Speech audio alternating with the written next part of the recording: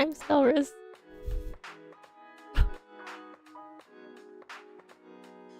And this is a chat. Maybe. It's not supposed to be. Hi. I'm sorry, it's been so long. I feel really awkward. And on top of that, because it's so like last minute, nothing actually has gone right as expected. So yeah, because I just kind of reused my settings for YouTube, and I was like, oh, okay, you know, it's fine, I'll just fix it in a second. And then fucking everything broke. So hi. Hi. It's been a really long time, I know. Hello everyone.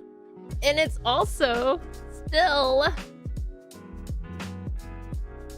2023 here in the US of A. So it still counts as a end of the year stream. But yeah, I'm sorry. Okay. What is it? I feel hello everyone. Okay, I'm sorry. I feel like super awkward because it's been so long. It feels like not as bad as the first time, but like maybe as bad as like the third time. Because I'm like, I don't know what I'm doing. Yeah, so yeah, so I was just supposed to, so it's supposed to be like a really short chat kind of where I explain / make a bunch of excuses about why I haven't been streaming. And then I was just gonna go play a game because that way I have to like chat less, and it, well, sorry, it makes me, I guess, less self-conscious because I'm focusing on something else. But nothing's working for me. Yeah. I saw that the server is still active. I just totally don't just check in every so often and then not say anything because I'm lazy. Oh, thank you. Yeah, I mean, like, I know I don't need to make excuses. I guess it's more just like, I would like to explain myself a little bit. Hello. And by explain, I just mean like, after the last, whatchamacallit, after the last stream back in, I think it was in July, because I think it's near my brother's birthday. Yeah, it was probably in July. I had like a weird thing. That sounds really that sounds really ominous. But no, okay, so I have basically bouts of existential dread. But like they're the kind of existential dread that goes beyond normal existential dread.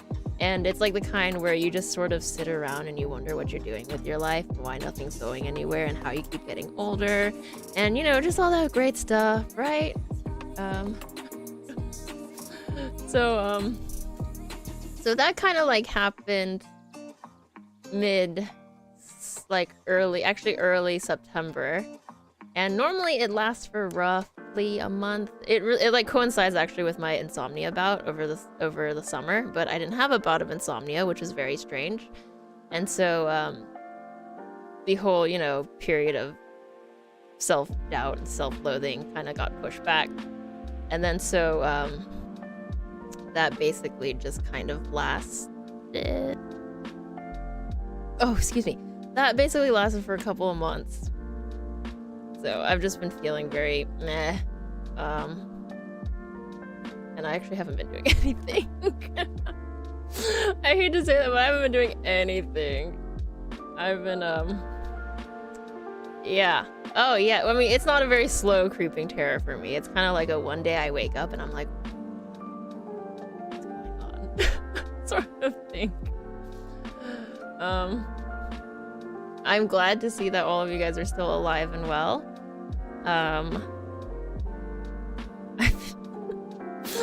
sorry. I'm trying to really get over the whole like, oh god, I feel so awkward. That's right. Constellations get not night terrors, day terrors and night terrors. Is there daytime in space? Hello. Happy New Year. Well, I mean, okay. Well, yes, for the rest of the world. It's almost New Year's for me, so I was like, oh, cool. Actually, I think my plan was originally, I was like, oh, cool. I'll like stream 1 hour before New Year's my time, and then, you know, we can just have like a little tiny New Year's Eve New Year's the day before New Year's Eve party, and then go into New Year's, and then I was like, cool, okay, well, let me go set everything up, and then apparently a lot of shit has updated since July, so I was just sitting there like frantically like trying to redo everything. As you can see, look, there's snow on the screen thingy bobber, which I was like, oh, that's so cool. And then I maybe like got distracted by all the super cool new things that VTube Studio has. And then I was like, oh fuck, I gotta go set up stream. And then I was like, oh fuck, I gotta go set up game stuff. And then like then my dog came by and I was like, oh, I gotta pet you, dog. So yeah, okay, yeah, I'm sorry. I got distracted. I'm very easily distracted. I also haven't been drinking enough, so that makes me extra awkward and nervous. So just excuse me for a bit. The furballs are doing good. They're all very big. Yeah. The kitty cats are actually now, not a single one of them is normal cat size. I mean, don't get me wrong, they're not like, you know, Maine Coon size or anything, but they're all roughly like 14 pounds, minus the cat I already had. So they're pretty freaking big.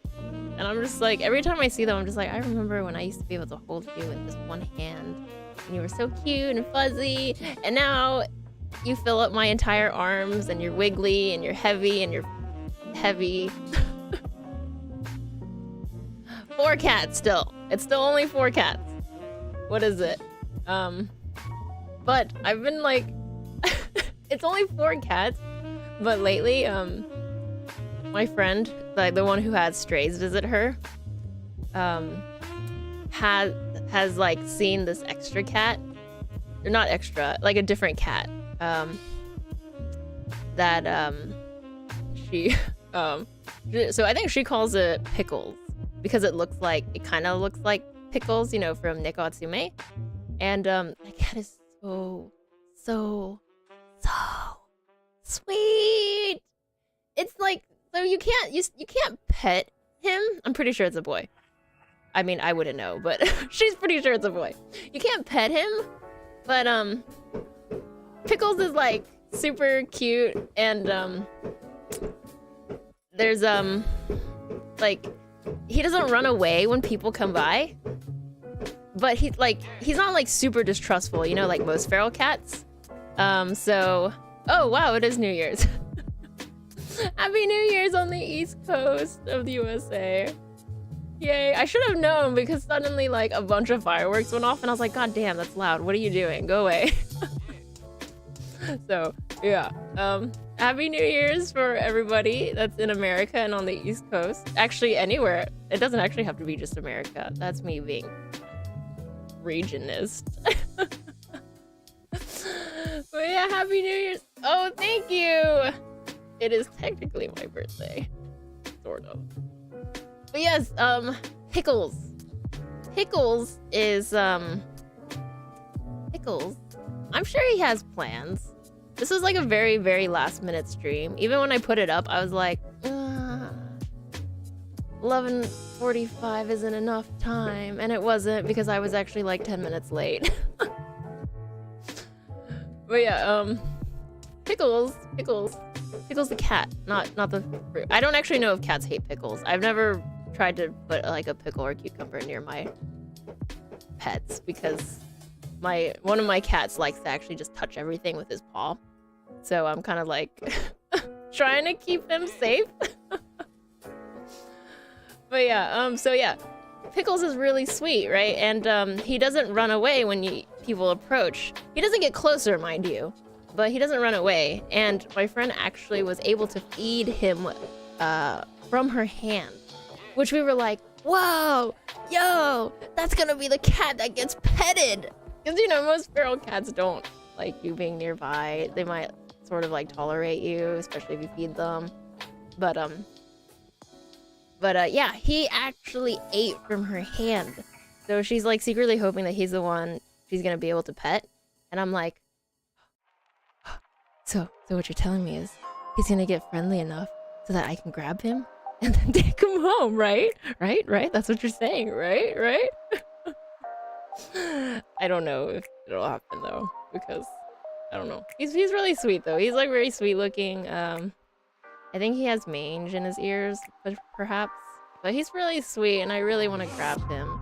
Because the other cat that I really want to grab from there, he hurt his front paw, and I really want to grab him, but that cat is a wild cat. He's a wild man. He's too used to like the feral life, you know? He's definitely like the one where it's like, oh, even though you've been feeding me for about 1.5 years, I'm still gonna run away, sort of. But yeah. So, yeah. So it's only 4 cats. And it's probably only gonna stay 4 cats for a while. Unless I can like magically pick up another cat somewhere. But honestly, 4 is quite a bit. Not in a bad way, just like, you know, it's a lot. That is a lot of cats. It's not as many as like those people, you know, who have like 8 or 10 cats, but it's fine. It's 4 is a good number. 4 is a good solid number. I think. Maybe. Oh, why don't you adopt the cat then? Wait, unless it's your friend's cat. Wait, but if it's a stray, that means it's a free game cat? Like, anyone can take him? Like, you just grab him? Just grab the cat by its little kitty paws and just catnap it? Yeah. It's not catnapping if it's consensual, right? Hi. You're not that late. I'm late. You know what? I wish I had strays around here. I would definitely be the type of person that makes like little houses so that they can stay inside when it's raining and cold, and then like put out food, and then you know, just opening up a little bit of area and then see like which ones are really friendly, so that maybe I could be like, oh, you want to be an inside cat? You want to stay inside? Yo, kind of thing. But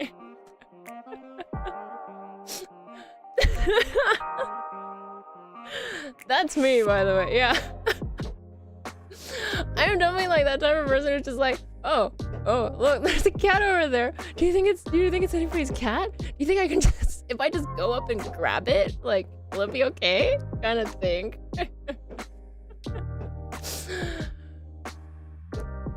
Oh, they have babies in your yard? You should do that thing. What is it? TNR? Where you know, trap, neuter, and release them? Kind of thing to help out with the situation. I know people like find that, some people, I think like other countries find that barbaric, but I don't know, there are just so many stray cats in America that it's kind of like a, oh.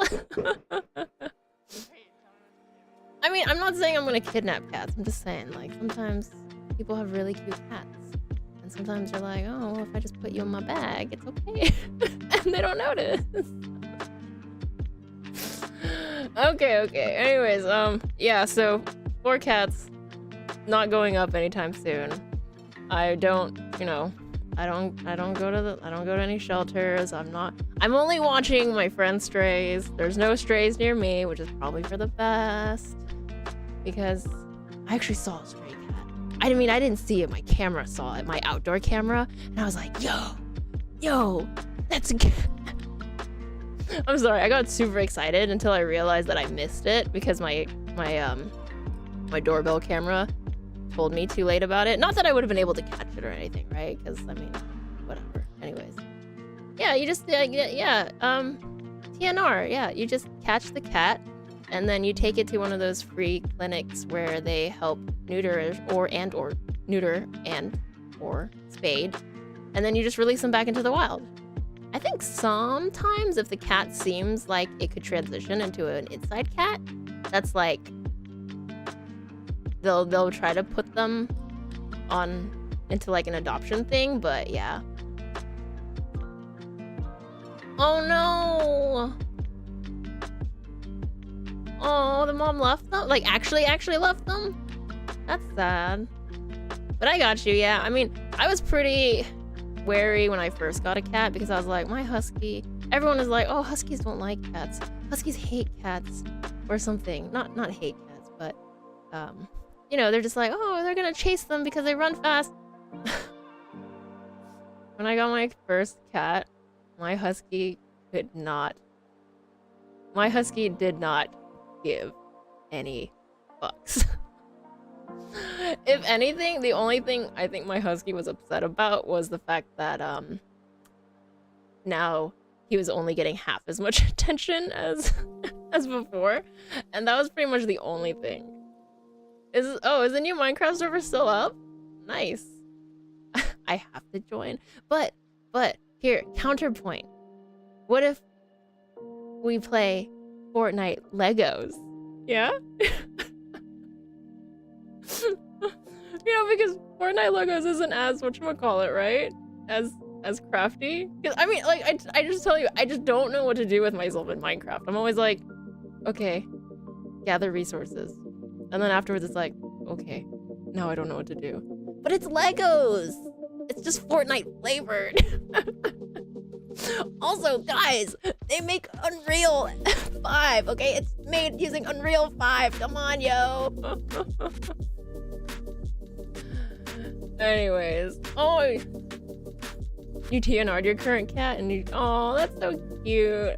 See, I wish that could happen, but man, I just don't have any strays near me. And it's probably because I live in like a city area, so they're much more ninja-y than I guess other places. So I think the entire time I've lived here, I've seen maybe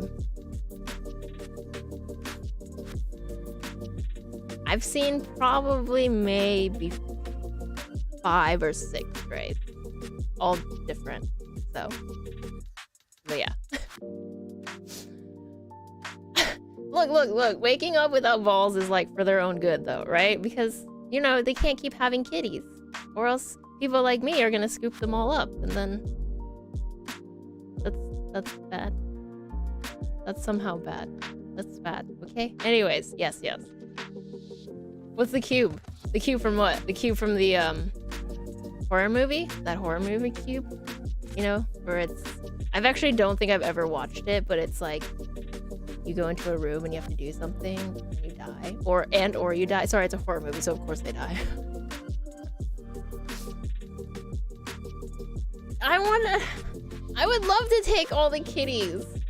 Look, what you really need to do, if it's really that much of a problem, just TNR them. I'm sure there's a lot of places nearby that, sorry, my cat is causing trouble. There's a lot of places I think that do the whole helping curb the stray population. Yeah, the old Bee movie. I want to say I've never watched it, but it's also totally possible I watched it. I don't know.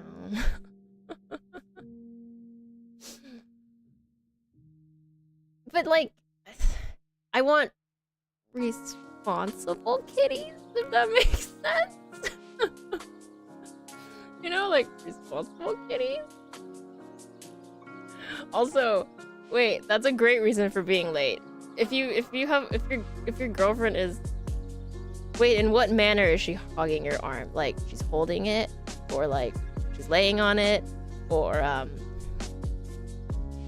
she's laying on it and making all the blood not be able to circulate anymore, and you're like, Jesus, get off.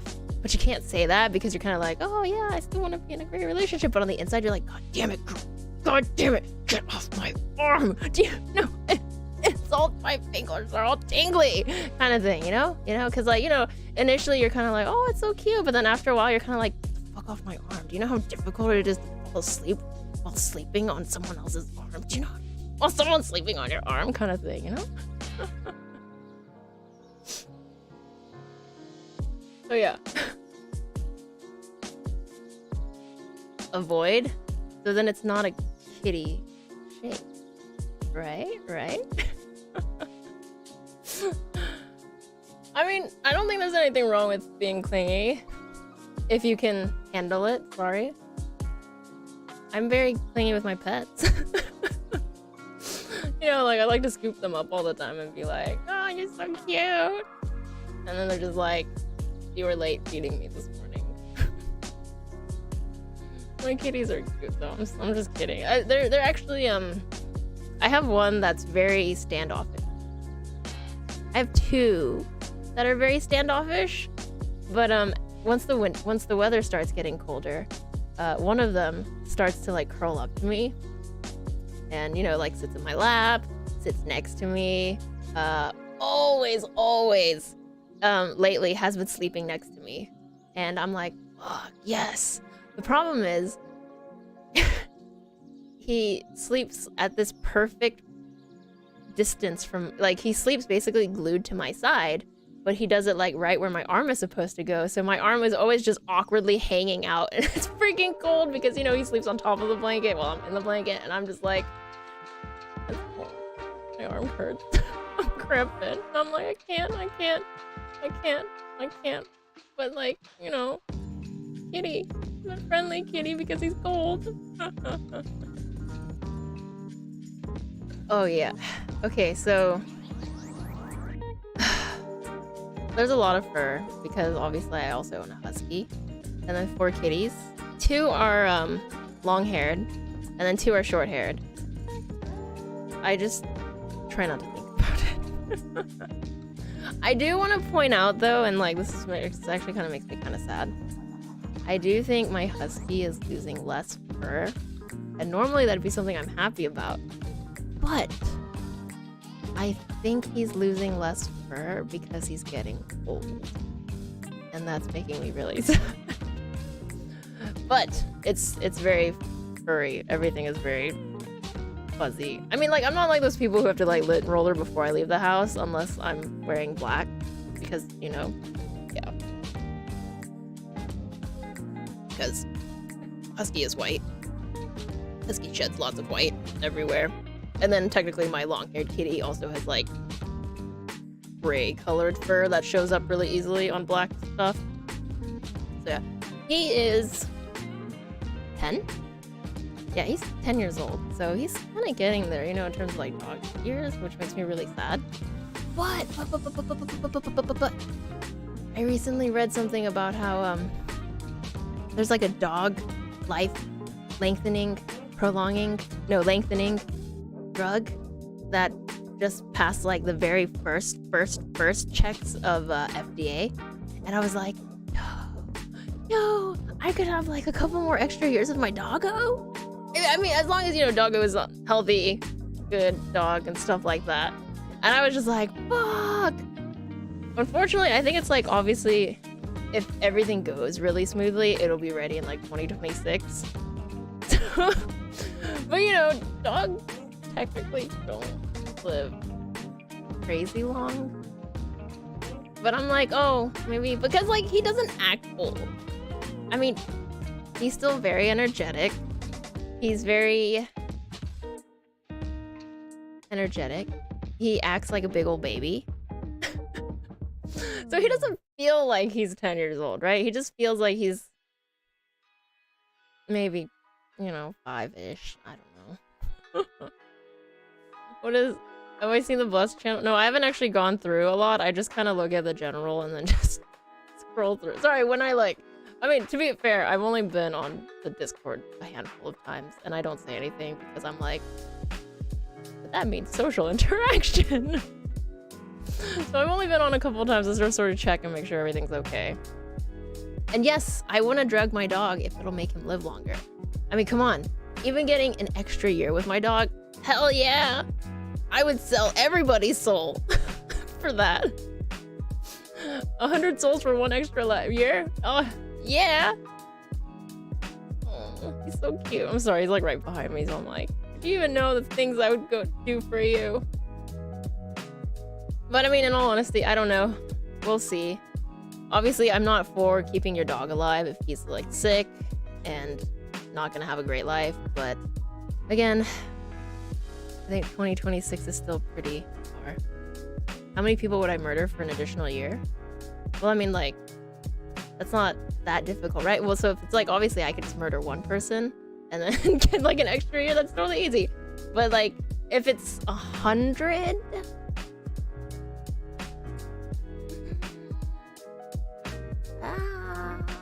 I mean, you know, I wouldn't be like super upset about, you know, like, maybe something unfortunate happening somewhere. And there's maybe like a large gathering of people that are disagreeable and their souls would fuel my dog's life. It's not like my dog has to know about it, right? I can be like, you don't need to know where that extra year came from. Just enjoy it. I'll give you a hot dog. Don't ask.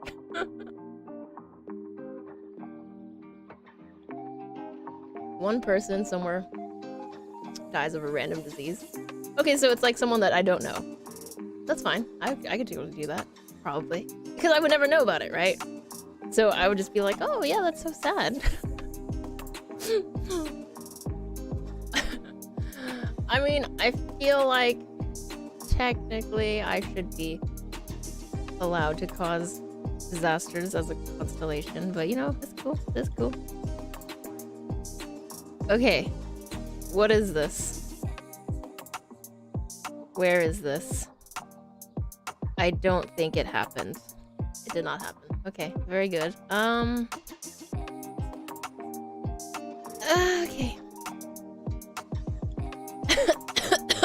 Sorry.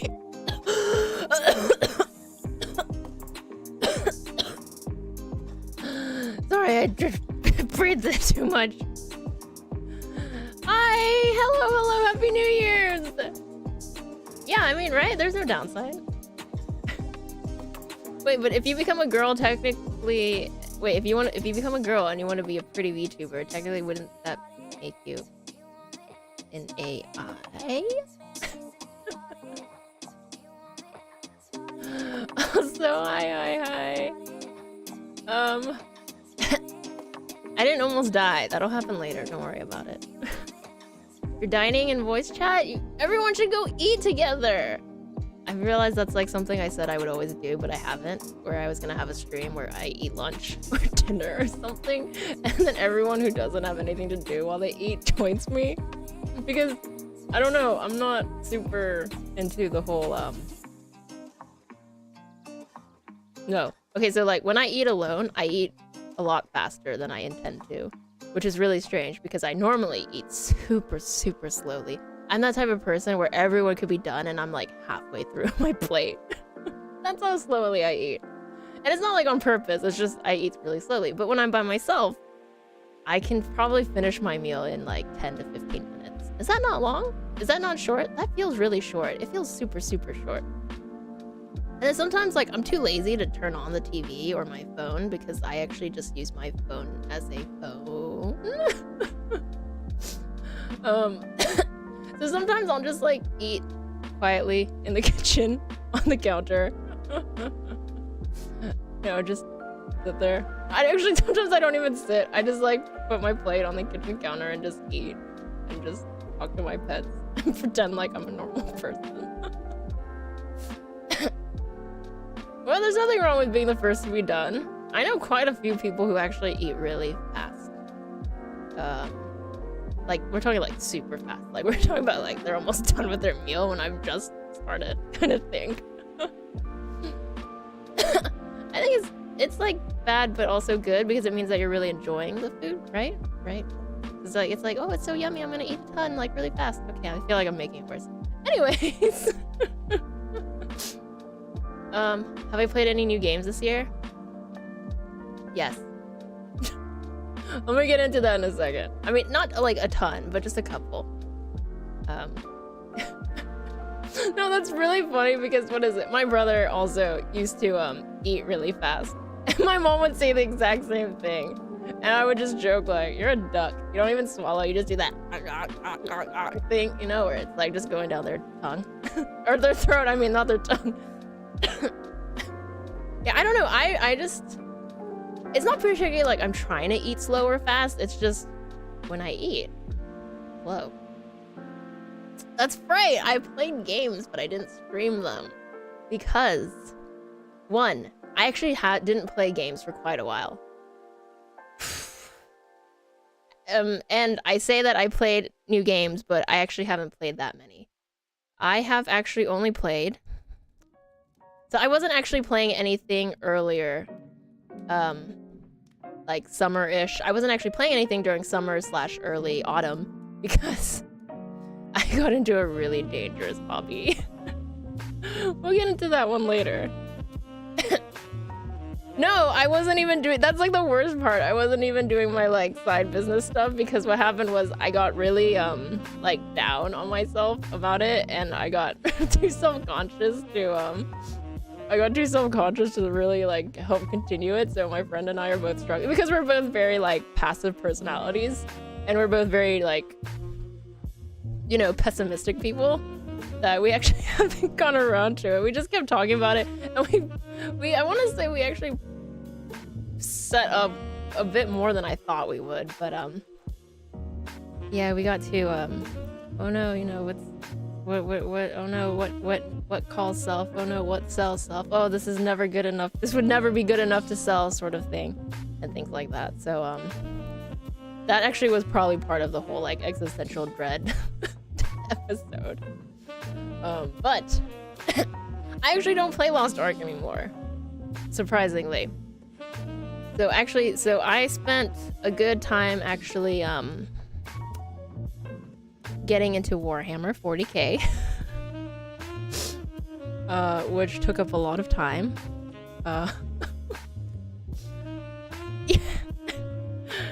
Yeah, I was kind of like, so I've always really been interested in Warhammer 40k, but I was like, I don't really, it's like, you know, it's really spooky to get into because it doesn't feel very, what's it called? Friendly. Actual 40k, the hobby, you know, 40k, not the video games. Yes, IRL, like painting the fucking miniatures thing. But yeah, so I was like, I've always really wanted to get into 40k, but it's just so daunting as a new person. So I was like, maybe. And then I noticed that in the, what do they call it, the 10th edition or whatever, they made it a lot easier with the Leviathan box. With the Leviathan box, that's right. The Leviathan. Okay, sorry. So the Leviathan box is basically like a box that has 2 armies. I mean, okay, everyone seems to know what Warhammer 40k is, which is great. But yeah, also I have heard great things about Lethal Company. I've been actually trying to get my friends to play it, but one of them is like a super scaredy cat, and so they don't want to. But yeah, so Leviathan box, I was like, yeah, I guess I could buy it,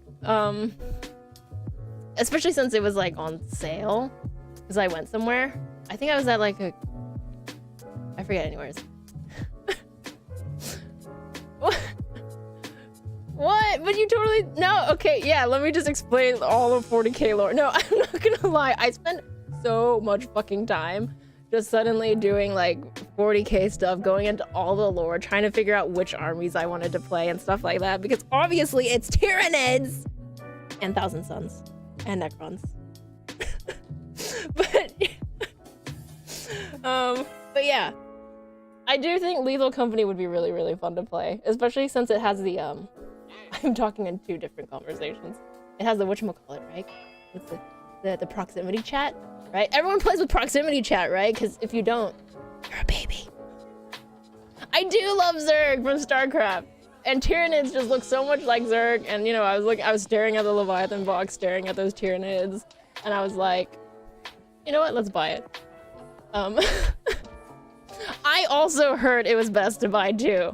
I think the person that I actually bought it from was just like, I'm really not trying to upsell you or anything like that, but it's actually best to buy 2 boxes. And I was like, I don't know, bud. You know, I wasn't like super convinced, obviously, because I don't know what he's talking about. I'm like, what are you talking about? This has like a ton of army. This looks like it has enough army points. It's fine. And then 2 weeks later, actually not even 2 weeks, 1 week later, I suddenly was like, wow, that guy was right. I should have bought 2 fucking boxes. It was like, all I needed was 1 week to sort of like just brush up on everything, and I was like, holy shit. He was right. I should have bought 2 fucking Leviathan boxes, especially as a beginner. But no, I didn't.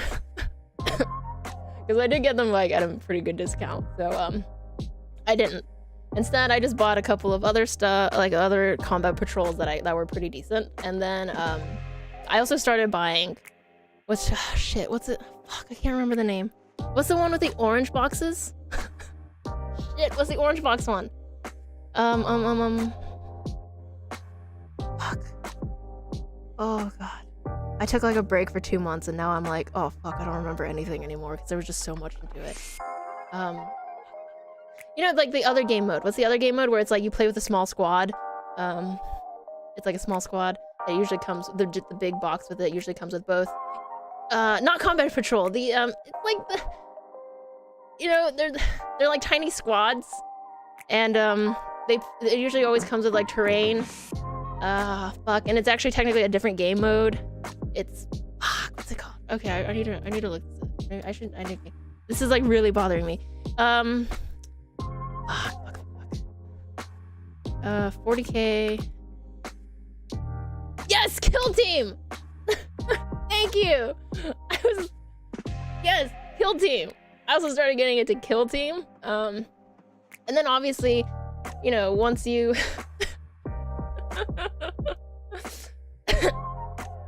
I know, right? So much has happened in these 5-ish months, 6-ish months, that I've been gone. Retiring the NSFW channel? Sure. I mean, I actually don't know if anyone goes in there. Because I generally don't unless you guys tell me to. But yeah. No, actually, I think I've always been interested in Warhammer 40k, like, from even way back. But I was just kind of like, I don't have the money. It's really complicated sounding. I don't really know what's going on, sort of thing.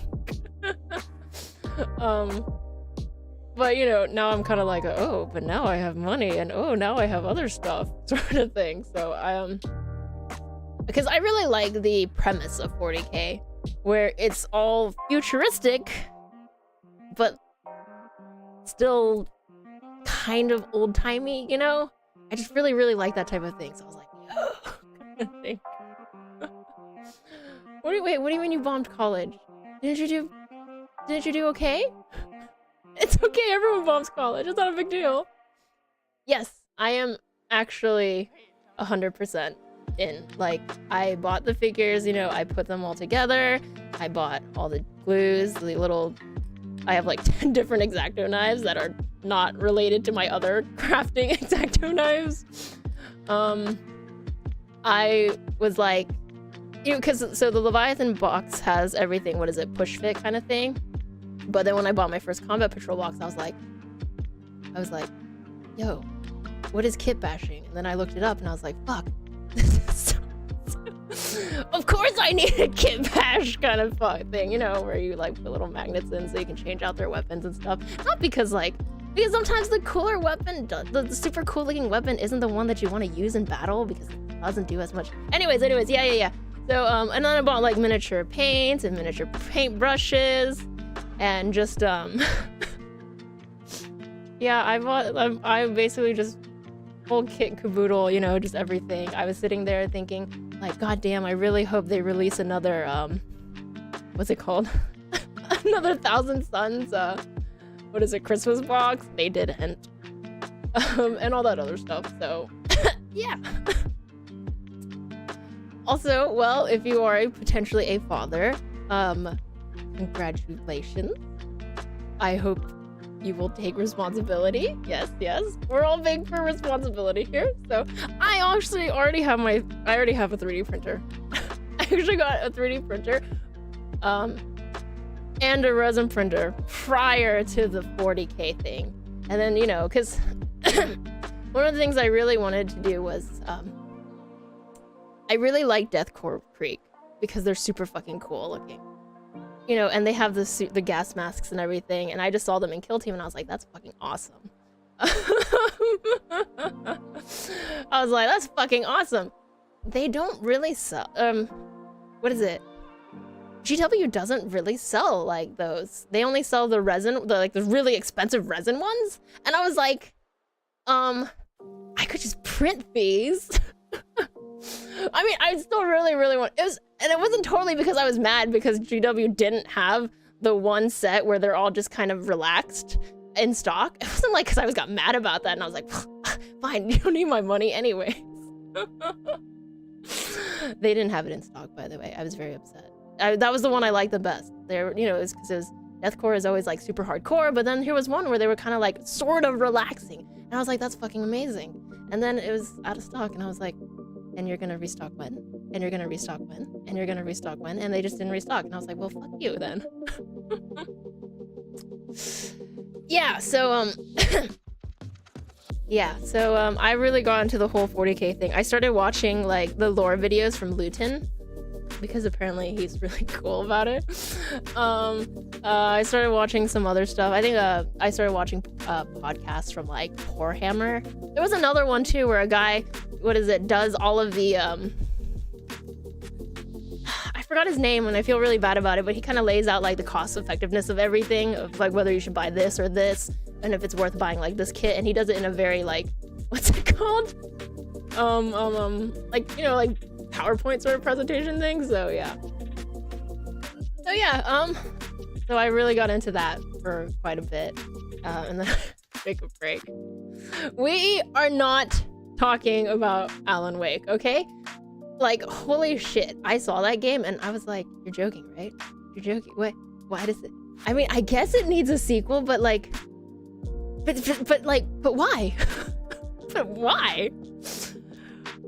I mean, when I got semi-tipsy one day, I was like, I should just one day do a long stream of Alan Wake, where, you know, I just play it until I finish the game. And then I was like half a second afterwards, I was like, fuck you, no. So, yeah, no. My little Warhammer toys. I mean, I'm not gonna lie, like, there's something very relaxing about, you know, just scraping off all the excess plastic, painting everything. I'm not super good at painting yet, unfortunately, but I do find it's a very fun hobby. Initially, I laughed at the whole, like, I don't need miniature paint, that's ridiculous. And then I 3D printed a Citadel pot holder, and it holds 20, and I have about 3 of them. They're not all filled, okay? They're not all filled. Let's just be frank about that. Just saying that, you know, that happened. So yeah, just, you know, very good, very good. It was a very fun time. I do want to get back into it. I think right now I've just because I was doing a bunch of that, and then what is it? Fuck. Wake 2. Also, why the fuck was Alan Wake 2 in so many of the Game Awards? Like, seriously? Why? Whatever, I don't care anyways. Fuck that game. I mean, it says that though Alan Wake 2 is more what's it called? More survival. So maybe I don't have to spend 90% of my time trying to shine a flashlight on these bad guys, shadowy guys, and then shooting them and being like, this is not a game that's meant to be a shooter. That's all I was thinking, by the way, the entire time. Anyways, but yeah. Really, Luton does Arma 3 stuff? That's super cool. Yeah, I only know him. I only know all of his super long, very, very long 40K lore videos because, you know, 40K is so fucking vast and expansive. But yeah, so very good. I do really like his videos. They're very informative, and then I like that he actually adds updates as more and more stuff gets added and stuff, so very cool. If anyone is ever interested in 40k lore, just saying. Because, you know, I was super interested, but I was just like, I don't know where to start, kind of thing. You're right. I couldn't appreciate the complexity of how wonderful that game was. So guys, I just don't think Alan Wake 2 is gonna happen. I'm not gonna be able to appreciate it. And that game really deserves someone to appreciate it. You know what the worst part is?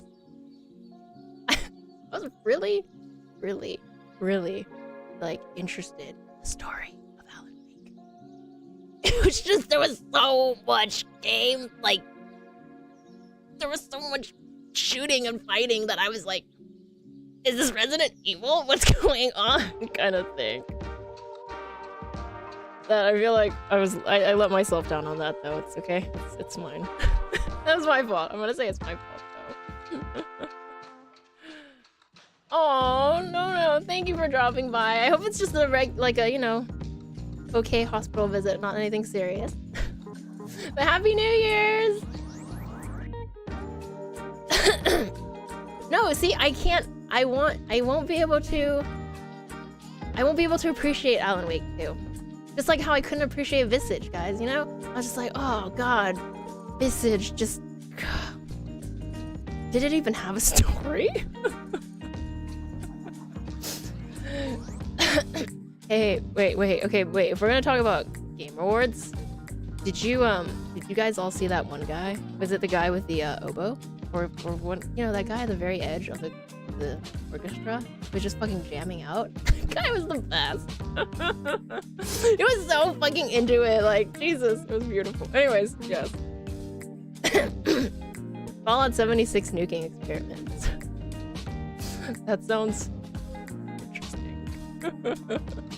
Was it, like, actually in 76? See, I wish 76 wasn't an MMO. And I wish it didn't do so badly in the beginning, because now I don't really want to, like, because, you know, it's been so long that I'm kind of like, I'm not super interested in it anymore, but I'm still kind of interested in it because it's Fallout and I really like Fallout, but yeah, you know, I don't know. When do you think they'll make Fallout 5? Also, I wasn't a big fan of Fallout 4 also, which is why I was like, oh, maybe 76 will be better, but it's cool. I guess if I just wanted to play Fallout in space, I'll go play Star Citizen. That's basically all it is, by the way.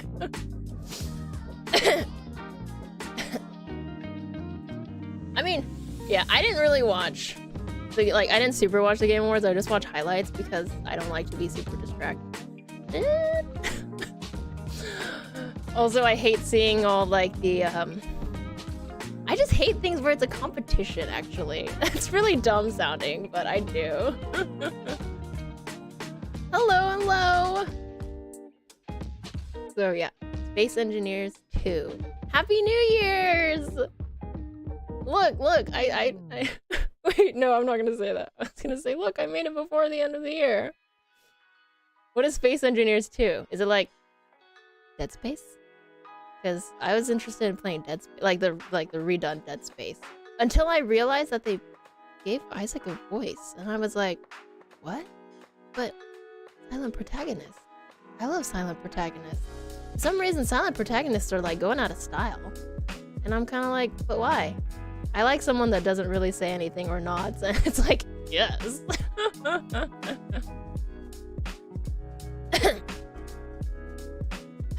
Yeah, I mean, award shows I always have meh feelings about, because I don't feel like they have a very good thingy. That's I'm not very eloquent today. It's Stellar Minecraft. That sounds actually really fun. Just saying. What is it? But like, how Minecrafty? Are we talking about like you build a bunch of stuff? Like, what's that one game that was like Terraria, but it was in space? It was like, fuck, I don't remember the name of it. Starbound. Is it like that? Although technically, I think you like landed on planets and stuff. It's been a really long time since I played Starbound too. Yes. Oh my god. Now we're getting to the talks that I really wanted to do. That sounds really weird, but what is it? Right. So after getting into 40K and then giving it a small break, I decided to use that break to play Baldur's Gate 3 because it was 1.1, 1.0. And I was like, yeah, sure, why not? You know, I like D&D and I'm not like super knowledgeable about actual just, you know, pen and paper D&D, but I was like, that sounds very interesting. I think I played like 300 hours of it. Yeah, I played about 300 hours of it. It was very fun. I really have lots of nice things to say about it, but at the same time, like, not super nice things to say about it. Baldur's Gate 3. Like, I really do like the way Baldur's Gate 3 was, and like how many super choices are and stuff like that. Like resources, build, survive, but with planets and space stations. That's actually really cool. So kind of like No Man's Sky, right? Like No Man's Skies is like that, right? I never played that game because it was really bad when it launched. And then I'm those type of people that if you can't catch my attention immediately, I kind of forget about it, which is kind of sad because No Man's Sky is actually really good now, is what I've heard a lot. But I'm like, but I don't want to play it anymore. It took like 5 years. Actually, it took longer than 5 years for them to get to like the really good point, I think. I mean, and kudos to them for actually, you know, being like, oh yeah, we did fuck up and work really hard on it, but yeah. You joined an actual D&D group? Congratulations! I am in one. I have played Genshin Impact. I do not play it anymore because it's so gacha heavy. And I'm a real big sucker for their pretty artwork. So yeah. I wasn't a high roller. I just really like certain characters that were only available in drawing. Okay? That's it. Oh wow, that's so cool. You know what I really wanted to do? I was like, dude, we should do oh, goodbye. Thanks for dropping by. I hope you have a good New Year's with your family. Oh god, what was I thinking? What was I talking about? Yes, I really wanted to do, not that it would be a good idea. I mean, maybe it'd be a good idea, but I really wanted to do like a D&D campaign with people, like, I guess, like, with us. So, because I thought that would be really fun, because I don't have too many. I also don't go out looking for social interaction, though, but sometimes I'm like, oh, you know, D&D sounds like, D&D is really fun, but I can't really find a more, what's it called, group? Like, more regular group, so yeah. But, yeah, we've never really got there that far. Because I don't know, I just thought it'd be like very fun. Because there's a lot of, right? Because there are like a lot of people, well, okay, I've only seen, so I've actually never watched Critical Role. And I've only ever watched Dimension 20. And that was only recently too. But prior to all that, like the D&D stuff that I watched were actually Japanese people playing Call of Cthulhu. For some weird reason. They always play Call of Cthulhu. And, you know, it was just like a very short campaign where someone draws out everything that happens in it. And I just remember thinking it was really, really funny. And I was like, that's super fun. But, you know, I don't have a really dedicated group because my group is really small and we're all really busy working. So it's really hard to match up schedules and times. And one person is not bad, but a lot more stingy with their time. So, yeah. Yeah, I noticed Call of Cthulhu is really, really big. I'm like, there's a lot of other systems. I mean, not that, you know, like, I mean, I do love the whole Call of Cthulhu with, like, Sanity, because obviously I love Sanity stuff and things like that. But yeah, I always thought it would be really, really fun to have a, like, D&D group with chat. Whether it's on stream or, in Discord. I don't know. Well, you know, anyways, I mean, it's something that I've just thought about. I've never mentioned it because I'm weird. And I'm not very good at setting things up, so... That is true. You guys are super, super dedicated. I mean, I've been gone for 6 months and everyone is still here. And I'm like, what the fuck? Not in a bad way, but kind of like a... But it's been 6 months, right? Like, come on. Okay. I will check out Space Engineers because I did like space travel. And I do like space games. Starbound was pretty fun. Starbound, sorry, not Starbound. It was very fun. But, I think it got very repetitive. To be fair, I played Starbound when it was, like, beta. So we're talking about, like, what feels like a century. It was at least 10 years ago. Oh, thank you. And I feel like you guys are the, night sky, always there, no matter what. A dog that never left the... Dude, that's so fucking sad. Like... That makes me really sad, actually.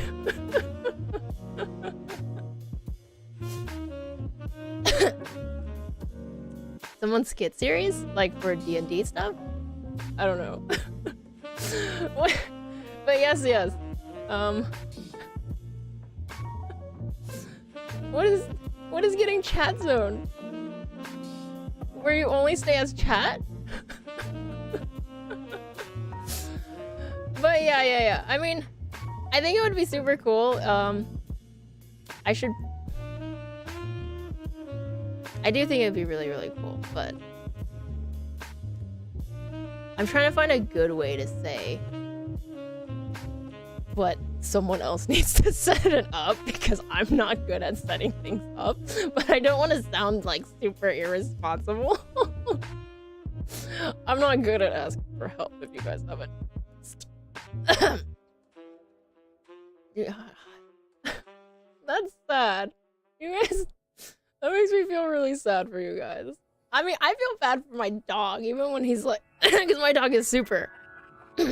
Sorry, don't get me wrong. I'm pretty sure if I die, my dog will be like, oh, that was sad. Oh, well. But, you know, when I leave for like 5 minutes, my dog just stares at me when I get back and does this like little prancy dance and gets really upset that I was gone. And I'm just like, really? I was gone for like 5 minutes. You can pretty much see me all the time. Is that what you guys are like? Albeit, I'm sure you have a much longer timer than my dog. Apparently my dog also thinks even 10 seconds is too long.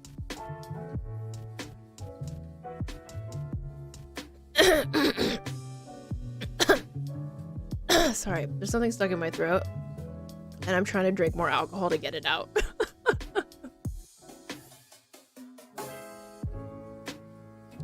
Nice! I do really like... I like the beginning of Minecraft. So it's kind of like...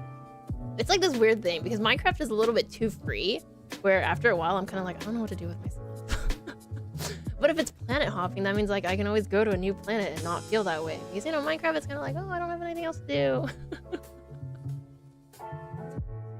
Do you guys want to be my dogs? I'm just an okay owner, just so we're aware.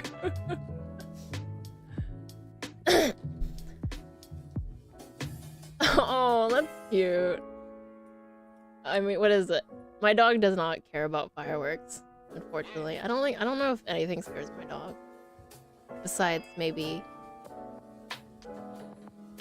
No, he's actually pretty fearless with my dog.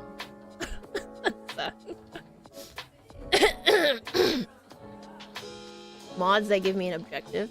Oh, yeah. Like, I've played, Skyblock. And I played the one inside the cave. And then I played the one... There was another one that was kind of like an RPG-like one, so... But, I don't know, there was just... Those... I do last a lot longer in, like, the Minecraft where it's modded to be, like, more of a not-as-free game, but... I don't know. After a while, you just have everything and you're like, yep. I'm done with this world. Do you get free food and board? That depends on how cute you are. I'm just saying. Dude, if I had 15 animals, I would never stream. I would... No, I should just be like, if I had 15 animals, I should just be like those YouTubers that do like, oh, look at how cute my pets are. And it's like, yeah, I guess that's cute. I mean, it's cute because, you know, animals are cute, but yes. The only thing that makes it special is that you have so many of them. I like alien spiders. I think spiders are cute. Because, you know, spiders are cute. Because they're like, you know, those little leggies, but they're not, most of them aren't mean. And like, they have the little, okay, anyways. I'm also the person that doesn't kill spiders unless I see them. And even then, I try not to kill them. I just gently put them on somewhere and go. I try to catch them in a cup and then just be like, get out. You got caught, so you can't stay rent-free anymore. You're a cat? That depends though, what kind of cat? Like, are you a nice cat? Are you a standoffish cat? You have to be the perfect amount of cat. There's a channel with 8 wiener dogs. I have, I used to watch the channel with, I think the lady had like 10 cats or something. There's a lot of people who have a lot of cats, actually. That's not helpful, I just realized. Because I was just like, wait a second. I watched another person who had 10 cats too. And then another person who I think started out with 7, but then at the end they had 10. 10 seems to be the magical number for YouTube cats. I like watching the animal ones where it's like those weird animals. Like, I think there's a guy that has frogs. That's really cool. Obviously the people that... the guy that feeds raccoons in his backyard. That doesn't really count, but... what else? I like animals. Let's just say that. Like, if I had to save a human life and an animal life... you know, like, say, for example, like, the building was on fire, I'd probably go in for the animal first, and then I guess I'll go in for the human. But, you know, animal, because who's gonna save them? Luna, a panther? That's crazy. Crazy ant people? I have not seen them. I don't... Oh, okay, let me tell you, a lot of the stuff, when I mention, like, oh yeah, I've seen this and this, 90% of it is outdated. I am one of those really rare people that don't spend a lot of time online because I think it's too much work. So I don't really keep up with a lot of things, hence, I mean, you guys know I don't know any memes. I barely know what's popular right now. As a matter of fact, if Steam and PlayStation didn't, like, tell me what games were really popular, I'd be like, oh. Someone made, you know, this X game or whatever, so. A channel where ants ate an entire chicken? Ew. On one hand, it's like, oh, nature. On the other hand, ants can't overpower a chicken head. I mean, okay, just the head. But not like the whole chicken. I need to think about this. A hero runs into a burning building to rescue ants. Yeah, I mean, come on. Where are the ants gonna go? They're pretty fast, but they're tiny. They need more space. They're not space. They need more leggies or something. I don't know. Apparently, I did not eat enough to stave off this weird, like, stupid tipsy. Enough ants could take a chicken? I don't know. I think the chicken could eat enough ants. Like, right? Yeah, see? How many chicken, or how many ants? It's one of those videos you watch. So you're telling me that you were on the verge of passing out and you watched a bunch of ants just eat a chicken? Did that, like, wake you up? I feel like that would have woken me up and I would have been like, oh, I need to contemplate life, sort of thing. So, I mean, so, like, what if, like, okay, so obviously, like, 1 million ants. How big are the ants? How fast are they? What kind of ants are they? And what kind of chicken is this? And how big is the chicken? Is the chicken in its prime? Or is it, you know, like, old? Is it still young? Is it a chick? Is it busy? Does it know the answer there? There's a lot of questions you have to consider.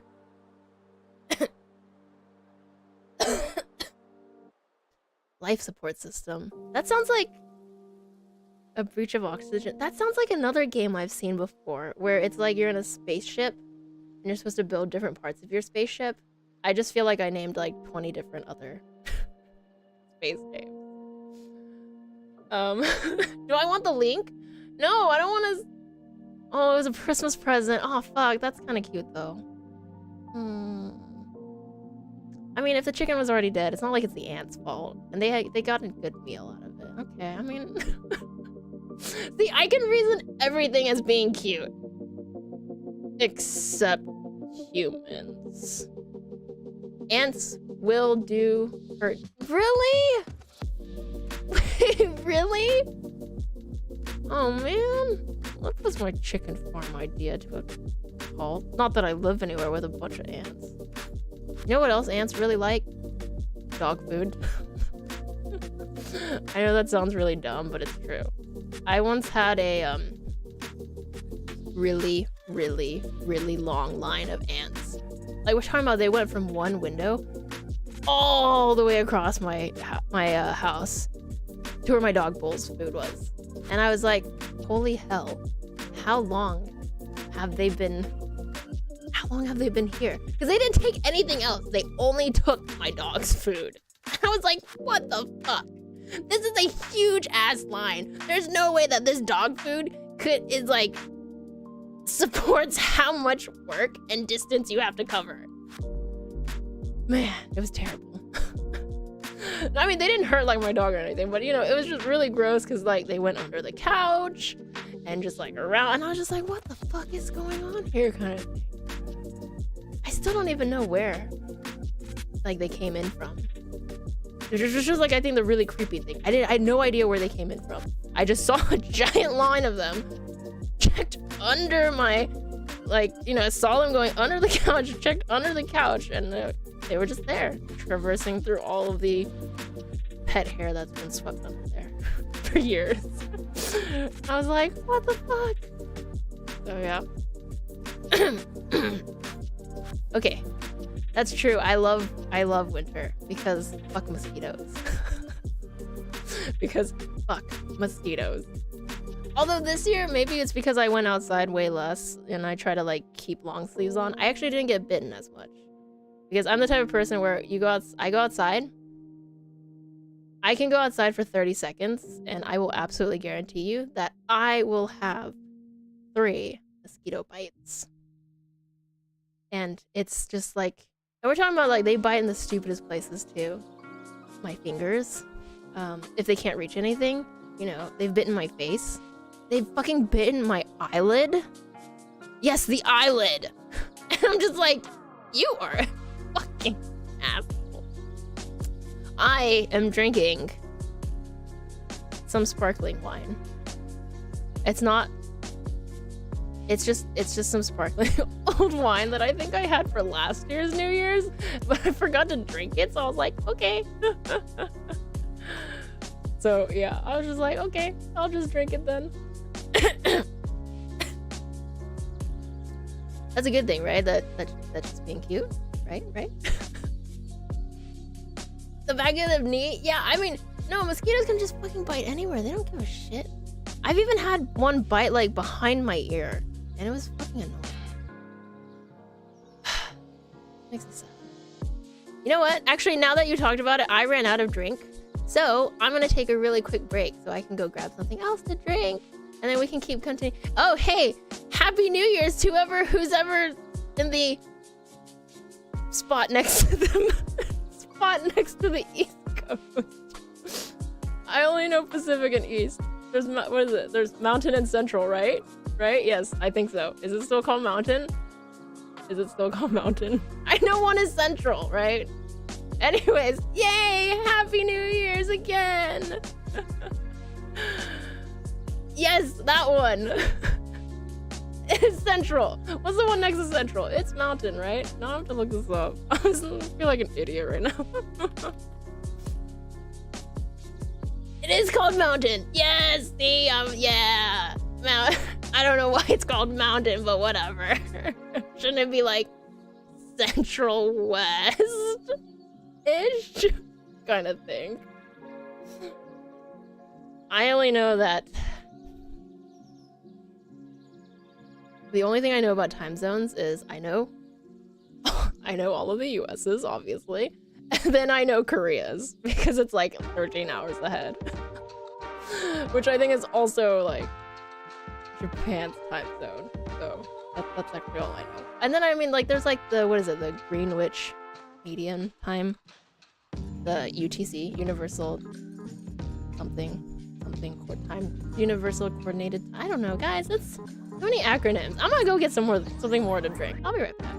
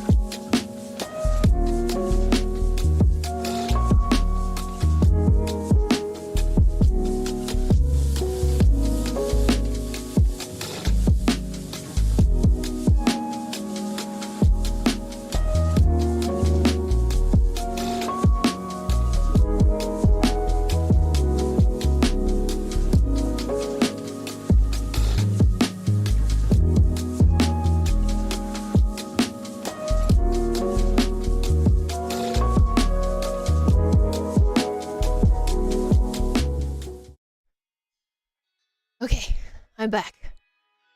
Oh god. I was like, oh, I still have limoncello in my fridge. And so I drank some of that. And then I forgot that limoncello is more alcoholic. Thank you. Ooh, sparkling. I like sparkling. I'm still drinking the same thing. I look at the bottle and I think it's Moscato. It's the, whatchamacallit. I actually went to Costco because I wanted to buy, because earlier I was like, oh, maybe I'll do an end of the year stream. Not this late, but you know what I mean. And I was like, oh, I should buy, because if you guys know, anyone who doesn't go to Costco, they sell like this really giant sangria. And I was like, oh, that's gonna be super easy to drink. I'll just keep drinking that while I'm chatting, kind of thing. Because I'm not trying to get drunk. I'm just trying to keep up like the nice, happy moods. I couldn't fucking find it. And I was like, oh, that makes me so upset. I fucking braved New Year's Eve to go to Costco. Not just for the sangria, but for just some other things. And they didn't fucking have it. And I was like, oh, so angry. You were in Italy this year? That's so cool. Dude, I wish my limoncello is not that sweet. I will say though, it smells absolutely wonderful. Like the scent of the lemons and stuff, like holy shit, it smells wonderful. But it just goes down like I'm drinking nothing but liquor. With just a hint of lemon flavor. But the smell of it is absolutely wonderful. Hey, cranberry ginger ale is also great. I mean, honestly, if I didn't have that really old bottle, I would have been like, yeah, I would just drink Coke. Except I don't have any Coke. You know what I did find, though? I found... and don't laugh at me. I found a bunch of, squirreled away Coke Starlights. So, I was like, what the fuck? Because apparently I, hid those Coke Starlights so fucking well, even I couldn't remember where they were. And I found them while I was cleaning up my thing, and I was like, what the fuck?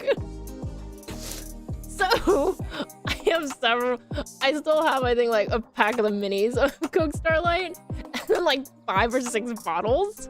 But I'm like, look, are these bottles, are they even still carbonated? Because, you know, it's been a year and a half at this point. Like, damn.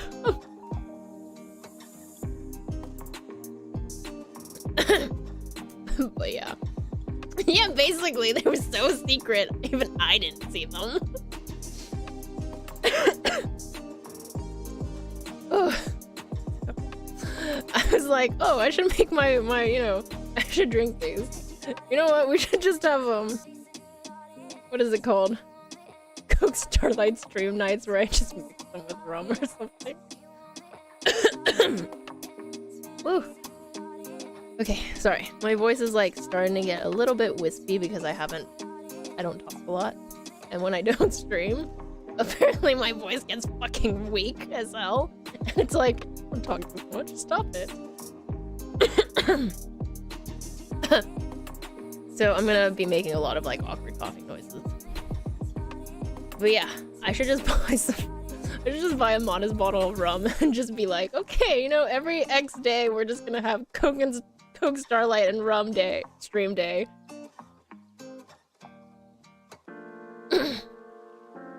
Yeah, no, I'm actually really surprised at how fast my throat just is like a, oh, you haven't been talking for a long time? I'm starting to like, what is it, do that weird voice where my voice is starting to crack. You know, sometimes actually when I hang out with my friend, we talk a lot, and my voice goes at that too, and I'm like, oh my god, this is the worst. Man, when I was streaming so regularly, I could talk for hours and be okay. And now I'm like, wow, I'm weak. My house is a lot better now. I haven't had any more problems. That's not true. My windows are kind of getting, crumbly. But I don't really have the money to replace all of my windows, so they're just gonna have to stay crumbly. The roof is a lot better. Everything's all nicely fixed for the most part. There's no leaking. I still don't want to take baths anymore though. I'm like terrified of the bathtub now. I'm like, no. Yeah, I don't have the money because I gotta spend it on 40K figures. Are you serious? Come on. How else am I gonna get my Magnus the Red, Zinch, my I don't even need 20, but my 20 roof brick marines. My entire set of, what is it? I gotta do all of the I gotta buy a bunch of Deathcore of Krieg people. I will say I did I think Tyranid, right, had a Christmas box and I did hold off on it. So I was like, I really want this box, but I really should not be spending $250 on it right at this second. Because, you know, Christmas is very busy with buying gifts for everybody, so I'm like, maybe not right now. See, that's the thing. I'm not like, if I'm gonna print 40K figures, I want to do the resin printer. But I don't feel confident in using a resin printer because it's so messy. So it's just been sitting there collecting dust. Yeah, but see, that's the thing. Like, resin printer is so much messier than 3D printer. Even 3D printer right now, I think I've had something happened where it's don't laugh at me, but I was basically using my 3D printer to print out little tiny fences so that I could put magnets on them and put them up against my windowsill so my cats would stop messing with my curtains. Something happened as I was printing them out because, you know, they take about the little fences, one piece takes about, I think, 6 hours. So, you know, I just turn it on and I leave. My latest one, something happened and my printer is fucked up and it's kind of like in that state where I have to clean it all out, but I'm like, I don't fucking want to do that. So, yeah. See, but I don't want to play. See, I don't care about tournaments though. The thing that I love about 40K is I want them to look good. That's why I even got into the whole buying tiny magnets and the putty so that I could be like, yes, switch out my weapons whenever I need to, kind of thing. Because what is it? So obviously Leviathan box is very, you know, normal. Everything just goes in where it needs to. And then my box right after that was the Kill Team box. And the Kill Team box is obviously the older version where it's not push fit. And I was like, what do you mean I have all these options? I don't like options. And then so I looked everything up and people were like, yeah, just kit bash. And I'm like, what? What? And now I understand why people who play 40K are so crazy and poor. Because seriously? But yeah, no. I don't feel like, I don't feel like the resin printer is too scary, you know, because it fills up with resin. And I am definitely that type of person that's gonna be like, I need to maximize on how much resin I can save. But yeah, we'll just, it's fine. I'm taking a small break from 40K. I'm gonna restart in the new year, which is right now, but, yeah. Because technically, I make the classic mistake of I don't finish painting my army before I buy another army. And then I'm like, oh, I'm super excited. So I start putting that one together. And then I buy another one and then another one. And it's kind of like, this is kind of getting out of hand. Maybe I should finish everything before. I actually don't have a 2K army. Because I keep getting caught up in like buying a different, because, you know, there's so many factions that are super cool, and I just keep getting caught up in buying them and doing other stuff, and half painting them and then being like, oh, but what about this one? And yeah, anyways. So, games. What is it? I think we were talking about Baldur's Gate. Yeah, so I played Baldur's Gate when it released for a lot of time. I am a collector. That's the worst part. I hate, like, the fact that I'm a collector. What is it? When they were doing the Warhammer showcase thing, or like Warhammer Day, they showed a lot of like regular Warhammer models. I was like, fuck, some of those look really fucking cool.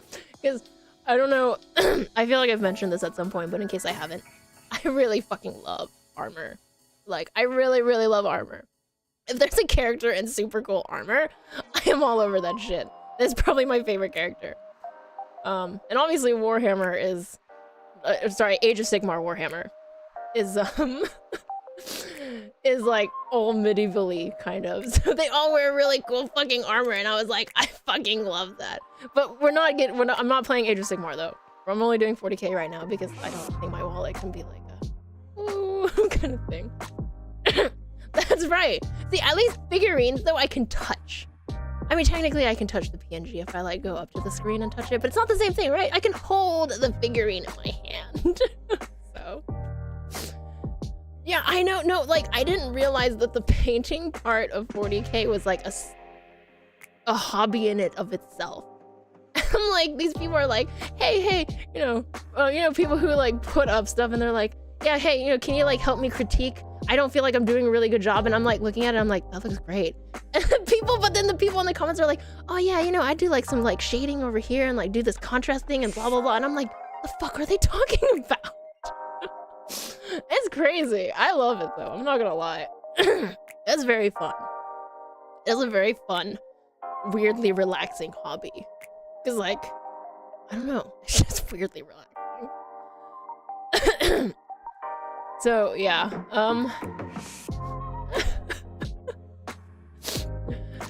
that's the thing. I actually started getting into terrain too, but like,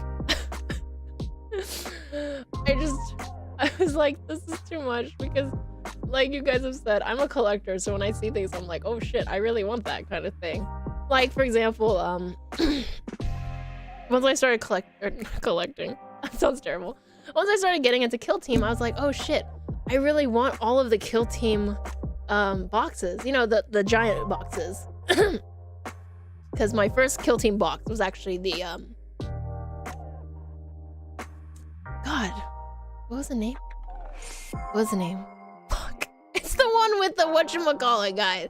The, Death Core of Krieg, okay? And then I was like, oh, there's a lot of other boxes. Like, and I really, for the longest time, I was really looking for a Soul Shackle box, but you know, obviously those are sold out because the is it the Exaction Squad looks fucking cool. But yeah, this was before I realized that GW started releasing just the squads, because you know. Anyways.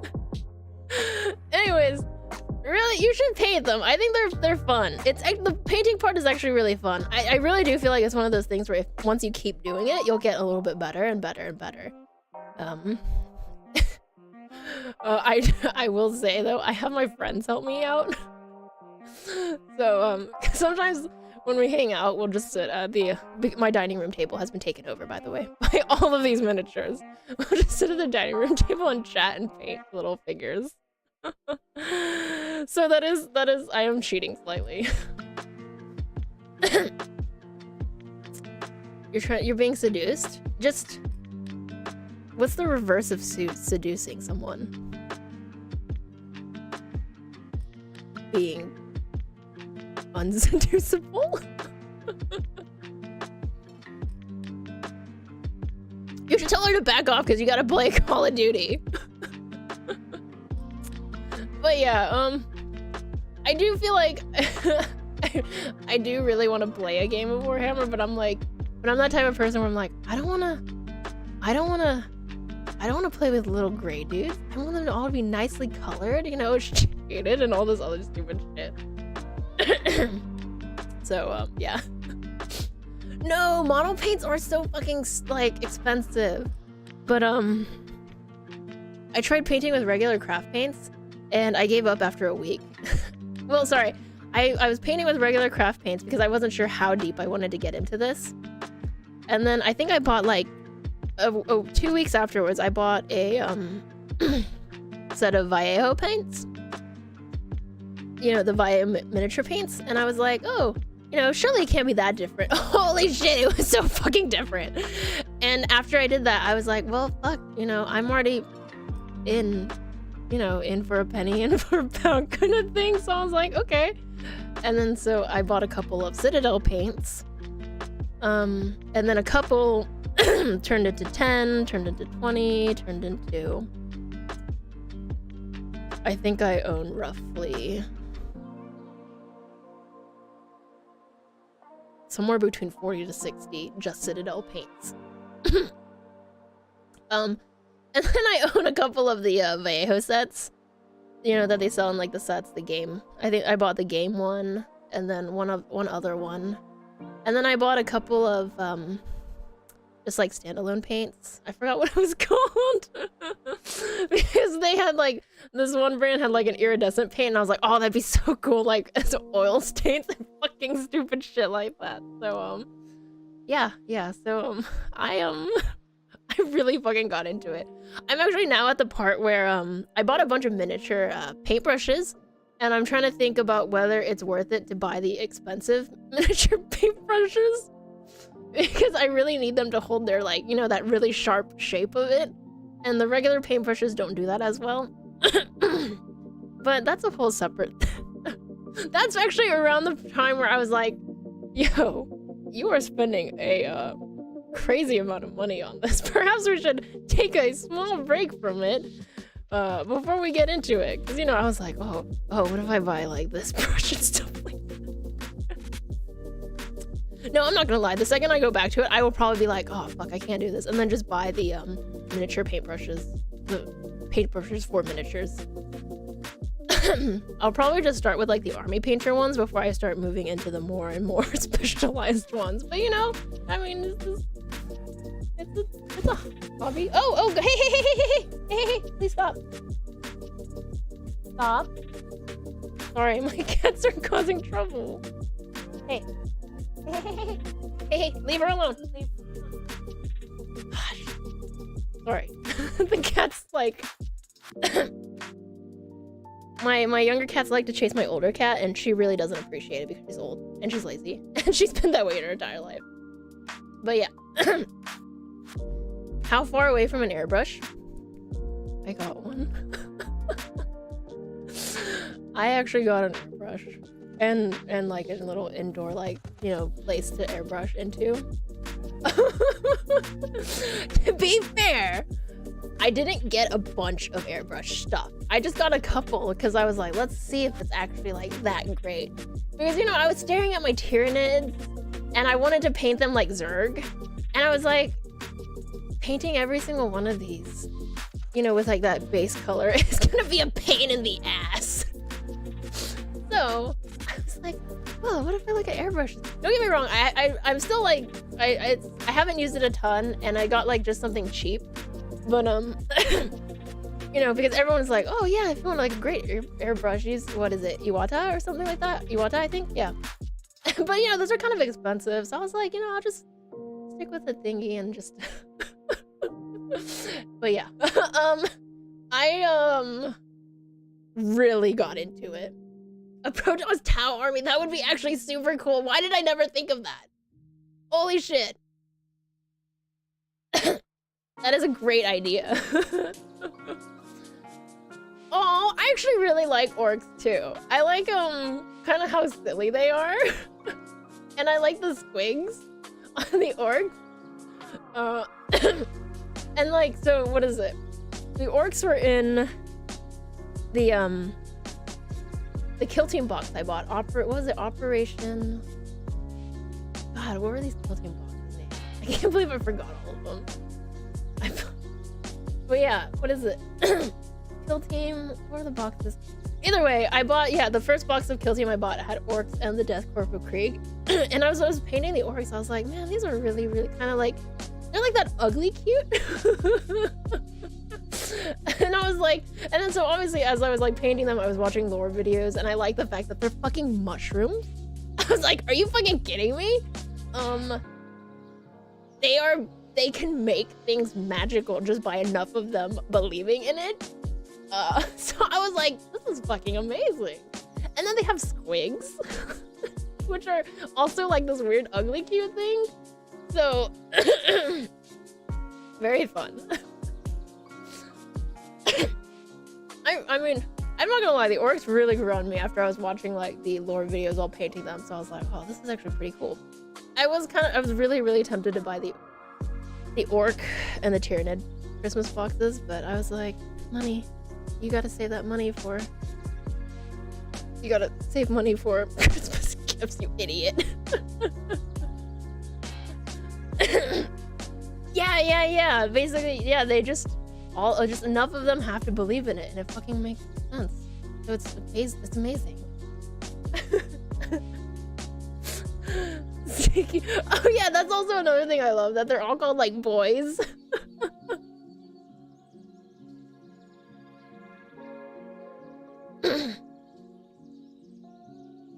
Hell yeah, they're gonna summon the primal that's known as their shit with the orc's boss name.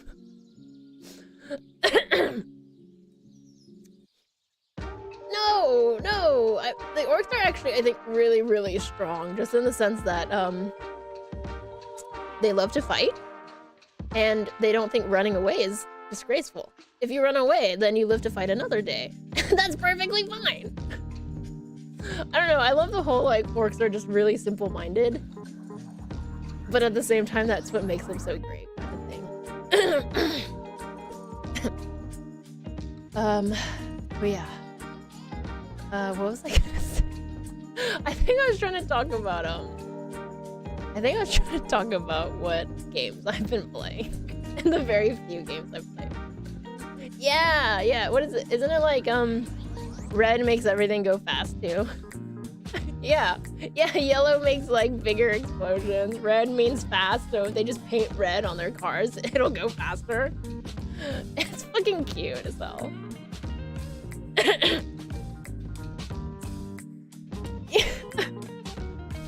I don't know, orcs are actually like this really cute thing. I mean, and they're mushrooms. Like, come on, that's gotta be a really cool thing. Like, they're mushrooms. Come on. Yeah, basically, you know, people are like, yeah, the flames on my car make me go faster. No, for an orc, yeah, it's true. They actually make me go faster. I have still yet to play an actual game of 40k though. Which I am excited for as well, because I love dice rolling, and it is literally nothing but dice roll. Yeah, man, talking about this like makes me want to go back into it, but I'm not sure if I'm like super ready to do it yet. Sorry, get back into it, because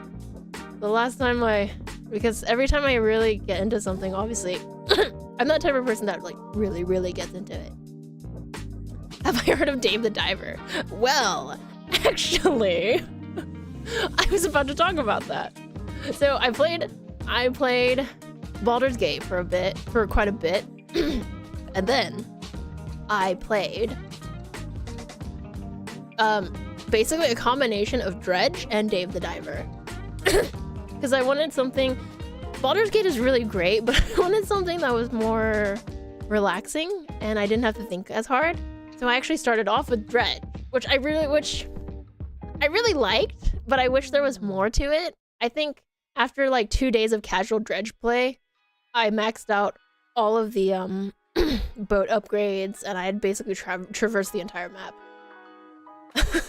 So I haven't finished exactly all of it, but you know, I was like, man, why isn't there more, kind of thing. Like, I really wish there was more.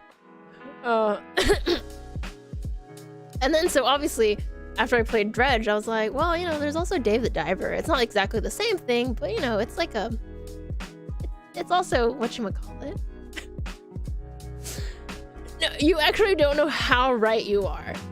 I leave games that I really like unfinished. I have this really big problem where I can't actually finish games because I don't want it to end. And so I'll get really close to the end of a game and then I'll stop playing it because I'm like, oh, but you know, I gotta leave something for later. Oh, excuse me. Okay, let me answer that first question first. First of all, I never finished Breath of the Wild. Tears of the Kingdom is just sitting on the side, still boxed, because I haven't finished Breath of the Wild. What is it? Dave the Diver is not relaxing. Okay? I'm gonna say that right up front. Dave the Diver is not a relaxing game. Don't get me wrong. Dave the Diver is a great game. I love playing it, and it is a very, very great game. But it is not a relaxing game because the diving portion makes me fucking stressed as hell. I can't die, but I can lose all my fish, and that stresses me out. And what is it? When I first played it, like, you know, going inside, I was like, wait a minute, you want me to actually catch the fish? And then, like, seeing the blood come out of them made me feel terrible. I was like, this makes me feel awful. Don't get me wrong, I eventually got over that. And now I just murder all the fishies. But it is not relaxing because... because, you know, you're just minding your own fucking business diving, and then there's a fucking shark, jellyfish just comes out of nowhere and just smacks you, and you're like, what the fuck, bitch? I'm just trying to swim here. I mean, yeah. I mean, it's obviously like more relaxing than Dark Souls, but it's not like the crazy relaxing experience I was looking for. Don't get me wrong, it is a very great and fun game, and I really like it. And actually, you know, one of the things I actually really like about Dave the Diver is how much there is to do in it. Because, like, you know, you just think, oh, you're just gonna dive and then you're gonna do restaurant management. I was about to say restroom management. Restaurant management. But then later on, like, you get to unlock a farm. You play a bunch of mini games, and there's just like a ton of really cool stuff where it's kind of like wow, this is all stuff I really like to do, but it's not the main purpose of the game. So it's like you get a little bit of everything. And I actually think that's absolutely amazing. Like, it's super fun. But I've only gotten to, I think, story-wise, like chapter 6. So I don't know actually how far I am, and I haven't tried to look up anything. But yeah, I've only been up to chapter 6, and I'm like, holy shit, I'm still finding, like, you know, I just got like the little basically Tamagotchi like thing on your phone where you can play with it, and I'm like, this is crazy. Why is there so many things in this game? Like, so many tiny, like, little things that you can do that's just really fun. Restrooms are a serious business. Yes! And I really love the cutscenes. Like, I love just how they sort of not make fun of, but, you know, they're just like poking fun at anime tropes and stuff like that. It's amazing. It's absolutely beautiful. So, Dave the Diver is a really, really fun game, and I do think everyone should try it out.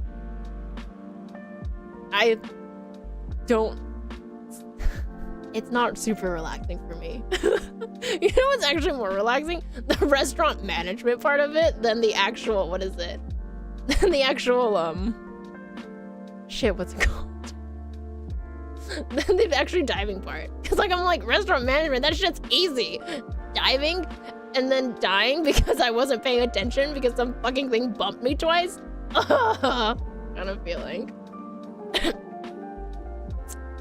Yeah, Spiritfarer, unpacking is also very relaxing. I do also wish unpacking had a lot more. I didn't realize that it's just one person's life, which kind of was like, I was like, oh, that's a little disappointing.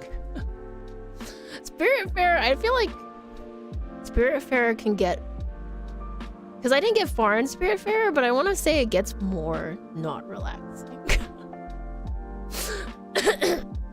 But yeah, I mean, man, that game just has so many, like, it pokes fun at so many, like, anime trope. That's beautiful. Just, it's a very, very fun game. And they're doing, what is it? They're doing that DLC with Dredge, which was really, really cool as well. So, really fun game. I really like it. I would not say it's relaxing. But I do think everyone should play it. A little to the left. I've actually just saw that. What? I'm sorry, my cat's yelling at me. What do you want? I'm busy. You wanna come up? You wanna come up? Here, come up. Come onto my lap. No? You don't wanna say hi? Okay. Yeah, I actually saw a little to the left.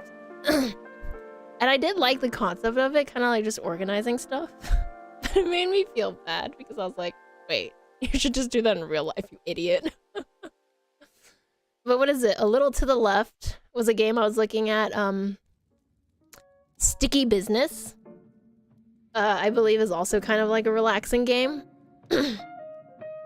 Sticky Business is like you own a sticker shop and you just make stickers. What else is there?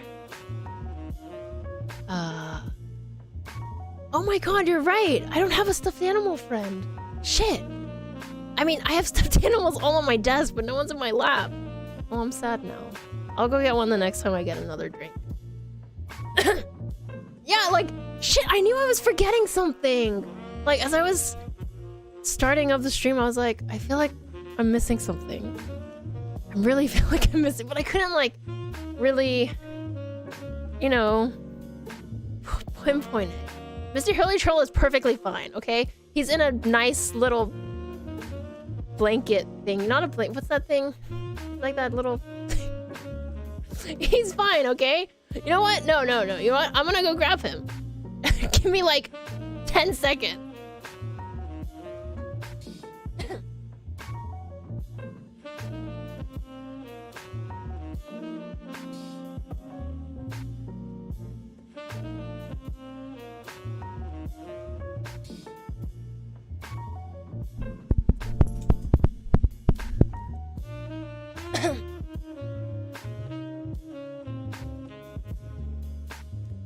Okay, there. Tiger Ball is actually next to me. Fuck. I was actually supposed to use this stream to crochet a rabbit ball. Because it's not Lunar New Year's yet, so I can still keep that promise where I crochet the rabbit for the rabbit year. My model can be angrier, look. My eyes just got fucking weird. Yeah, see, look. You can hear him, right? He's tapping on the... He doesn't talk, so he's tapping on the mic. He says hi.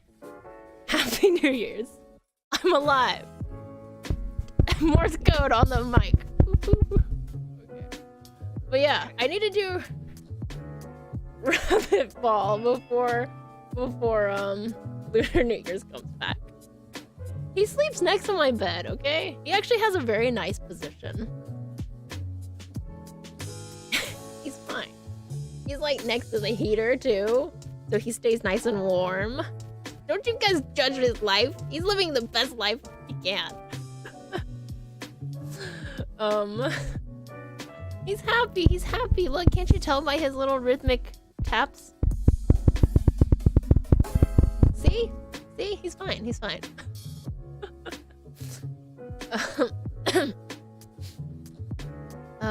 Right.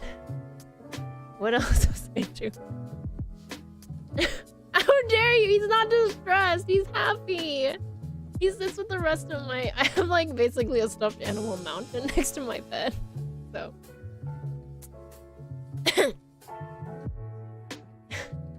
He's not gonna tap because he's not being held against his will. Right, more games. I played Dave the Diver. I played Dredge. I know it sounds like I'm thinking about a lot of games, but I actually didn't play that many because once existential dread takes over me, I just kind of lie in bed and just look out sadly. Oh my god. I have been waiting forever to talk about this.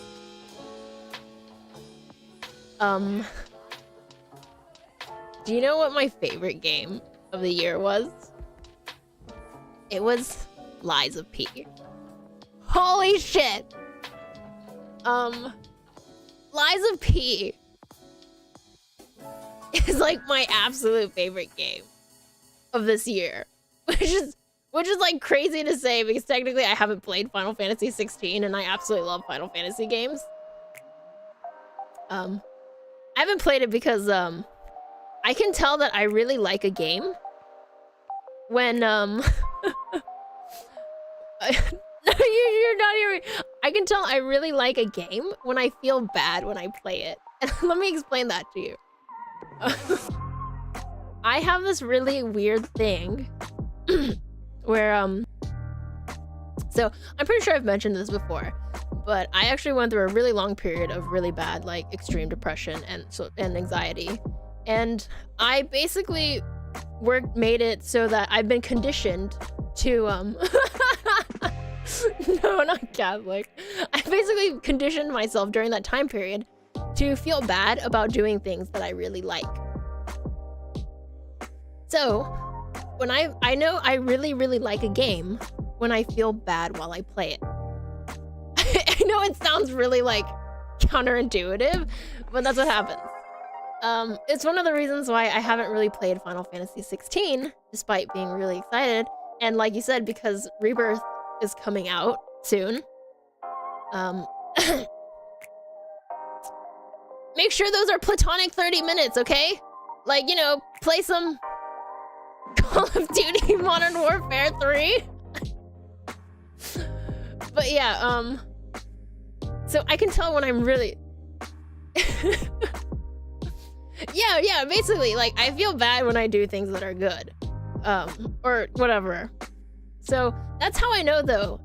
Like, on one hand, it's bad. On the other hand, that's how I know that I really love something. Because I feel bad while doing it. I've played Lies of P. And I think about 2 to 3 hours in, I was like, I feel really bad. And that made me realize, oh, I actually really fucking love this game. I mean, that's my other thing too. I know I like a game when I also like forget to sleep, forget to eat, you know. My pets are like, hey, dumbass, get off the couch. Feed me, you idiot. But yeah, I really love Lies of P. I actually think it is an amazing game. Like, holy shit. I mean, I could literally talk for hours and hours about the game because that's how much I love it. The whole, like, I'm not gonna lie. So I've been following Lies of P since it was first ever announced, kind of, because it looked like Bloodborne, right? It really looked like Bloodborne, and I'm not gonna lie, I wasn't sold on the whole Pinocchio part, which I think was revealed a little bit later. But I was like, oh, this looks like the Bloodborne 2 that I'll never get because you know, I don't know, no one wants to make Bloodborne 2. Come on. And so I actually didn't watch too many trailers or gameplay things. I only watched like the main ones kind of because I like to stay surprised by it. And then obviously, you know, as you watch the more and more later gameplays, I was like, holy shit, this really just looks like fucking Bloodborne 2. And I was super excited because I love Bloodborne is actually probably my favorite From Software game of like the Soulsborne like games. Elden Ring is a really great game, and I think it combines a lot of like Elden Ring is like the culmination of a lot of great things that From Software does, but it doesn't beat Bloodborne for me. Bloodborne is just really perfect in every way, kind of like from story-wise to how you play it, because Bloodborne was a much more aggressive game than Dark Souls, right? Where in Dark Souls, you would usually, most people play with a shield. You don't have to, but you know, most people play with a shield. You play a lot more carefully. Bloodborne, you play a lot more aggressively, and it's really fun. And, you know, I love the whole Lovecraftian and horror thing. It was very great. I love the whole insight, like the more insight you had, the more you would see those crazy, like, just, like, I don't know. I loved Bloodborne. Bloodborne 2, I don't think it's ever gonna happen. Because I think technically Sony owns the IP for it. Because, you know, that was when From Software was under, I think, Sony. And they're not anymore. But I don't know, right? But either way, Bloodborne 2 doesn't seem like it's ever gonna happen. So Liza P, I was like, oh sure, that's it's set in a time period that I absolutely love, the 1800s. It's French. It's French instead of, you know, like the whole Victorian thing. I feel like Dark Souls usually likes to take more European and not actually one thing. Yeah. I mean, don't get me wrong, I think Elden Ring is really cool, and I'm super excited for the DLC, but like, if I really had to pick between the two, even with like how technically, you know, I think Bloodborne would be considered an older game, I would much rather play Bloodborne over Elden Ring.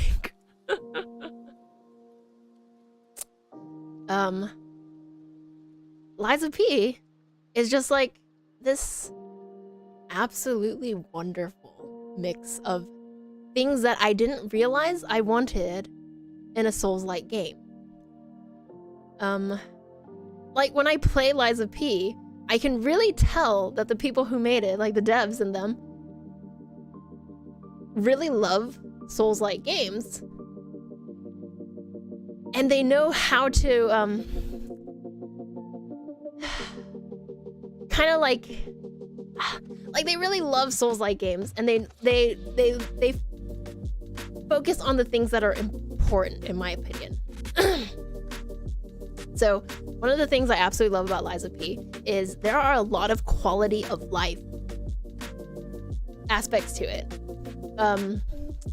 The easiest one, when you die in any type of I'm just gonna use From Software because they're the whole ones that did Souls-like, right? When you die in From Software games, you drop your souls where you died.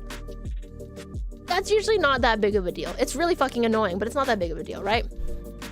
The problem is when you're fighting a fucking boss and you die multiple times, sometimes you fucking forget to pick up the souls. Or, you know, it's like all the way on the other side of the arena. Liza P was like, oh, okay, cool. So their version of Souls is called Ergo, and I'm gonna probably be using that on accident. Liza P was like, oh, you know, that is kind of annoying. Let's put all of the Ergo outside of the boss room. That's right. When you die in there, it drops it right in front of the little fog. It's not a fog, but the fog that you have to go in through to fight the boss. Which means that you can just grab them, and if you wanted to, you could go level up instead of being like, oh fuck, they're inside, I can't come out whenever, you know. And you don't have to like run inside and be like, fuck, where did I put my souls kind of thing. It's like I mean, when you think about it, it's a very small quality of life thing, but it makes it a million times better because guess what? Now I can focus on just fighting the boss, and that's the part that I want to have fun with. Not, you know, going through this fucking fog door 30 times and forgetting that I left my souls over there and then dying and then seeing them and being like, God damn it, kind of thing, right? It also gives you the ability to go level up. Another great, other small great, what's it called? Oh, fuck. Quality of life stuff is, your total amount of Ergo will actually turn blue when you can level up. So there's no more like, oh, let me go sit down at the bonfire and see, you know, what level, okay, you know, I still need 2k more souls kind of thing. Nah, the fucking thing at the top right that keeps your little souls counter will turn blue, and that's when you know you can level up. It's fucking, you know, it's such a small, stupid thing, but you're like, that's actually really helpful. Especially when you're like trying to grind. Yeah, basically, like, From Software just, it's like, it's cool that you can just, I mean, it's fine that you just want to leave the souls anywhere, but sometimes that's not what I really want to focus on. Which brings me to a different point. So not only does Liza P leave your souls in front of the door, sorry, it is also, what is it? The trek from your last, basically, it's called a Stargazer, but it's basically the bonfire. The trek from your last bonfire to your, to the boss room is actually usually really short. You don't have to run this dumbass gauntlet about, you know, trying to get back to the boss. You literally, it's usually a very short walk where you just run over. Yeah, you have to dodge a couple of enemies, but it's usually nothing bad. And then you're right back at the boss door. And I'm like, this is fucking amazing. Because honestly, I want to have fun fighting the bosses. Because, you know, the bosses are generally one of the biggest hurdles of where you can really play. Who is doing that? Hey, you! I'm sorry, my cat was suddenly, I could hear him playing with something that he wasn't supposed to. Also, hello. But yeah. Yeah, I mean, I'm not saying, like, I mean, the ergo count thing is just like a small thing, but yeah. No, I think my cat was trying to play with my lip balm because I heard rolling noises and I was like, no! Which is fun because my cat usually doesn't go over towards my bedside table, so that's how I knew. But yeah, so the trek from basically, you know, last used Stargazer to the boss room is actually really short. So I can focus on just beating up the boss instead of having to run this fucking gauntlet. You know, go up the fucking elevator a million times and then fall down the elevator a couple of times because I forget about the because I forget to pull down the elevator lever because it's already up and dying. Yeah. I'm pretty sure people who played Elden Ring know what I'm talking about. You know, in what's it called? I think it's, hey, what are you doing? Why are you guys causing trouble suddenly? I think, is it like, I think it's, what is it? In the Magic Academy, you get back to the boss, like you had to run through a bunch of stuff, and then you had to go up a giant elevator, but the elevator doesn't come back down after you die, and I fell down that hole a couple of times, and I was very pissed. But yeah, no, you don't have to do that. It's usually a very short distance, so you can just go back and just start the fight again. Also very, very nice, you know? What else is there? Elevators, actually. When I die and I have to go up an elevator, the elevator is there. I don't have to fucking push the button and make it come back down or fall into the fucking hole because I forgot the lever. It's just there, so I can just go straight ahead.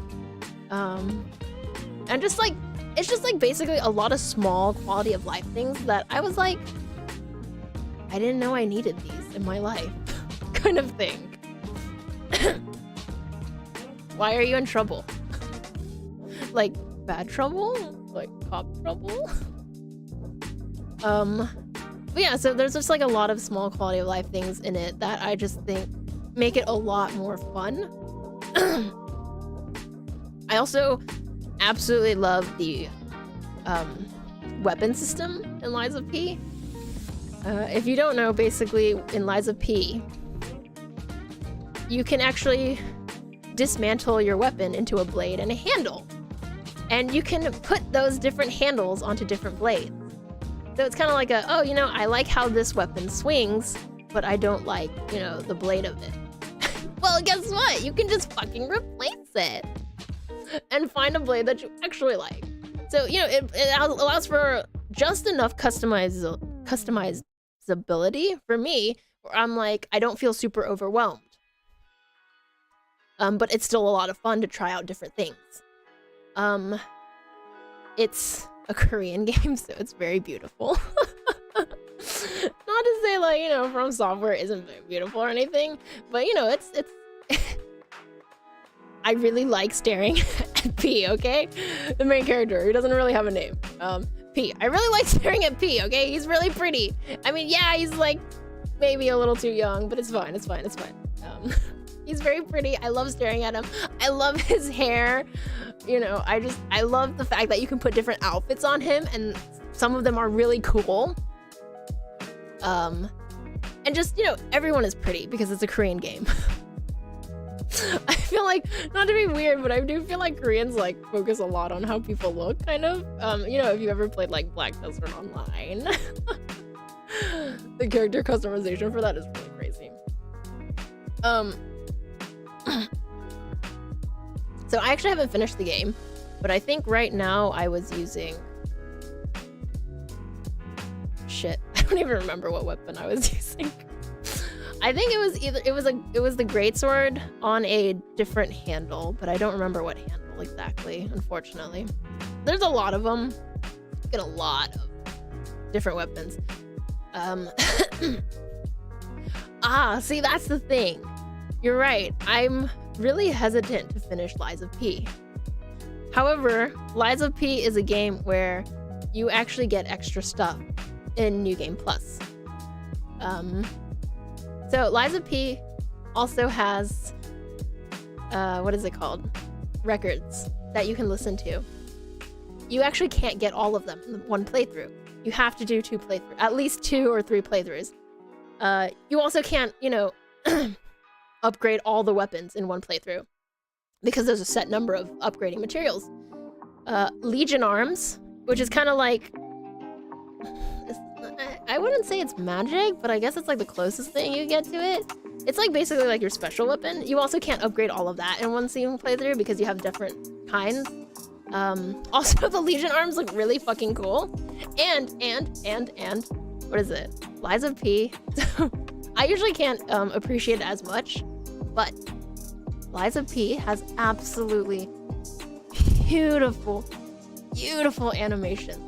Like, I'm talking about, like, his backstep, his little dashes, his slides, the way that the weapons attack, the special moves for them. They're just absolutely gorgeous. And one of the things I absolutely love is it has durability in the game. Guess how you repair your durability? You use his metal arm to basically, what is it? You use his metal arm to grind the weapon, and it just looks so fucking cool and badass. Like, holy shit. Because, it's like got sparks flying, his arm is up as he's grinding. It just looks fucking amazing. Like, shit. I don't know. And then like, there's like a lot of other things too where I didn't realize how much I needed a more linear game in my life until I played Lies of P. Because initially I was like, the maps are kind of like pretty linear because it's kind of like you just loop around and you can open shortcuts back up. And initially I was like, it'd be nicer if like the maps were a little bit bigger. I mean, and I do still feel that way.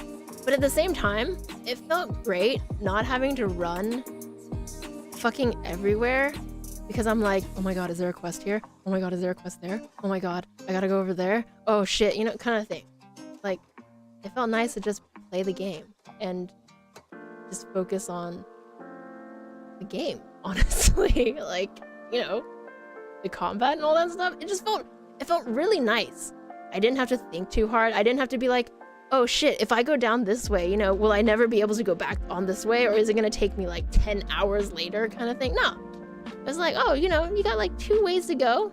They're both gonna end up in a really similar area. You're fine. And it felt so nice not having to go around. Oh yes!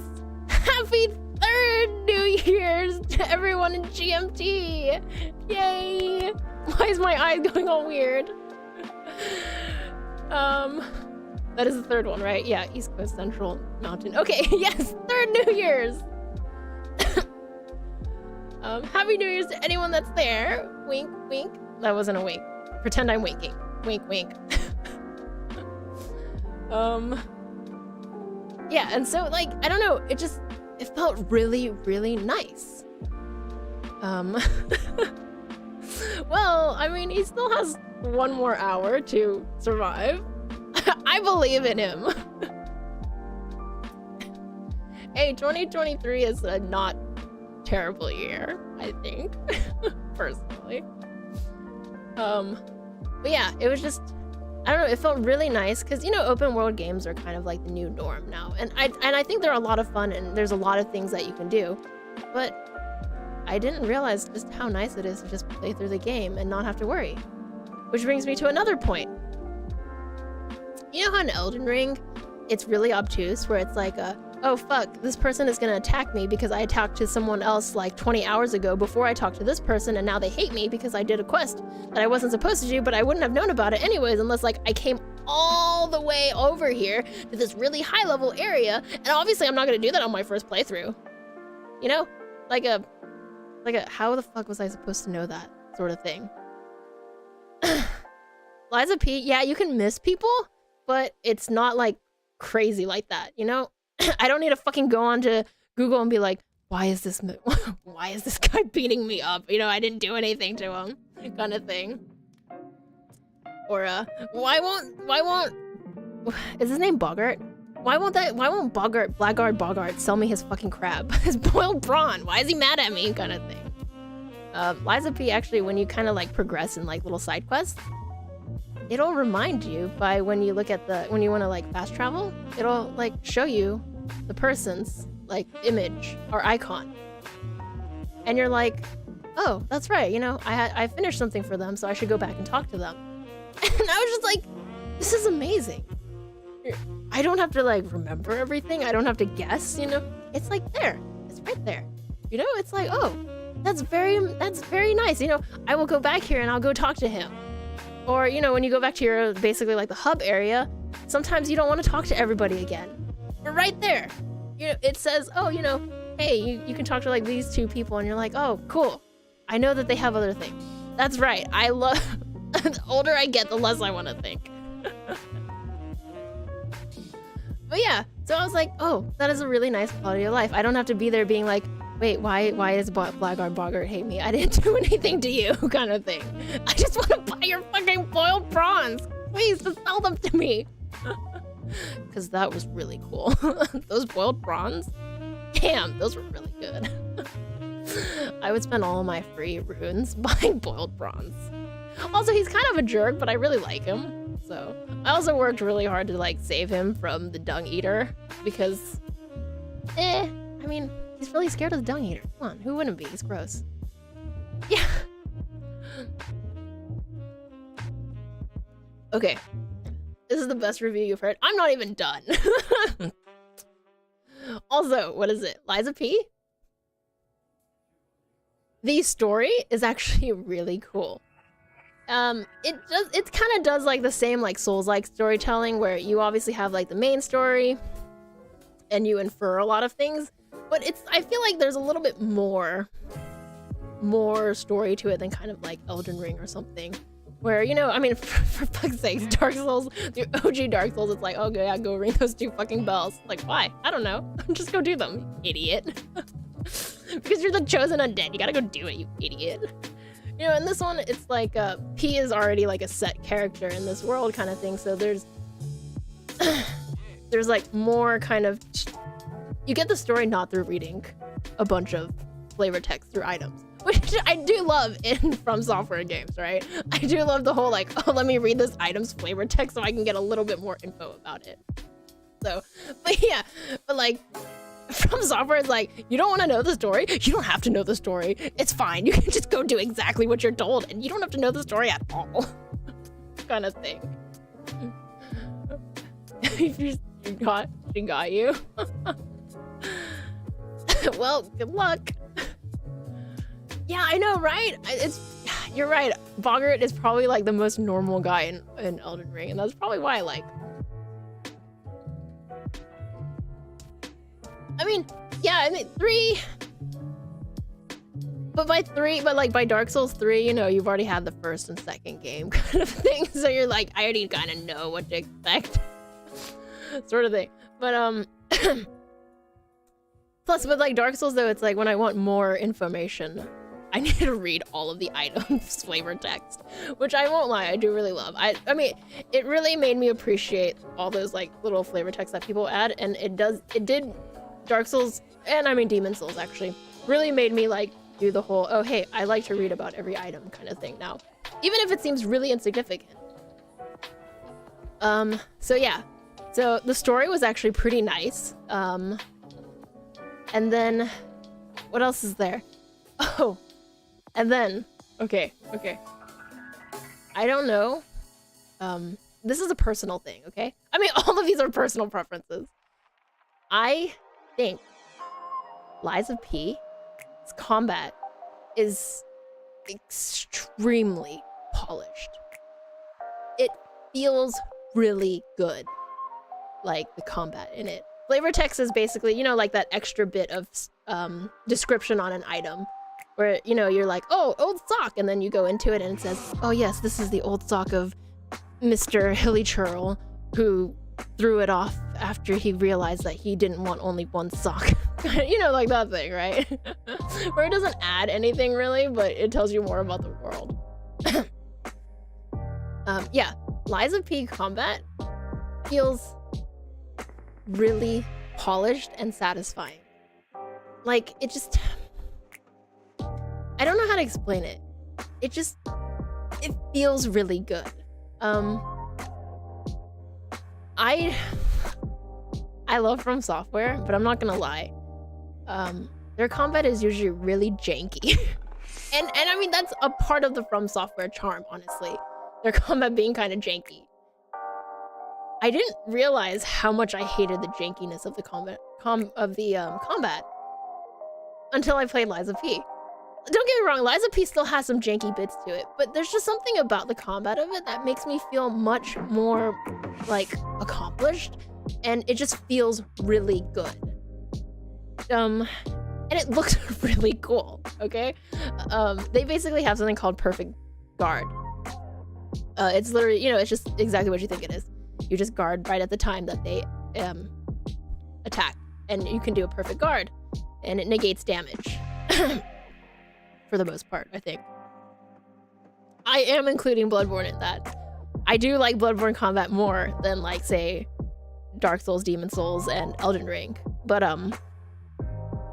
there's just something about Lies of P combat that makes me... I mean, maybe it's because P also looks super, super cool. And, like, the weapons are super cool. But, it just... I don't know, it feels really nice and rewarding. Yeah. See, like... From Software is really janky, but like the fact that you would have, I think it's janky. It's like a janky, clunky mix. Bloodborne is definitely better in the sense of like, because you were more aggressive and it was like a faster, like you said, like a faster pace. You couldn't feel like it as much. But like, I don't know, in Elden Ring, even though it's like a really great game, you know, there were just so many times where I'm just like, God damn it, you know, it just. I don't know, the only word I can think of is janky. But yeah, no, Lies of P is like a very wonderfully done Souls-like game. Don't get me wrong, it still has like things that it could probably work on or fix, but just the fact that it didn't have a shit ton of like small mini updates when it released was just absolutely like mind-blowing. Because, you know, that it was just that polished feeling, and everything felt really really good. And like I said, I could be biased because I like the way P looks and the animations look really fucking cool. So, you know, maybe I'm totally willing to overlook some of the jankiness because I'm like, oh, but P looks super cool doing that kind of thing. He looks beautiful even when he's getting hit, guys, okay?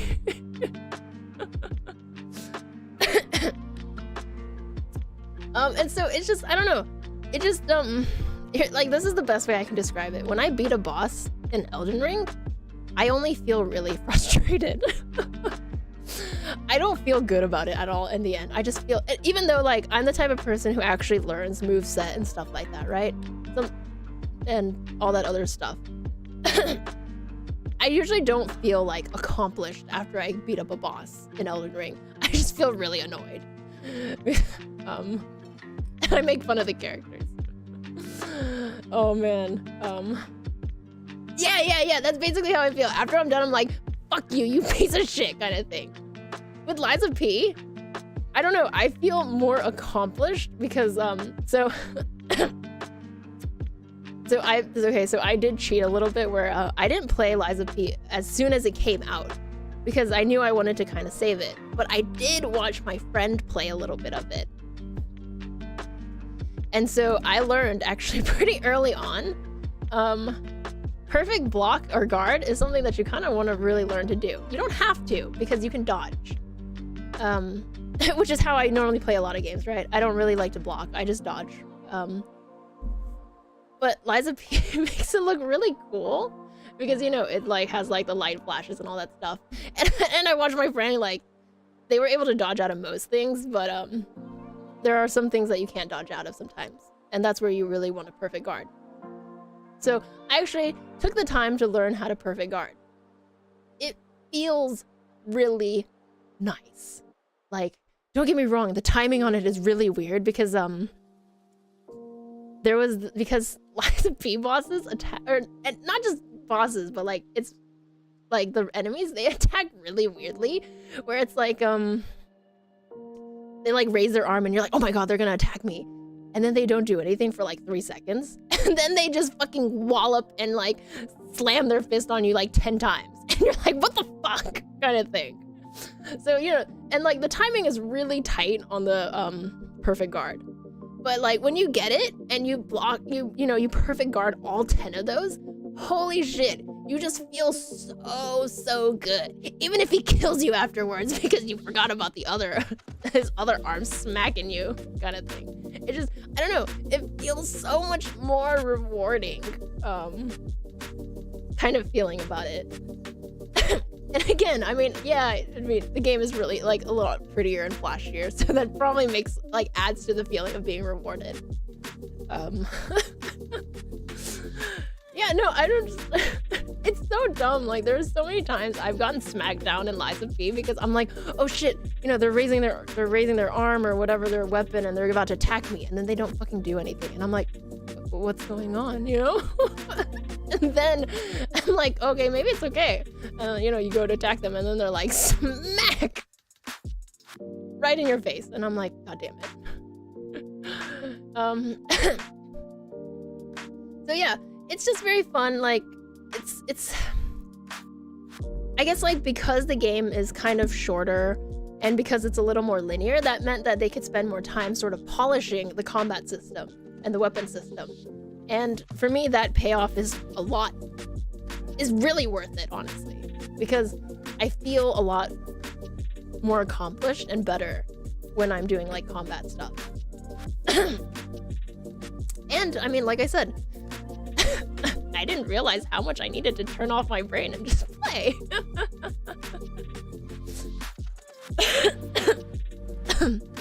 Also, oh shit, you saying that? Yeah, so, what is it?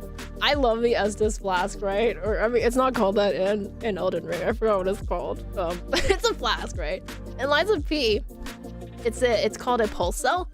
Damn, the animation for that looks so cool too. Because basically it's like a, you know, imagine a like a battery sort of, kind of, but he like, and this is what I'm talking about, where I absolutely love the animations because they're just absolutely gorgeous. The animation for using the health item, the pulse cell, is like he takes it in his arm and he breaks it, and obviously, like, you know, it swirls out really pretty and stuff like that. Shit, it's so beautiful. Just go play the game, okay?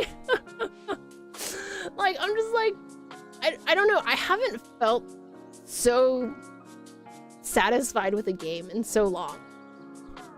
It just made me feel really, really good and really happy. And then it made me feel really bad. It's a very beautiful game. I love every part of it. I'm super excited for the DLC of it. And honestly, what is it? I really like the devs. I don't know. I guess because so NeoWiz is obviously a big company, but the actual dev company, I think, is pretty small. So they're very like happy and very grateful that people are liking the game so much and kind of thing. Like, really surprised. Like, one of the things that really gets me is they had a fan art contest, I believe. And once they announced all the winners, they actually, so they had, like, you know, so it was a fan art contest, and I think like the top 10 got shown at like the NeoWiz headquarters and stuff like that. If you actually go into it a little bit more, you'll find that they actually commented on every single piece of artwork, like even the ones that didn't win.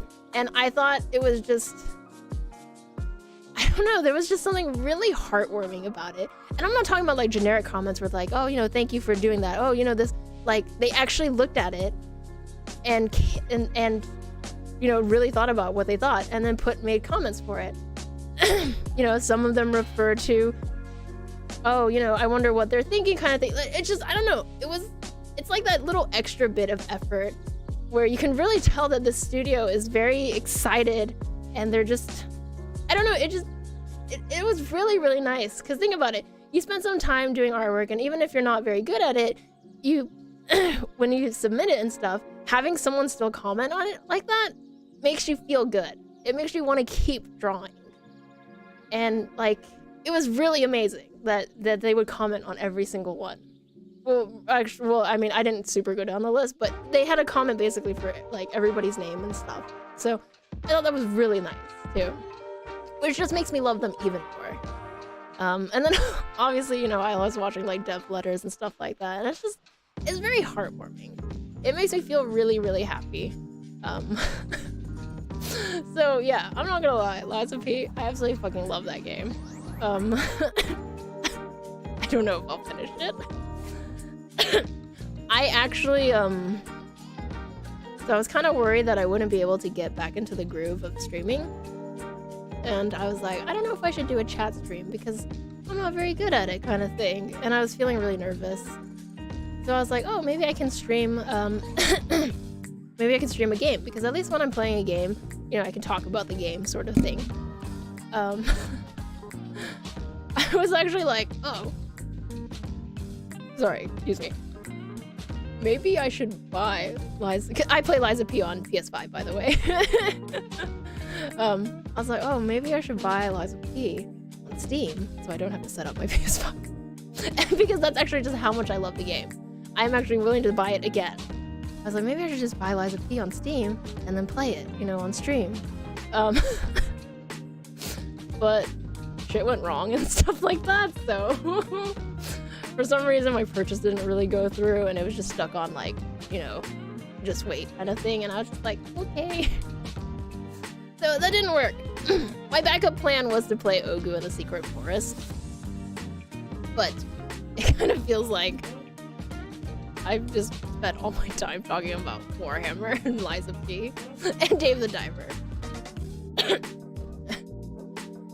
I mean, I don't know, it's been a very long time, so I just feel very weird about yeah, I mean, it's like, you know, it's like riding a bike. When you first get on the bike, after a really long time, you feel kind of awkward and it feels weird, and you're all like jiggly kind of thing.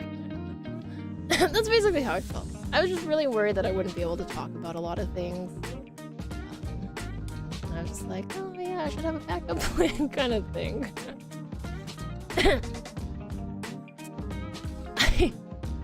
I do like Subnautica too. I'm sad that Subnautica 2, is it 2 or Sub-Zero? Whatever. I feel like it's not as good as whatchamacallit, as the original Subnautica, which kind of sucks. But it's still fun. Oh, hello. What is this? What is Suika game? Like oh, like the is that what I think it is? No, that's not what I thought it was. I thought you were talking about Suika. Like there was a set of games like, oh shit, Suikoden or something. Suikoden. That was like a really old PlayStation game, I think it was. I don't even know if they make those anymore.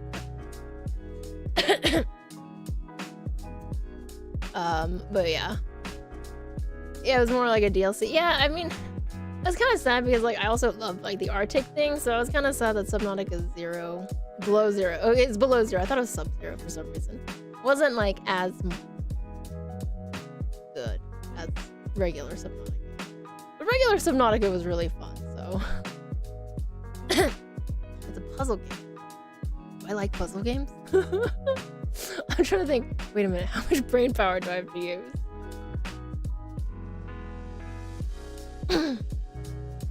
But yeah. Actually, before I even got on, I was looking at all the Ogu, Ogu and the Secret Forest updates. Because I also played a little bit of that and felt really bad, and I was like, oh cool, okay, this is a game I'm gonna like. And I stopped. And man, they have made a lot of updates. I think it came out in March, and no, they're not done, but I believe they're at the ocean now, like the ocean village. I looked at the roadmap, and I think They hope to be 1.0, I think sometime mid next year. So, or potentially even early next year, which is pretty exciting. Also, fuck, I was looking at it. What is it? In Ogu, there's a restaurant thing. And I was like, what? Because, you know, obviously I haven't played it since March, and I didn't really go past the demo area. There's a fucking restaurant sim part of it too. And I'm like, oh snap, it's like Dave the Diver, where you have like a layer of games and then another game and then like another game on top of it. And I really loved it. It's like Tetris and Candy Crush. Oh, that sounds like a lot of thinking. I mean, okay, I can do like normal thinking, but yeah. Hello, hello. But yeah, so what is... So yeah, I still have to play Ogu in the Secret Forest. I'm still really excited. I was looking through all of the updates for it, and I was like, oh my god, oh my god, oh my god. And basically every single one was like, oh my god, look at this, oh look at this kind of thing. Because it's so freaking cute. And then, okay, and then I think, what else have I played?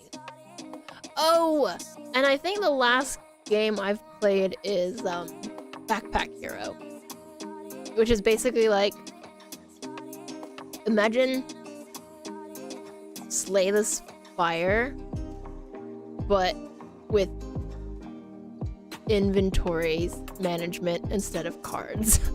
I guess is the best way to say it. It's basically like, it's an inventory management roguelite game. It's pretty fun. Well, it was really fun until I started getting all the other characters. And I was like, oh, these other characters are actually really complicated. And they're less about inventory management and more about using my fucking noodle to figure out how it works. But it's really fun. It was really fun. I do feel sad because it's called Backpack Hero, but I think there's 5 characters. But only the first 2 really feel like it's about the backpack. The last 3 are like less about the backpack and more about like, oh hey, that's like a cool combat system sort of thing. And I'm like, that's too much thinking.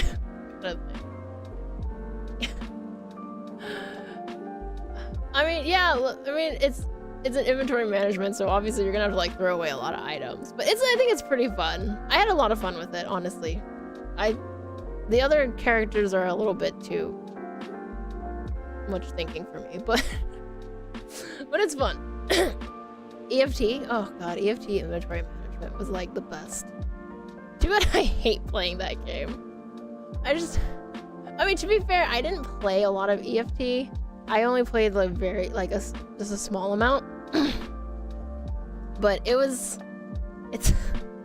I fucking hate spending like 15-30 minutes prepping for a raid just to go in and then fucking die in like 5 to 10 minutes. And then be like, cool, now I gotta spend another 15 to 30 fucking minutes prepping for another one. Wait. No, yeah, that's why I said I played only a little bit of it. Because I don't like competitive games, but I won't lie, I've grown an appreciation for like shooter games. And I do like how sort of very realistic, I mean, actually all the guns are super realistic in EFT is. It's like that, there's just a very, what is it called? It's like that very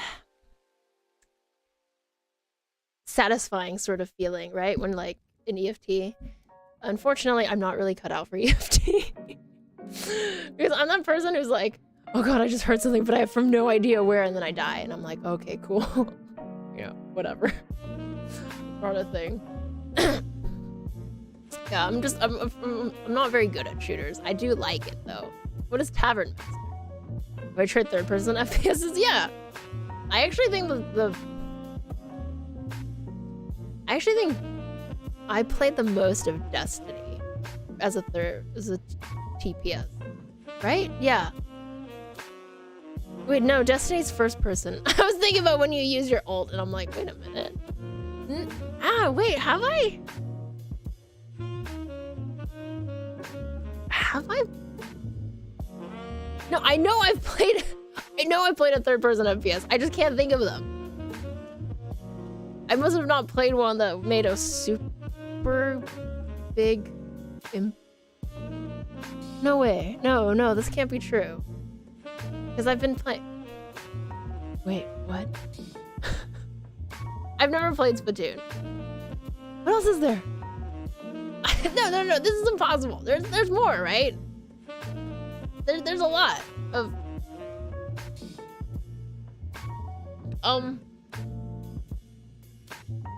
Fuck. Wait, really? No, this can't be true. I've played... Fuck. Yes, there you go. The Division. I've played The Division. I've played in that same line. What is it? Ghost Recon? Ghost Recon was third person, right? Ghost Recon was third person. I'm pretty sure it was third person. Yes, because I always die on the fucking motorcycle.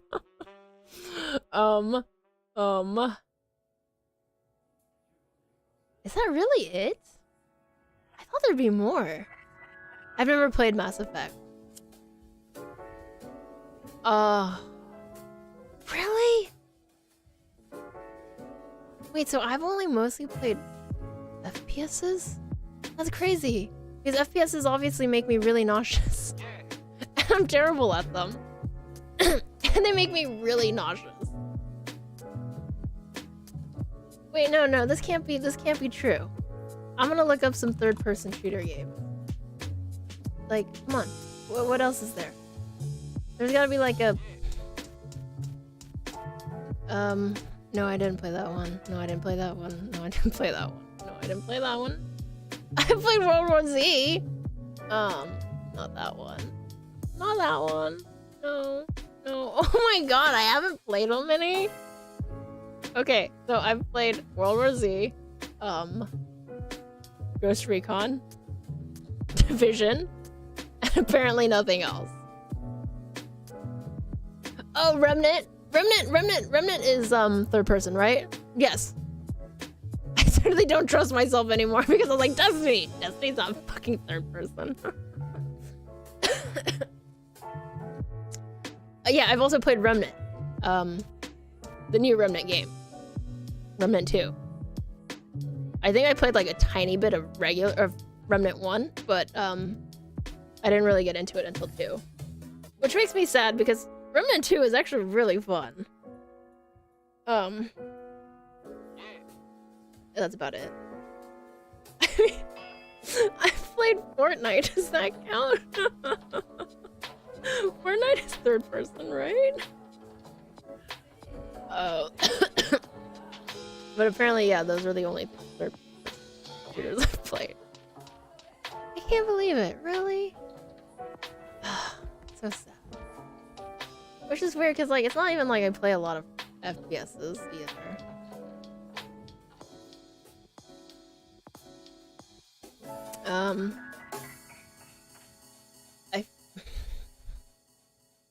I feel like that's all I've really played since then.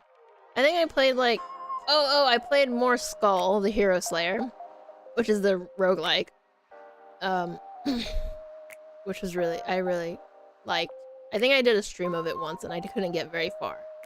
I've gotten a lot further. And then I've played... I haven't played Darktide yet, which is a Warhammer 40k game. By the way, why can't they ever make a 40k game where it's not... I don't play as a human? I'm just saying, you know?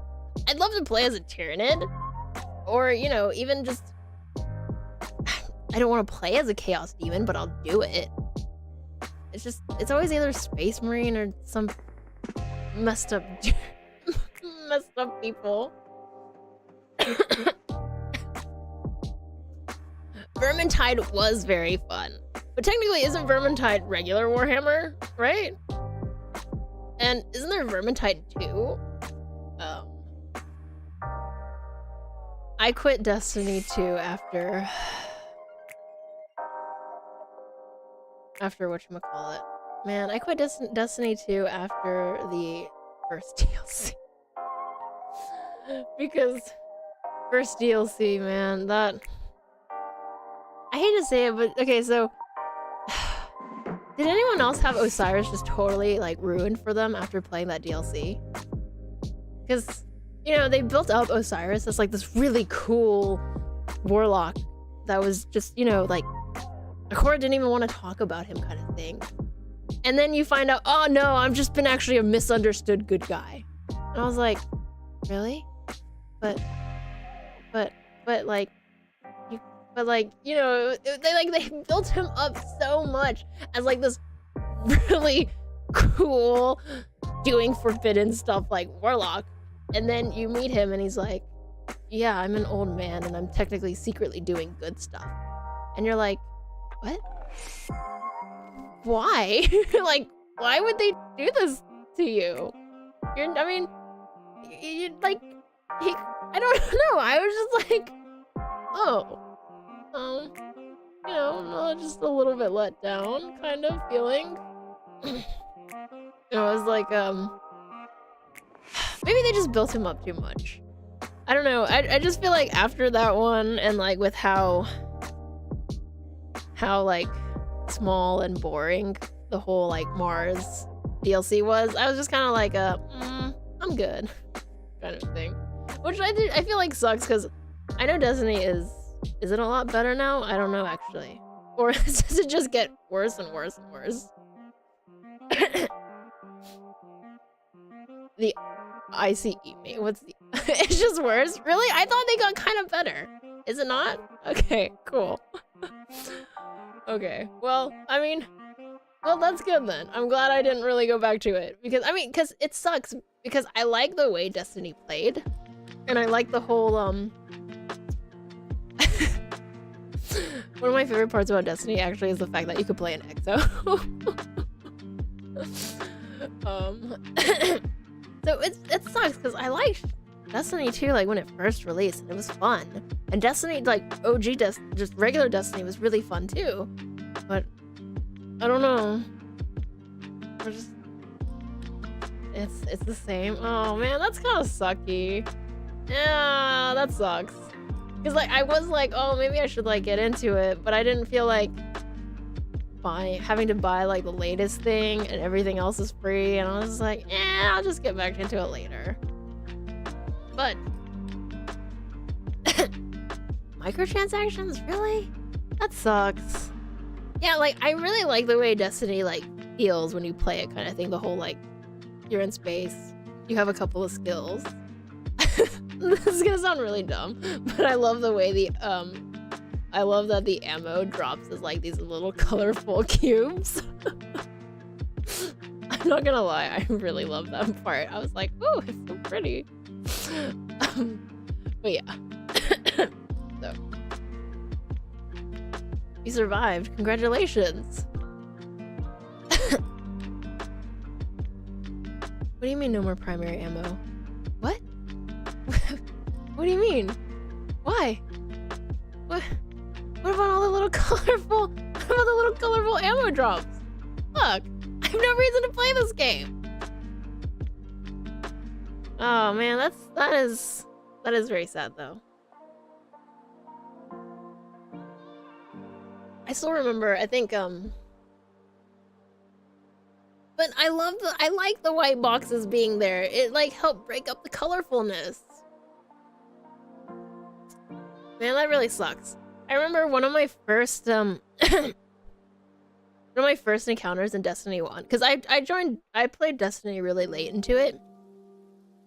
I forgot which planet I was on, but I was just kind of like exploring a planet, and you know, in Destiny there is no chat. And some random guy that was super high level just came up to me and just started like emoting and shooting at places. And I was like, what the hell is going on? And you know, eventually I realized he wanted me to follow him so that they could show me a secret hidden cache. And I was like, oh, you know, that's so nice. And after I grabbed it, you know, they made sure that I grabbed another one, and then they, you know, like they emoted it away. And I was like, this is so fucking cool. Because you know, at that time, I hated social interaction. So like the fact that it was just this dude who was emoting to try to catch my attention. And it was like, you know, just like walking me through and being like, oh, over here kind of thing. It was just, I don't know. I always just remember that. And it's probably one of the things that I really liked about Destiny, about the fact that since there is no chat, whatever, people get really creative with how to tell new players where certain things are. And I was like, oh, this is really, really cool. It made me feel really, at the time, spooked, but at the same time, kind of like, oh, this is, you know, here's someone that's really high level that's done and just wandering around, and they see me, who is obviously a newbie, and they're just like, oh, hey, I bet this person doesn't have that kind of thing, and they take the time to be like, hey, you should come over here, sort of thing. That is true. I have always hated social interaction. So, I have played Warframe. Do you know why I stopped playing Warframe? Because I'm a collector. So I can't play Warframe. All I do is collect all the frames and the prime frames. Sorry, I played Warframe before they started, you know, like when they vaulted the primes, they were vaulted. There's no coming back sort of thing. So you would have to buy them on the market sort of. So I would just spend all my time. And it's terrible because I hate social interaction, but the only way that, you know, at that point you could get other primes was by going into the trade chat. I cannot tell you how many deals I missed because I was absolutely terrified of PMing someone that was like selling something, because I was like, I can't do it. I can't be like, hey, you know, still, you know, X-plat for this thing kind of thing. I was just like, can't do it. It terrified me. No, Warframe has too many things that's collecting, okay? Like, and all the primes are like so flashy now, and they finally made a Limbo Prime. I mean, it only took several years, but no, don't be sad. I just, you know, I couldn't do it. It just, I don't know. It was just something about that like interaction of having to be like, you know, hey, you know, is X Prime still for sale? You know, oh cool, and then, you know, they invite you to their dojo so you can trade money and stuff like that. It just absolutely terrified me, and I couldn't do it. I remember, I think one of my first primes that I bought was Loki Prime, who is still my favorite, by the way. I mean, yeah, he's dated, but he looks fucking amazing. I don't think he's as good anymore because, you know, I maxed out Viz on Loki. So I would literally just, what is it? Invis for the entire fucking mission and just be like, see ya. How dare you not like Limbo? His head is a top hat. He sends you to the rift. He's trying to save your life. Yeah, no. The person I think I bought Loki Prime from, like, their dojo was really fucking decked out.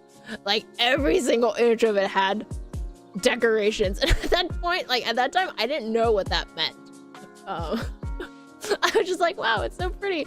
But, you know, obviously I was like, oh my god, I don't know what to do. Oh my god, you know, oh, they want me to come up to the little trade console thing. It made me so nervous. After that, it took me, I think, like another year before I could buy from the market, from the trade chat. But luckily, I think by that point, they started reintroducing like vaulted primes. So, yeah. He's sending you to the rift to save you, okay? He's trying to save your life. You don't have to be all like, oh god, why'd you send me there? It's like, cause you were gonna die, you idiot. I will say that, yeah, Warframe is, so like, I played before they had the, it's not called Ergo. Ergo is Liza P.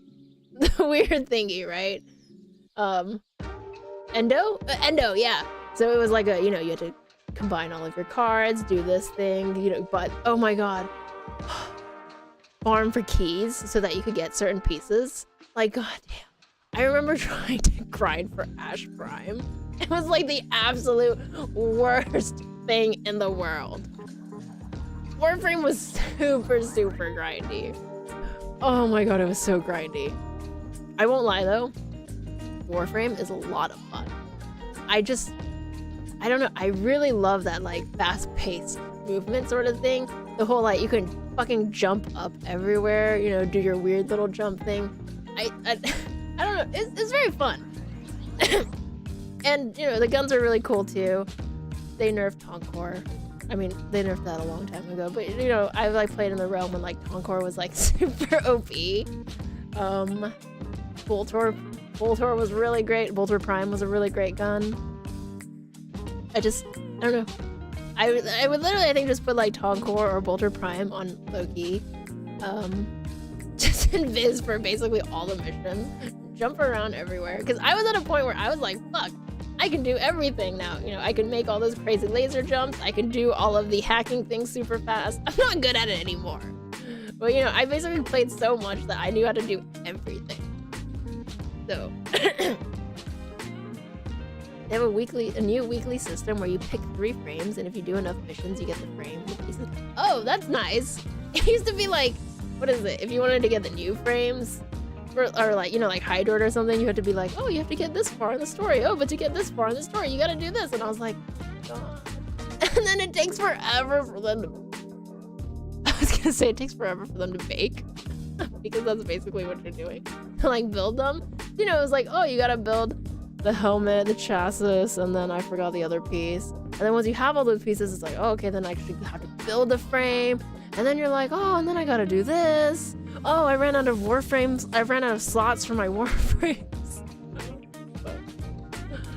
Oh, gosh. I spent a lot of time doing that, man. Like, a lot. Yes! Nothing like the Stalker coming out suddenly and you being like... I think I spent a really long time trying to kill the Stalker. Like, I think I tried to like get him stuck and murder him, and he still like teleported out and fucking just like 2-hit me, and I was like, okay. I'm glad it's a lot easier. I think I stopped playing right at the Plains of Eidolon update. So when they started doing the whole like weird open world thingy, I pretty much, I think I played that once and then stopped because it was just, at that time it was so laggy and everything was really unoptimized. I was like, I don't want to do this. Sometimes I'm really tempted to go back and play it, but like I know how many different frames they have, and I know I'm gonna see all like the prime frames and be like, holy shit, gold. Gold armor. And be like, oh hell yeah. I wouldn't actually be surprised like if I still had at least 1,000 plat on my account that I haven't spent. But yeah, it's just, I mean, what is it? Warframe has been out for at least 10 years, right? How old is Warframe? Let me go take a look. Where are you? Warframe is been out since 2013. Yeah. Oh wow, it's been 10 years. That's crazy. Wait, really? Man, I played that early? Seriously? It's crazy.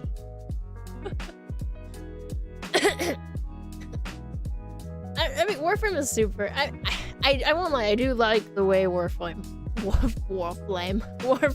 played. So, why'd you fall asleep? Who told you to sleep? I'm just kidding. Hi. At least you made it.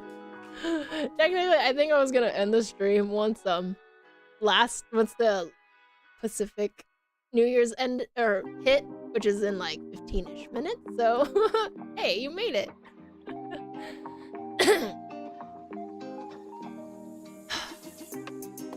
Yeah, I don't know. Warframe is super, super fun in my opinion. Just the whole like, just like whooshing around, doing all those weird, crazy jumps. You know, like the whole like, oh, wall jump and then do the weird like twisty jump and then you can wall jump again and do the other weird twisty jump to get to like that really high platform sort of thing. Oh, and then of course we forgot the best part.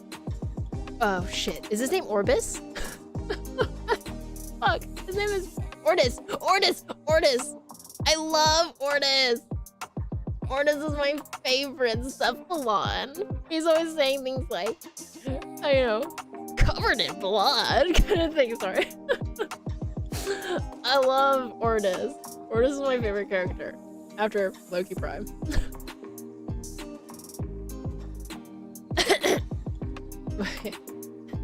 Why do you need anyone to play Warframe with? I ran pretty much all of the missions alone. Or with one friend. Trust me, I hate social interaction, so any game that required me to play with other people, I forced myself to learn how to play them alone. Which I guess now that I think about it sounds really sad. Anyways. You can sacrifice a Warframe? Really? What the hell? Wait, what do you mean Ordis has a body? You're talking about the little cube, right? He didn't actually like super got a body, right? Right? I mean, it doesn't matter. I love Ordis. He's super cute. He says all those crazy things. You know, he's got my back. He also says, I mean, he's just a cube, right? The little cubey thingy. Because he's a Cephalon and he's broken. I love him. He's such a sweetheart.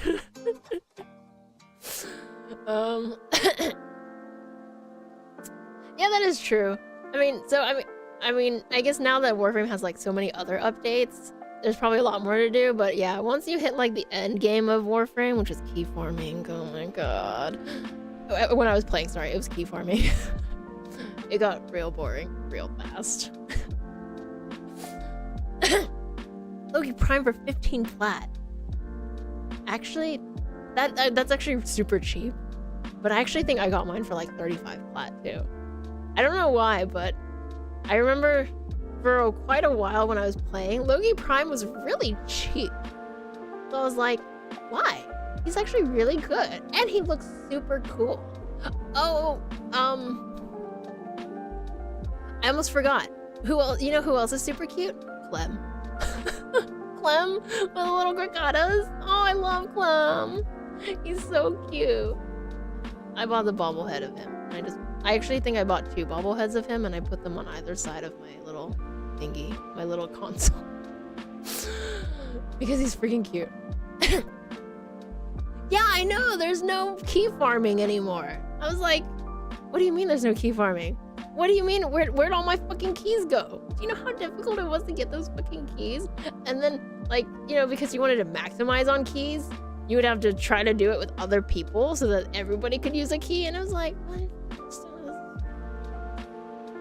Key farming was the absolute worst. I mean, it's great that they got rid of it because I spent like hours just, I cannot tell you just the amount of times I've wasted trying to just get... Actually, the one I remember the most is Ash Prime. Trying to fucking get Ash Prime and just doing that stupid level over and over and over. It was like one of those, I think it was like a defend or something. So, you know, it's like after 5 waves you can leave or not. I think I once got to like wave 35 or 40 before dying. And it was just, it was awful. It was so bad. But yeah, relics. I didn't like super look at the relic part. I think because I logged in once, I think, to see how like far they had gone with Plains of Eidolon. Very far, by the way. And I didn't really like super look at things. I was like, oh cool, all my keys are gone. They turned into something. And then, oh cool, all my cards are gone because they turned into Endo or something. Oh cool, you know, like, I don't know. I was like, oh, all of my stuff disappeared. It's like how I felt when I went back to Warframe and everything was gone and became like a different currency. And I was like, oh, my stuff. Oh man. very... Yeah, I mean... There's just like too much. Yeah, like I basically like came back, was trying to relearn everything, and I was like, I'm good. I'm cool. Just meh. I actually think Plains of Eidolon, once it got better, that's weird to say, it was actually not that bad. Oh, Archwing? Is that what you're talking about? The Archwing missions? God damn, I hate the Archwing missions. I don't know if they're better now. Back when I played, the Archwing missions were like absolute shit. They were just awful. Like, I would just run into everything. I would just, like, fuck. I hated Archwing missions. They were not fun. It didn't make me feel good. Like, I don't know. It was just like, oh, this is fucking stupid. And then what is it? Upgrading Archwings or getting like new ones took forever, and like you had to have a dojo to research some of them, which I was like, oh. So then like, obviously I had to make a dojo because I'm not gonna join one. Social interaction. And it's just, oh god. Good times. Good times. I did see that, the plushies. I was like, damn, this game still knows how to get me. But I'm not gonna lie, too much of Warframe changed way too much, so I was like, I don't know if I can like relearn everything. And now it's like been even longer, so I'm like, fuck. Because I think, yeah, so I last played right before Plains of Eidolon, and then I think I played when, shit. What was the new frame that had come out? There was one new frame that had come out. You know, because I don't remember who. But it's been like years. It's been many years. I should probably log in at least once to like make sure I still have my character. Yeah, so. Where have I been? I've been sitting in existential dread. That's honestly actually the truth. I've just been sort of sitting in existential dread and trying to get my life together sort of thing. So it's been taking a bit. It's a, yeah. They did cross save? Oh, cool. It only took them fucking forever.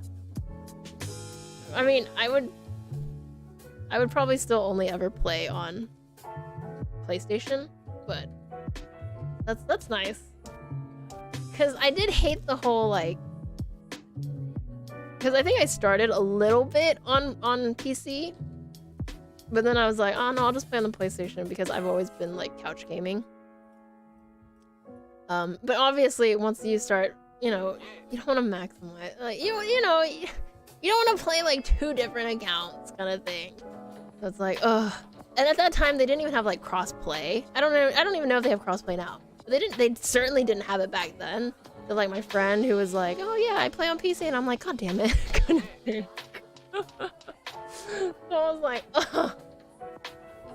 Let's just play on PlayStation, dude, kind of thing. I don't know why they like making it so difficult. They do have, okay, that's nice. Because I think when I first played, they did not have crossplay. And it was very absolutely like infuriating kind of thing. Because like, obviously, like I said, I'm a very console-oriented person, even now.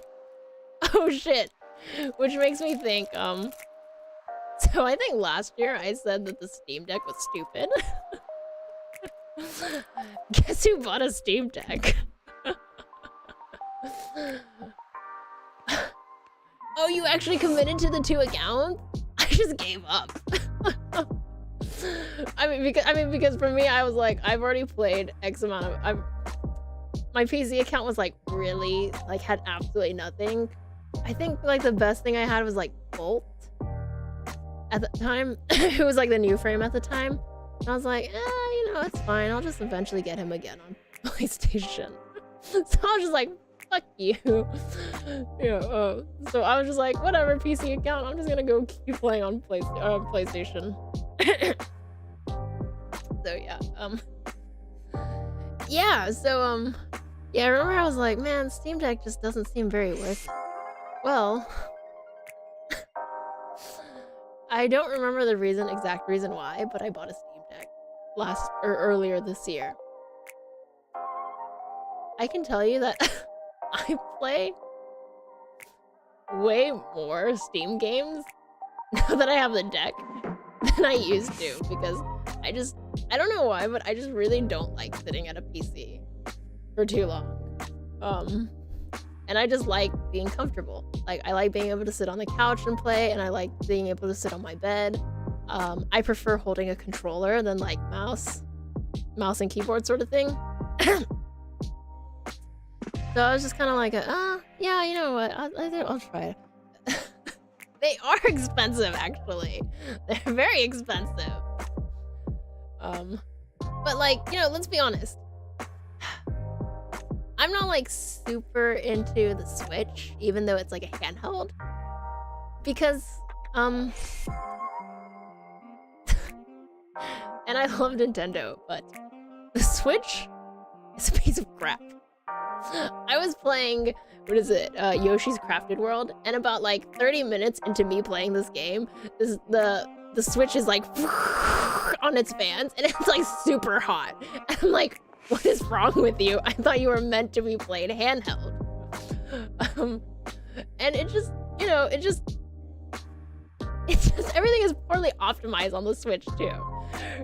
You know, like when I have a game on the Switch and the PlayStation, for some reason, obviously the one on the Switch takes fucking forever to do anything or load, and the one on the PlayStation is like, whoop, don't even get to see the loading screen. Hello! This is a twice a year. Oh, shit, you're right. Twice a year tipsy stealth stream. I think the cheapest Steam Deck is technically $400. They're phasing out, I think, because they changed to the OLED screens. So they're phasing out the LCD ones, I believe. So those are a little bit cheaper, which isn't when I bought it, by the way. But yeah, I think it like ranges from like 400, and then I think it was like 550, and then like 650 based on how much storage space you wanted. So I am definitely going. Good is subjective. I'm glad to see everyone though doing well. So yeah, I mean, I think Porky! Oh, I miss Porky. I wish I could hug Porky and just rub my face into his slightly hairy back. That sounds weird, but it's not weird, okay? Because Porky is a pig. But yeah. I forgot exactly the reason why I got a Steam Deck, but I did. But I will tell you that like the amount of Steam games I play now is like 100%. 200% up from before, because it's even better because I also bought the dock, because I find holding it is really heavy. Oh, Happy New Year's! It's the last one for us. Happy New Year's for West Coast. That's 4. That was 4. We celebrated 4 New Years together. Hooray! Although that does mean it's almost time to sleep. How many more New Year's are left, actually, technically? Because I feel like there's at least 1 or 2 more, right? I'm too lazy to look this up. Stream forever. I did actually want to, what is it called? I think I did want to eventually do a one really long stream one day. And by one day, I mean like within the next 5-ish streams. But judging by how often I have to cough because my voice is like, no, I can't do this anymore. We'll have to see. We'll have to see. Because technically, I still owe... Don't worry, I still remember. I owe watching all 3 John Wicks. I know it's 4 now, but I only promised 3. And I owe crocheting rabbit. I think those are the only streams I promised. I'm pretty sure those are the only ones I promised. Those are the only ones I remember, so those are the only ones I promised. I have been... okay. I've been, like, up and down a lot. Mostly down. Mostly down. Hopefully, it'll get better. It's the new year. You know, it's like a woo! Gotta... new year, new... What do people say? New year, new me? Or some bullshit like that. What? So... yes, see, I remember which streams I promised, and I will get to them eventually. But no, it wasn't all the John Wicks. It was only 3. Only 3 were out, okay? There were only 3 out at that time, so we're only watching 3.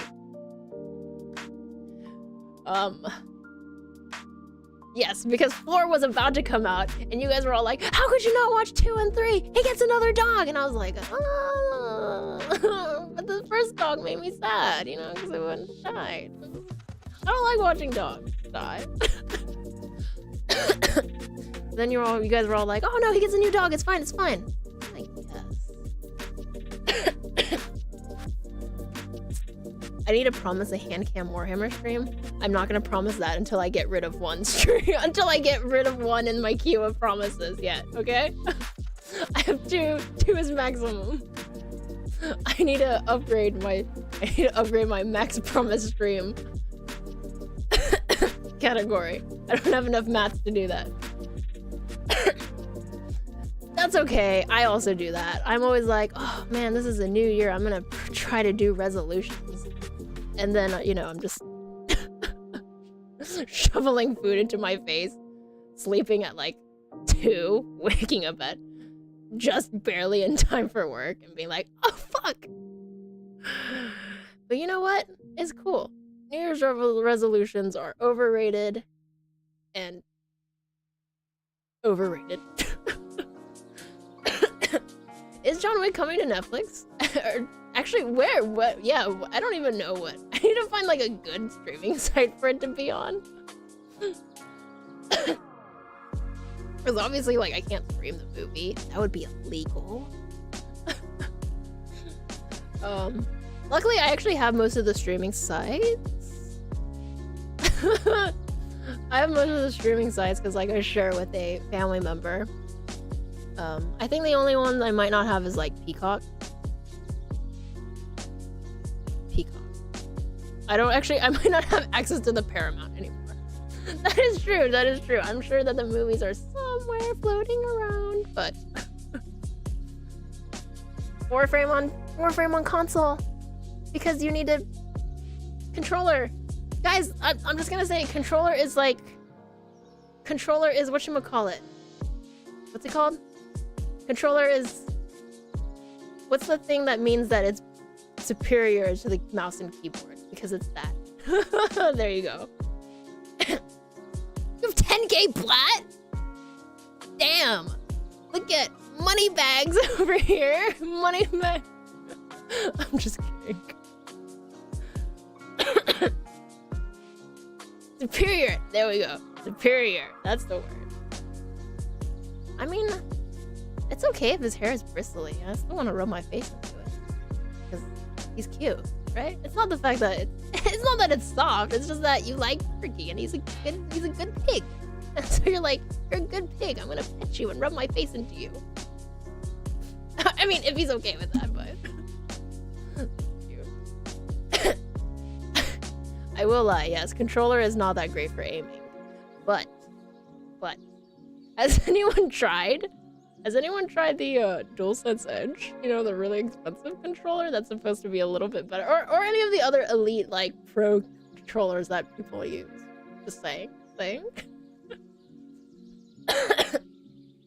10k plat sounds like you bought several Prime, like, packages. Right? Because when they like release a Prime, it usually also comes with like an X amount of plat. Right? Like, isn't it like about 5k worth of plat? I want to say. Is it not that much? Am I thinking too hard? Is it like 3k? Oh god. It's okay.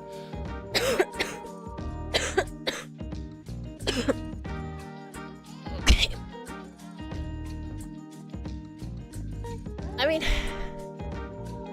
Yeah. Wait, really? Only 500? No. No, I'm talking about like, you know, when you get the one with the with like the super cool capes usually. It doesn't like the most expensive one, okay? I do actually need to hydrate. I ran out a while ago. Also, I forgot to bring water and I've only been drinking alcohol. Ouch. No. Now I have to look this up. Warframe.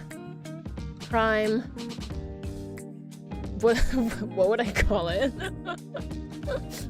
Prime something. Prime something. Store thingy. Anyway, no, see, like, there's... It gave you... I feel like it gave you more plat than that. You know what? Let me just look on the PlayStation Store.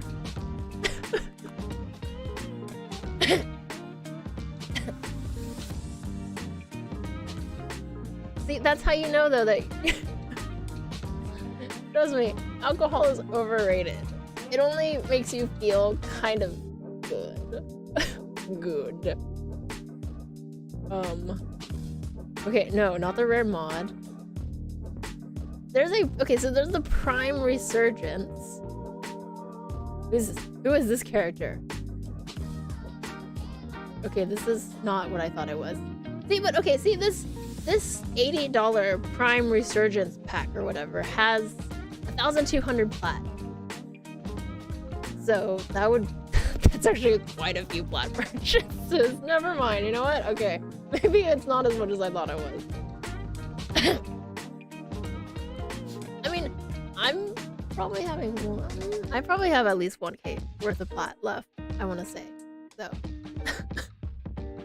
$80 is a reasonable amount of money. It's not reasonable, you're right.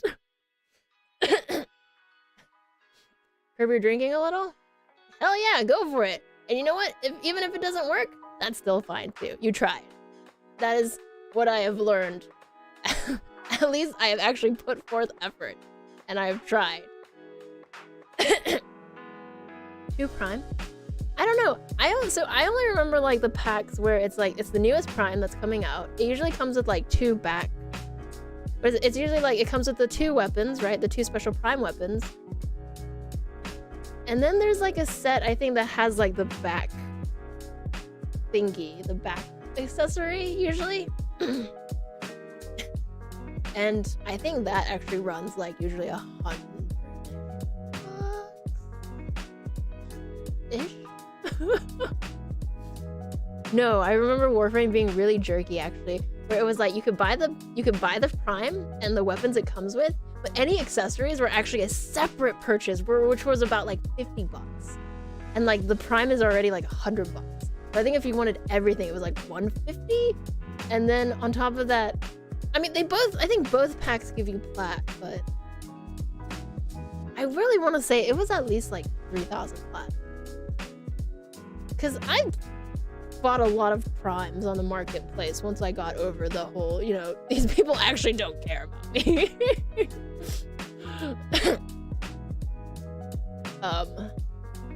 Because I bought a lot. Let's just say that, you know what? Let's just say that. Because, you know, back then farming Primes was like the absolute worst thing in the world. It made me want to cry. But yeah, I don't know. I don't even know why they even bother vaulting anything anymore. It's like just you know what? Just make it available all the time, so that way you can earn more money. Who cares? But I guess I guess it's to help the economy monies. Fuck, in-game trade. I'm an idiot. I not think good right now. What a great way to start the New Year's, right? No, like, so, I mean, I find it absolutely, like, you guys keep telling me that it's way easier now to get frames, and, like, it's way cooler, but I can't help but, like, remember, oh god, farming and just grinding all day long for, like, oh god, just trying to get this one piece. Oh, please, god, let me get it. Oh, please, let me make sure I have all the mats for it. Oh, okay, now I have to wait, like, what is it? It's like 24 hours for like one piece, and then like 72 hours for the entire frame once you have all the pieces. Like, damn. Ugh, too much, guys. I won't lie though, Limbo Prime looks good. Limbo Prime looks good, right? I mean, it sucks because like Warframe knows I love the whole like white, black, gold look. But yeah. Yeah, but see, the mats are like a lot easier. Like, it's like mindless work. The blueprints, like, goddamn, I remember just having like a bunch of Ash Prime chassis and just feeling so frustrated because I'm like, I don't need anymore. Ah! It's basically like how I just felt. Heirloom skins? What is an heirloom skin? Heirloom skin?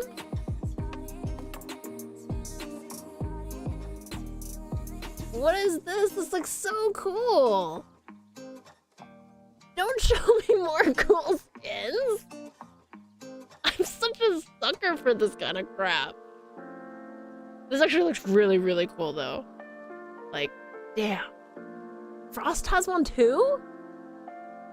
Does Frost have one? Oh man. I love, so like, one of my favorite parts about Frost, I don't actually know if regular Frost had it. I feel like he did. It's the fact that Frost looks like he's wearing a tie. I love the fact that like Frost and Frost Prime look like they're wearing a tie. It just made me, I don't know why, but I was just like, this is so freaking cute. Also, his snow globe is so fucking OP. I don't know if it's OP anymore. Yeah, it's like a suit. It's very, very cool. I don't know. I just it's cute, guys. It's cute. He's like wearing a tiny tie.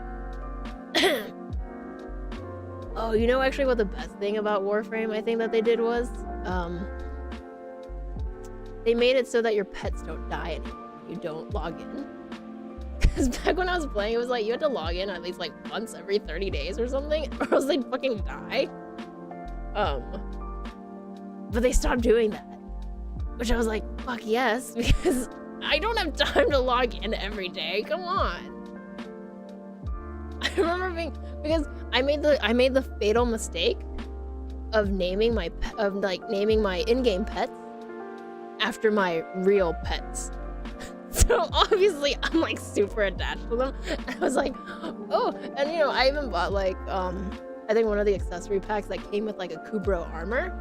And I was like, oh, you know, I'm gonna put like a little thingy on him. Yeah. And then like, I was like, oh, fuck, I have to check on him like every X amount of days or else they're gonna fucking die. And I think the worst part about it is like, if I remember correctly, they would die and then like Ordis would jet them out into space. And you would only know like once you got there. And I was like, what the fuck, Ordis? Why would you do that? And you know, I mean, I can't like fault Ordis because he's just trying to be nice, but like, no, fucking leave them there, you son of a bitch. Oh yeah, I was just, man, that was probably like the best thing that they got rid of. I was like, fuck yeah, now I don't have to worry. Frost Prime is really cool. I like Frost Prime. You should play him. Snow Globe is super OP. Apparently it's still OP. I remember always just doing, what is it, like the protect missions or whatever or something, and you just snow globe on top of the fucking cryo thing and nothing gets in. It's fine. Frost is so good. So good. And he's wearing a tie. Man, talking about all this stuff makes me want to play it. But I should be careful. I don't like being a collector. Yeah, I know, right? You're right, you could just stack snow globes too. I forgot about that. It was so amazing. Man, and then I think like that combined with someone else just made it like insta like, don't do anything. You just literally just sit there on top of the stupid cryo vault, and you're just like, yep, this is life. It's very fun. No, don't tell me about the new frames. The last new frame that I knew about was Inaros, I think, right? Inaros, you know, like the Egyptian-y one? That is the last... Holy shit, wait, he was released in 2016? I definitely played at least one more time in between there, and now. Hello, hello! It has been a very long time! Wait, no, wait, are you serious? Inaros came out in 2016? There's no way. Oh, so wait, so cross-platform isn't like out? I mean, okay, so who came after Inaros? No, this can't be like. It was only 2016, thank you, not 14. Cause like, so I remember Inaros, and then I think I remember Vobon Prime. Which Vobon Prime also be like a very old release date. When did they release Vobon Prime? Let me now look at that. Vobon Prime release date.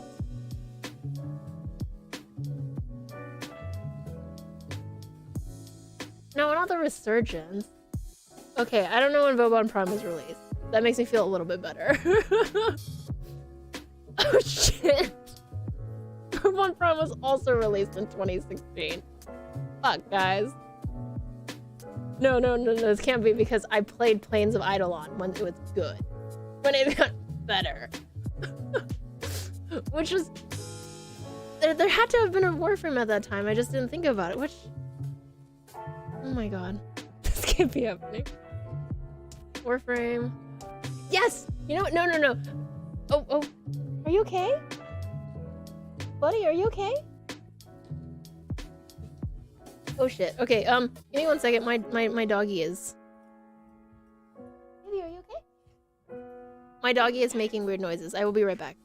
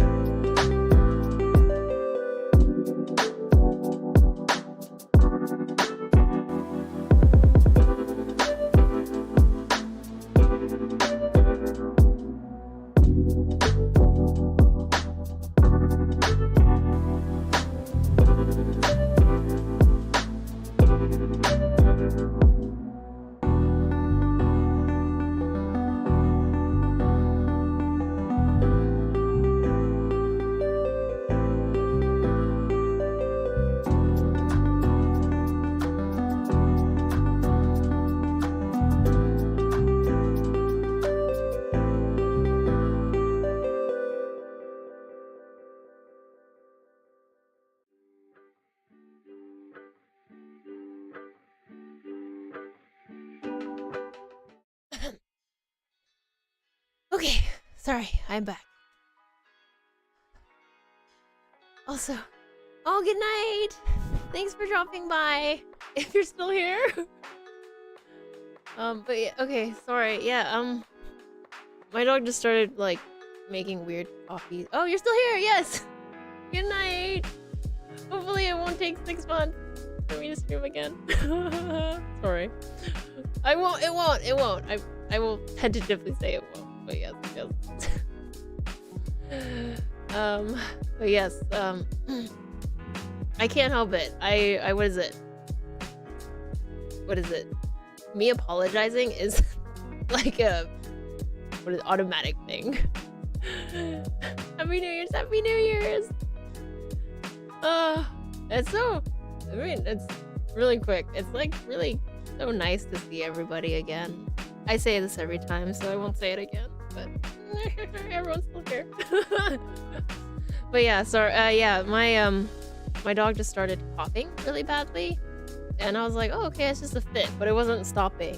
Not coughing, but that kind of like kind of thing. I can't do it very well. You know, it's like that thing where it's like you got something stuck in your throat and you're trying to barf it out, sort of. So, and I'm not like super over what happened to my cat last year, because that also happened crazy suddenly. He's actually in a really similar spot to where my cat had her little attack. So I was like, oh, fuck, spooked out. But I checked on him. I even, like, you know, moved him around, took him outside to go pee just in case, and he seems okay. But yeah, I'm still definitely not over the whole, like, oh shit, dog, or any pet suddenly. I still do the whole thing of, like, I stare at them, and if I can't tell that they're breathing, I just shake them or call their name, like, really, like, repetitively until they look at me, and I'm like, okay, good, you're alive. So, yeah, I'm trying to be a little less paranoid, but after what happened with my cat, I'm just like, because apparently what happened to my cat was like, it's one of those things of like, oh yeah, you know, that was like a 1 in a million chance of happening, and I'm like, oh, great, so I was that one, but it wasn't winning the lottery, which is like the only one I would want, kind of thing, you know? I won a bad lottery. Well, technically my cat won a bad lottery, so yeah, no, it's terrible because my older cat just ignores me now. She's furry, so it's not as easy to see like her breathing movements. So and like I said, she just ignores me. So she'll just sometimes settle and she'll be really, really still. And I get really, really scared because she's not crazy old, but she's still a little old. And I'll just keep calling her name and calling her name, and she won't pay any attention to me until sometimes I'll even like pet her or like move her a little and she'll just ignore me. And that's like when I start freaking out. And then eventually like she'll lift up her head and just stare at me like, what the fuck do you want? I'm trying to sleep here. And I'm just over here like, oh, did I bother your sleep? I'm over here like fucking worried out of my mind thinking that you're dead or something. And you're just like, God, don't wake me up, kind of thing. So, yeah. A little spooky. So I'm just working on the paranoia thing, but I mean, you know, I'm getting a little bit better. Now I'll just stare at them for a really long time to see if they're breathing. So, and then, you know, she's like the hardest one actually to tell. The rest of them I can kind of tell. My other fluffy boy has like this weird wheezing thing, which I'm like, okay, cool, he's breathing. It's not like it's obstructed or anything. He just goes kind of. I guess it's kind of like snoring, but not exactly. And then the other two cats are really lanky. So it's pretty easy for me to see them. They're little, and they're short hair, so it's really easy for me to see their little chesties move up and down. So, and then my dog is a mixed bag. Or sometimes it's super easy, and then other times he's also like stick still. And I'm just like, no, no, kind of thing. But yeah. Oh God, I'm dying. Okay, well, on that note, I feel like between all of the copious amounts of coughing and the little dog scare, I should probably. No, I did that earlier. I had a you're not supposed to, but I maybe shot it a little bit of limoncello, which is not the right way to do it. I mean, sorry, I shot it after admiring the scent of it, because man, it smells. No, seriously, like limoncello smells so fucking good. It just smells so good. I didn't do the shot on stream. I did it when I went to go get more liquids.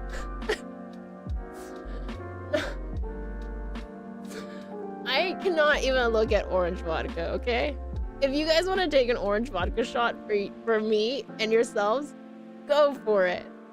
I don't even think I could, like, I can't even look at it. I don't even think I can look at it anymore.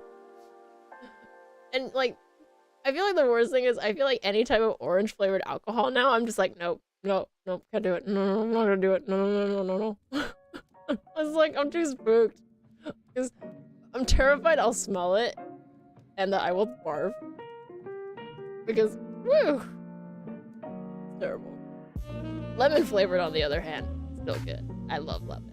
I love all lemon things.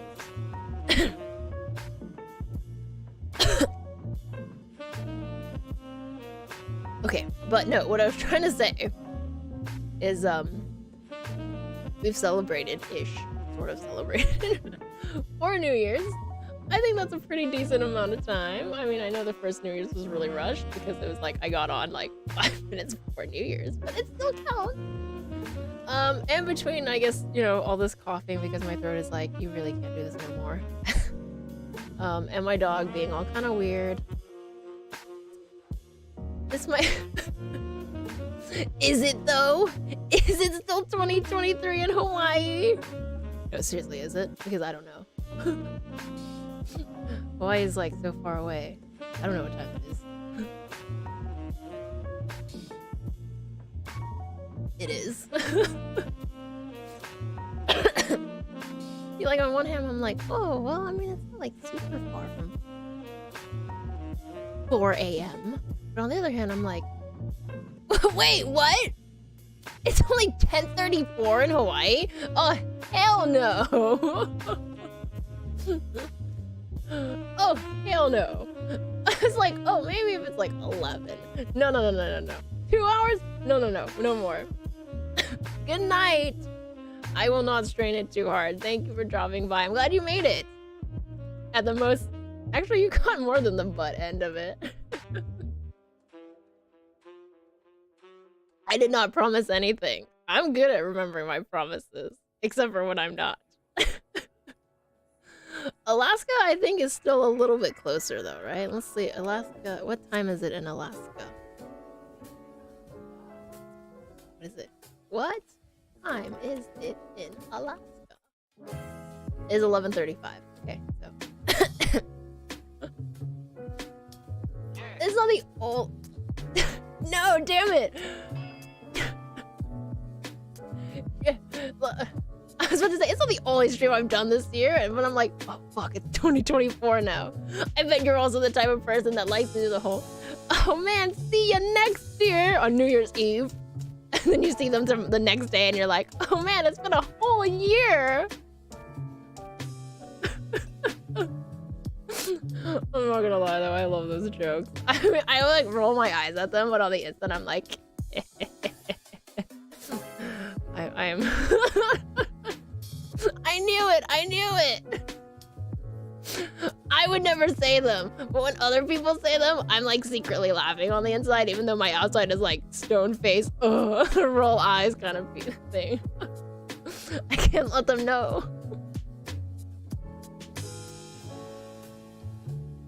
So you can't let those type of people know that you're enjoying it, or else they'll come up with more bad ones.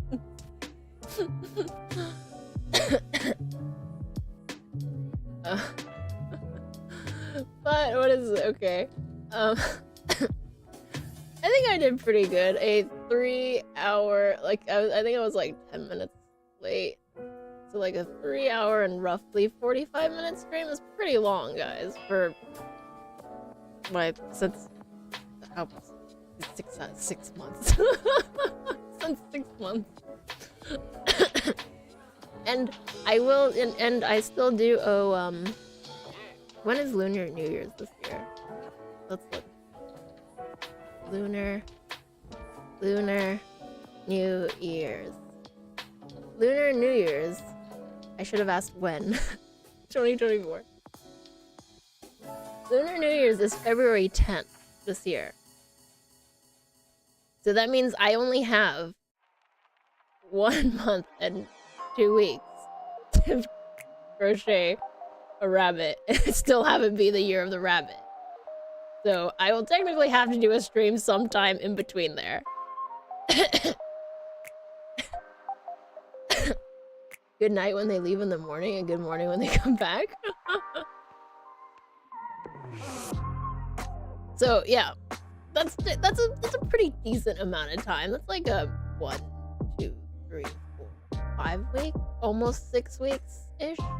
So what's February 6th? Is February 6th someone's birthday? But yeah, see, so I just have to do it right before February 10th. And then it'll still count. Okay, I can still be like, see guys, I kept my promise. Rabbit ball in year of rabbit. So honestly, it is a great surprise. And I feel like I say this a lot, but it's a great surprise to see all of you guys too. I'm always like, oh, and maybe it's just because of my personality. I'm the type of person where I don't really reach out a lot because social interactions scare me. And it sucks because it's like social interactions, even with people I really know or I'm really close with, still I'm like, you know, I'm like that friend that never hangs out with you unless you say something first. And it's not because I don't like, you know, you got, or like you or the other friend or anything. It's just like, it just never crosses my mind, I guess. Because, yes, exactly, right? As an adult, you're kind of just like, oh, yes, work. Oh, cool, tiny bit of free time. Oh, sweet, sleep. Right before sleep, existential crisis of, oh, I gotta do this all day again tomorrow. And then you get up and you're like, it's starting all over again. And the only difference is, oh, will this cat meow at me or will this cat meow at me? I know, right? People are unpredictable. And my bed is super comfortable. I have actually made my bed in my bedroom so fucking comfortable over the last year. Because, you know, I avoided my bedroom for about 2 months after my cat, you know, passed away in the bedroom because I couldn't come inside. So in that time, I was kind of like, oh, it's nice to be back in the bedroom. I fucking just made it super comfortable.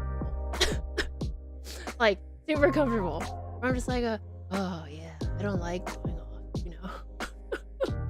I'm just like, I don't want to get out of bed. Oh, I don't want to leave my bedroom. Oh. I've actually even just like brought my consoles over. So, oh my god, the projector ceiling! Is it good? I mean, see, but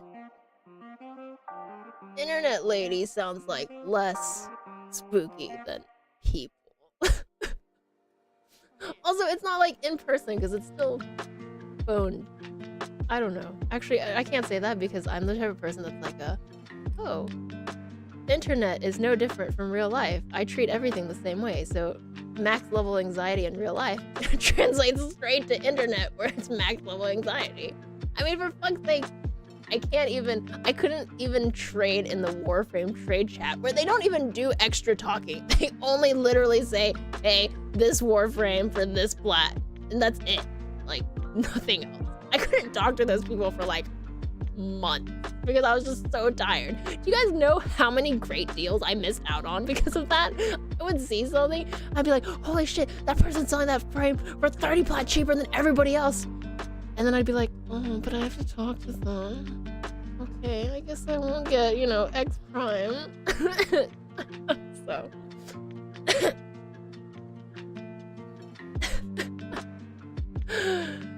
And I'm not gonna lie, actually, I have like normal like work game PC and then like bed laptop when I'm PC.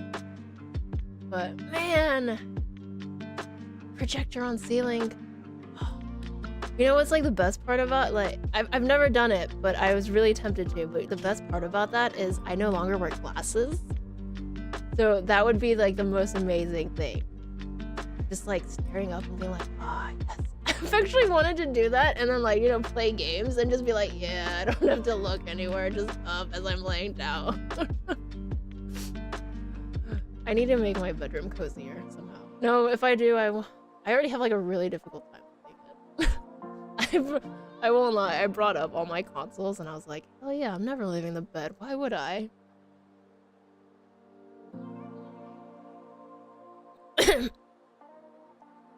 The ceiling is too far? I think... I'm trying to look at mine.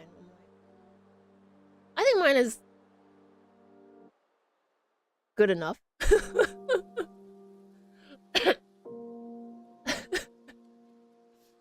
What is it? I mean... You know, like those little TVs on like arms that you can just kind of like move in and out of the way on the bed kind of thing? That's what I really need. So, you know, I can just like pull it out from the side and use it right in front of my face and then put it away. Oh, like, damn. Also, recently I got one of those, I don't blame you for not wearing glasses, by the way. They're terrible. Awful. Like, damn. I never realized how great it was not to wear glasses until I could not wear glasses again. I'm not gonna lie, so even now, even though it's been I think 4 years since I've had my eye surgery, sometimes I'll still do things like reach underneath like glasses so that I can rub my eyes, or be like, or sometimes I'll be in the shower and I'll be like, oh no, I'm wearing my glasses, and then be like, oh, you idiot, you can just see normally now. Yeah, like the little hospital things with the arms. And then like, I actually recently added the little backlights on your TV. So mine, I don't have the super smart one. I have the one that's like a camera that's looking down or up on your TV screen, and it just kind of takes the general colors in certain areas and then has them, you know, show up appropriately. Damn. It was like one of those things where I was like, yeah, that's cool, but I mean, I don't know if I really need it. And then I friended it, and I was like, that does actually look really nice. And so I also bought one while it was on sale. And now I'm like, this is amazing. Because one of the first places I actually tested it out with is Liza P has a black screen in the very beginning and a blue like butterfly that's moving around. Watching that blue move around on my, like, you know, on the backlight, I was like, damn, this is super cool. So yeah, I'm like slowly making my bedroom more and more cozy, and it's good. Yeah, see, that's how I felt too. I was kind of like, why would I really need that? Especially since when I play in the darkness, I don't really want like super bright lights. But I don't know, my friend has like very nice ambient lighting kind of in her place, and I was kind of like, oh, I mean, I guess that looks really, it looks really nice kind of thing, because she was showing me with a game as well, along with some lo-fi YouTube videos.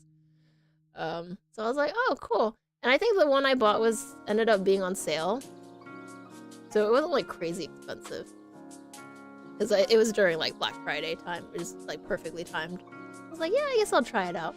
I'm actually enjoying it a lot more than I thought I would. And I am also someone who was like not super interested. I was kind of just like, oh yeah, why do I want to flashbang myself?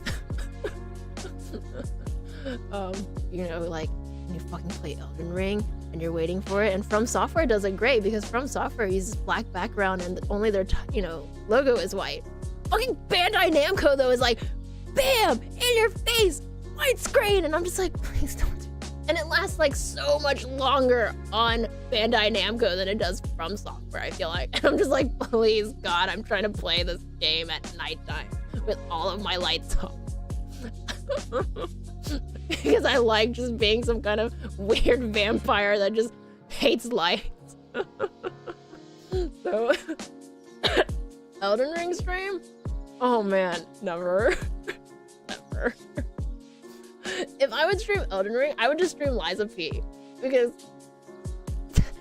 I mean, okay, that's not fair because if I do Liza P stream, you would just spend like, just the entire stream would just be me being like, oh my God, guys, P is so pretty. Man, look at him dodging. Oh man, look at that. Oh man, I love this. Oh, that. I'm not gonna lie, that's all I would do. I have played Liza P. I haven't beaten it because I love it. But I really do need to beat it. But it's a great game. I feel like I spent like 30 minutes talking about it a lot. Malekith? You're talking about the one non-beastie one, right? Those are spoilers. I'm sorry, guys, for anyone who hasn't played Elden Ring. The Ogu stream? Oh, I do. I mean, I feel like I gush about a lot of things, do I not? Okay, here, let me tell this really quick because I will take any chance to talk about Liza P. I really love Bloodborne. Bloodborne is actually my favorite Soulsborne game from Software. It's probably like the one where it's like the pinnacle of everything that I love. Story-wise, gameplay-wise, it's beautiful. And I think it's aged well-ish. And I love the whole like insight thing. I do think that Elden Ring is like a great culmination of everything, of all the Soulsborne games, but it's still not as good as Bloodborne to me. Having that said that, I think Liza P is a very, very well-deserved successor to Bloodborne. It's not exactly the same, but it'll probably be the closest thing that you can get to a Bloodborne 2. It's just everything about I'm biased obviously because I've played some. But seriously, there's just so much about Liza P that just makes me feel accomplished, better. Like it's just the combat is really polished. P is really fun to look at. He has like great, because one of the whole thing about From Software is my joke is I mean, I think everyone does. You can't make a good-looking character, right? Let's be honest. You just make some shitty guy and you slap some armor in him and you're like, you are good to go. I never want to see your face. That's how I feel when I play From Software games. I'm just like, cover your beautiful, the face that only a mother could love in like really cool looking armor. And, it's even worse than like when you're an undead, you're like really gaunt and gross looking. And all that other stuff, right? Elden Ring, I think, is actually the first one, right? Where you just look cool. So yeah. And I love the armor stuff. Really, Liza P, I would say is, here, let me put it this way. I like Liza P so much, I bought 2 copies of the game. And I was about to buy a 3rd. I bought it obviously when it first came out. Why would you do that to Verb? Yeah, I bought it. I pre-ordered it when it first before release, and then I belatedly found out that Korea got a collector's edition, which the US did not, and I was very upset about that. So I bought that as well. And then I was actually about to buy it on Steam again, too, right now. Because right now it's on sale, I think, for 30% off? Some percent off? Somewhere. You know what? I'll just take a look. But don't get me wrong. I would gladly still pay full price. That's just me, though. I believe, yeah, it's 20% off. Okay, 20% off. Not bad. No, you don't understand. Like, after I played the game, I was like, oh, I wonder if they like release a collector's edition, because I'm gonna be really upset if they did and I missed it, because that's how much I loved it. And then I see it and I'm there like, oh yeah, only Korea. And I think Japan got like a deluxe version as well. And I was like, what the hell? That makes me so mad. So I bought it on eBay. Because, you know, you can't get it here. So I bought it on eBay from Korea, and I was like, fuck yes. So I have that now as well. No, look, you guys don't understand. I hate the words limited edition and like collectors, okay? I am a really big collector. And it's bad because obviously I spend a lot of money that I don't need to. And I'm not particularly like rich or anything either. I don't have a lot of, I don't have any debt, honestly. So, you know, all I have is like monthly payments, you know, my car is all paid off because I think actually, yeah, my car is all paid off because I just took my mom swapped cars, and I was like, oh, hey, can I just have that car if you're not gonna trade it in? And she was like, oh, I guess, sure. Because, you know, the best car is a free car. No, sorry. I'm still paying for the house. But, you know, between the house and utilities, I don't have any other debt. That's it. Oh. See, but even if you make Shrek, it doesn't matter. You just slap some armor on him and he can't tell. Yeah. So I mean, and obviously having 5 pets cuts into some monies. But that's really it. I just have mostly house stuff. So, you know, very I'm just like, oh, cool. I meant, sorry, I don't have like other types of debt. Like, I don't have credit card debt. I don't have student loan debt anymore. I don't, my car is paid off. Thank you, Bear. My car is paid off, and I don't really have a desire to buy a new one or upgrade. Because mine is, I think, it's not like crazy old. I think it's only about 8 years old. And it still runs perfectly fine. So I'm just saying, like, you know, I don't have like the normal debts. Which are, I think, are usually like student loans, credit card, car payments, and then house payments, you know? Out of those 4 really big ones, I only have 1. Luckily, no, don't get me wrong. It took me a while to get to this point, okay? So that just means like, and here's the really big problem. I am terrible at saving money. I really need to save money because, you know, you never know what'll happen, right? But I am really bad at saving money. I basically spend almost everything I make fairly immediately. I have really bad impulse control. And so that's why I collect things, which is very bad because, you know, something could happen to my pets. And yeah, not good, you know? Yeah, I mean, I have enough to, I have like just, it's not a good savings, it's just a, yeah, I guess you're trying amount saved. So I'm trying really hard to really cut back on like spending stuff because it's very, very bad. So yeah, basically I want to save actually more than 10% of every paycheck. I would like to ideally save like 30%. But like I said, I'm really bad at impulse control. 15 years? Oh, I'm so sorry. Yeah, right now is like terrible to buy a house. Like, I'm not gonna lie, I got really, really lucky buying a house because I was just like, oh, I don't really need one, and my mom was kind of like, you know, right now is kind of a really good time to buy one. This is like way back before like COVID and stuff. And so I just actually found like I just found a pretty okay townhouse in an okay part for city-wise. It's actually very affordable for city-wise, because all the other shit is really expensive. My parents helped me with the down payment, so, because my mom is very practical.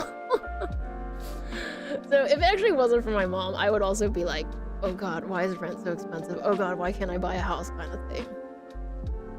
And then I also refinanced during COVID because my mom was like, hey, you should refinance right now because, you know, interest rates are so crazy low. So, yeah, I think I basically got really lucky. I bought at a pretty okay time when interest rates weren't crazy high and like the market wasn't oversaturated or undersaturated. And then obviously COVID hit several years later, which gave me like another opportunity to refinance. And so now I'm kind of like wow, you know, yeah, basically I was like, wow, mom, thank you. Because right now my brother's on the other side where he's also trying to buy a house and saving, and he's just like, everything's so expensive. Kind of thing. Damn, worth 400K. Wow, yeah, see, that's really good. Yeah, if I had money, I would totally like to be like the people who buy houses, live there for a couple of years, and then sell it for profit. I hate those people, don't get me wrong. But it's better than, you know, I guess people who have lots of money and be like, yeah, I can buy your house for cash, kind of thing, and then sell it for like super stupid expensive. But yeah, real estate apparently is where you really make your money. But I'm not very savvy on those. Savvy. My mom was basically just like, hey, now's a good time, and I was like, yeah, I guess. Because, you know, I'm just like, I don't really want to own a house. It's too much money. It's too much commitment. And mom was like, you should really think about it. You know, and like just kind of like nudged me in the right direction. Oh wait, no, but that means that. But see, the problem with that though is I now spend a lot of money on stupid things. So, you know, like collector stuff, things in a game that I can't ever touch. So not very good. My you know, not very good. It makes me feel terrible, you know, like very terrible when. You know, I just think about how much money I waste, and it's really a waste. For example, you guys all know I've played Genshin Impact, right? I'm not gonna tell you how much money I've spent on it because I also don't know. I don't try to keep count of it. But let me tell you at least this. I have a C6 Diluc.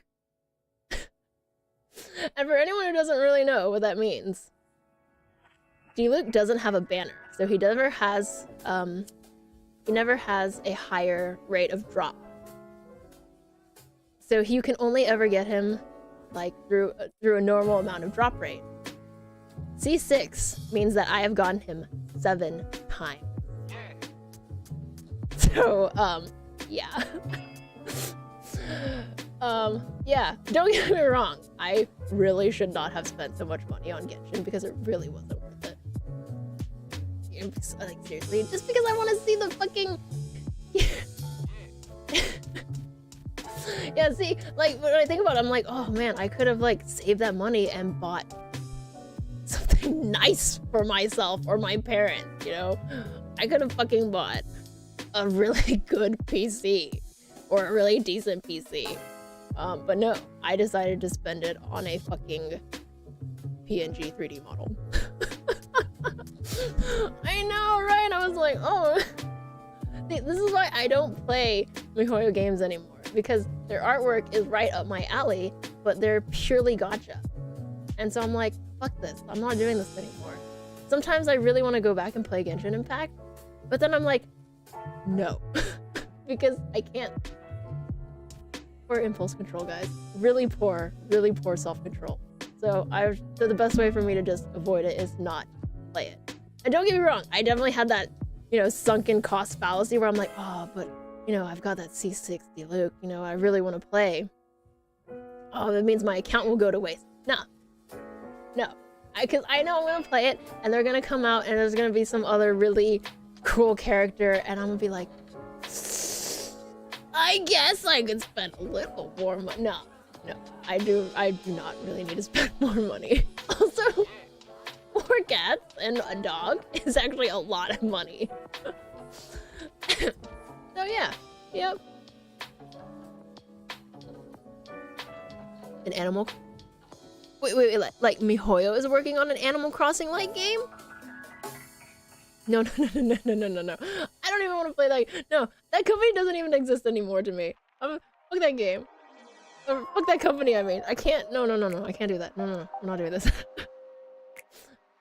You're a contradict. I'm sorry. See, like, I wish I could remain free to play, but,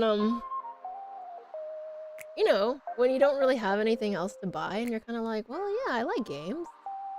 You just naturally spend money on the game, and then it's only afterwards where you're just like, God damn, that was a really stupid idea. I could have had something tangible with that money. So I try to not play gacha games anymore. That's a rumor. That's terrible. Because like I was already kind of interested in that other game that they made, but I was just like, no. Yeah, see, like, and now, see, okay, here, my friend basically says, do you know how I know you're bougie? And I was like, how? And they were like, because you think everything can be solved by going onto Amazon. And I was like, the fuck do you mean? And they were like, well, you know how we were talking about, my GPU is starting to sag because it's fat and stupid and heavy. I have a 3D printer. I could technically print something out. Guess what I did? I went onto Amazon. Instead, I bought one. A little, like, you know, little thingy to support my GPU so it doesn't sag anymore. And I was like, oh, huh. I guess they're right. I do. Because, you know, I'm like, oh no, there's a problem. Yeah, I'll just go onto Amazon and see if Amazon has it to fix it. And I was like, fuck, I don't want to be like that. It's so dumb. I could have, like, think about all the money I could have saved. I'm just like, holy shit. I'm bougie. So no, not I was interested in Honkai Star Rail too, but the other, I think they're coming out with like another one, right? It's like a bunch of Z's. So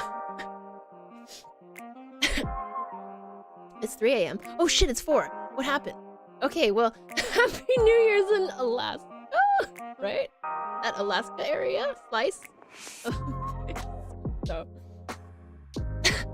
no, see, and that's the other thing, right? Like, ever since I got the 3D printer, I'm like, oh wow, I could 3D print this. Oh wow, I could 3D print this.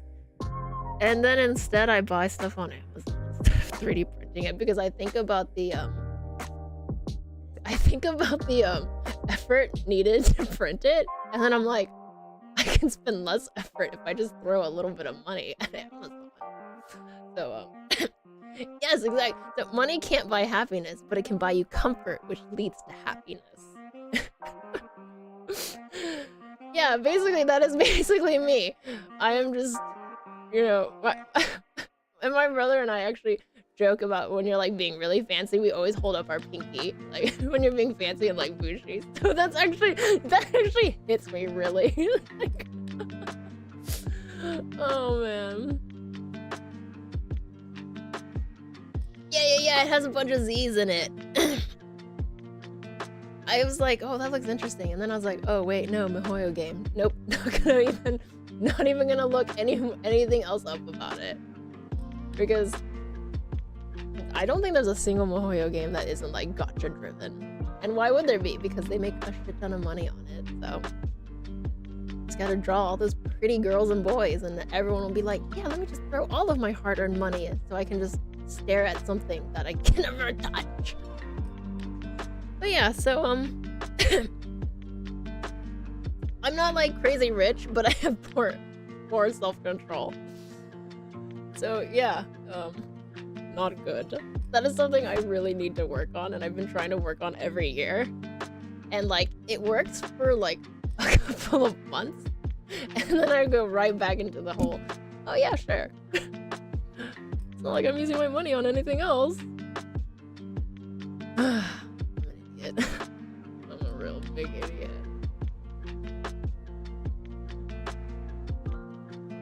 Okay. I have celebrated one more New Year's, so that's 5 now. And I have finished my water, which I so desperately needed. Which means... No, see, but that's the problem. Everything that I do is little things. Because I'm the first type of person that's like, oh, you know what'll make this really cozy? Oh, if I have like this little thing and then this little thing. And then, you know, when you buy 10 little things, everything adds up. And I'm kind of like fuck, this is really bad.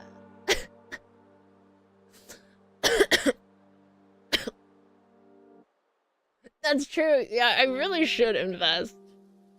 But like, I'm just like, oh, but I could just spend it. No, I'm just kidding. Yeah, I really should invest, but I'm kind of like it's too much work for me.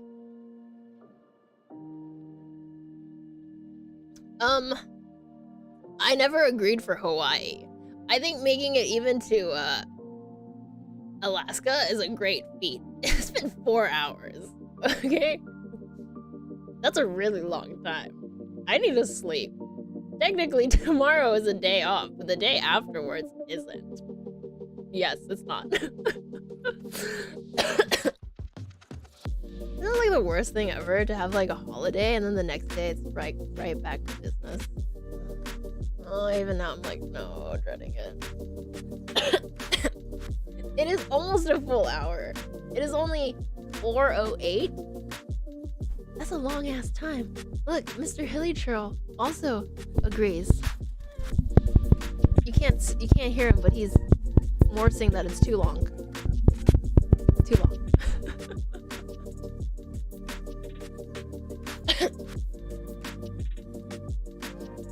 Wait, if you gotta work, why are you up? Yeah. Yeah. It's like, and it's weird because, you know, technically since it's a shorter week, it's only 4 days, it should feel shorter, but instead you're kind of like, oh, so long. I'm still suffering from holidays and stuff. Mr. Hilly Troll is perfectly fine. Look, he's like saying stuff with his hands because he doesn't have a mouth.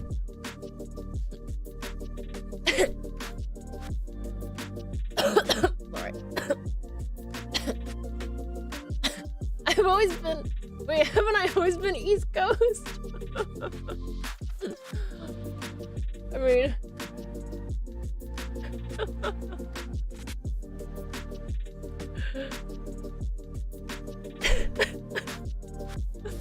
I will stream only more one time than this year. Look, I can't even talk straight anymore. I can't even talk straight. Look, here. I told you, right? I promised a rabbit ball crochet stream. And I have about 6 weeks to do it in time. Because once it becomes Year of the Dragon, that'll make me a liar. Well, sort of. I mean, because, like, you know, I can still crochet it, but it's like, oh, but it's not whatchamacallit. It's not Year of Rabbit anymore, so he feels a little sad. The rabbit will feel sad. I would feel sad. I would feel sad.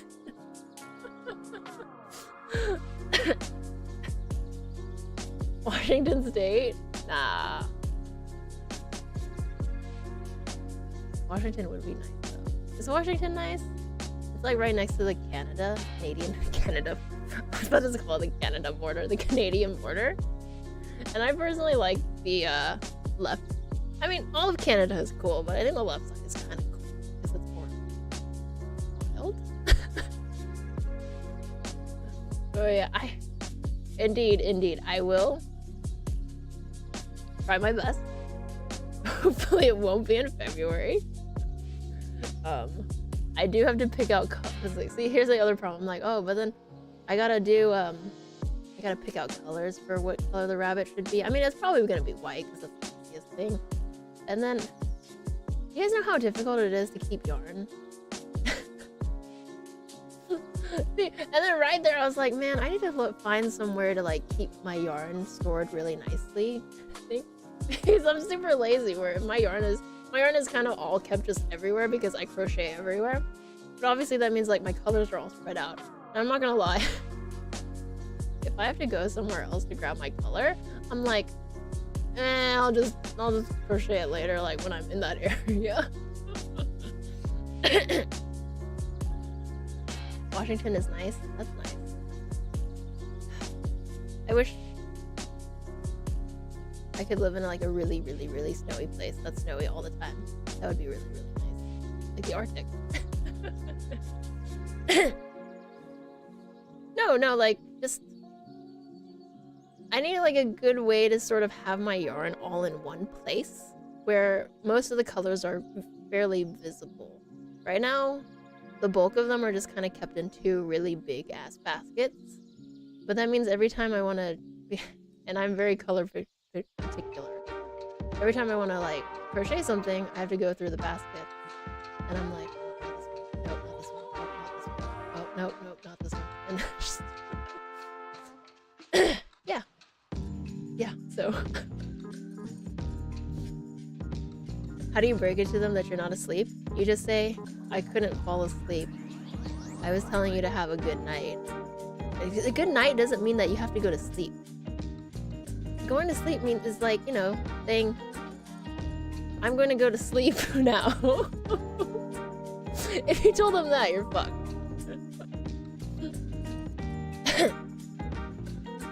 I'm just saying. Okay. But yeah, I just need a good area to put all my yarns. So that way I can't use that as an excuse to not crochet. Because I do that a lot where I'm like, oh, I need this particular shade of yellow. I don't feel like I don't feel like going to get it. I'll just lay back on my bed. Play more Dave the Diver. So yeah, see, that's a great, I mean, you could take out the crazy, but you could be like, yeah, this constellation was just really bright in my face. So I had to stay awake, kind of thing. Yeah, or you could just not talk to your friend at all. You know? That's what I would do. I'd be like, oh no, oh. Awkward situation. I'm just gonna pretend like it never happened. I'm just gonna pretend like I don't exist and you don't exist and I won't deal with it until tomorrow morning.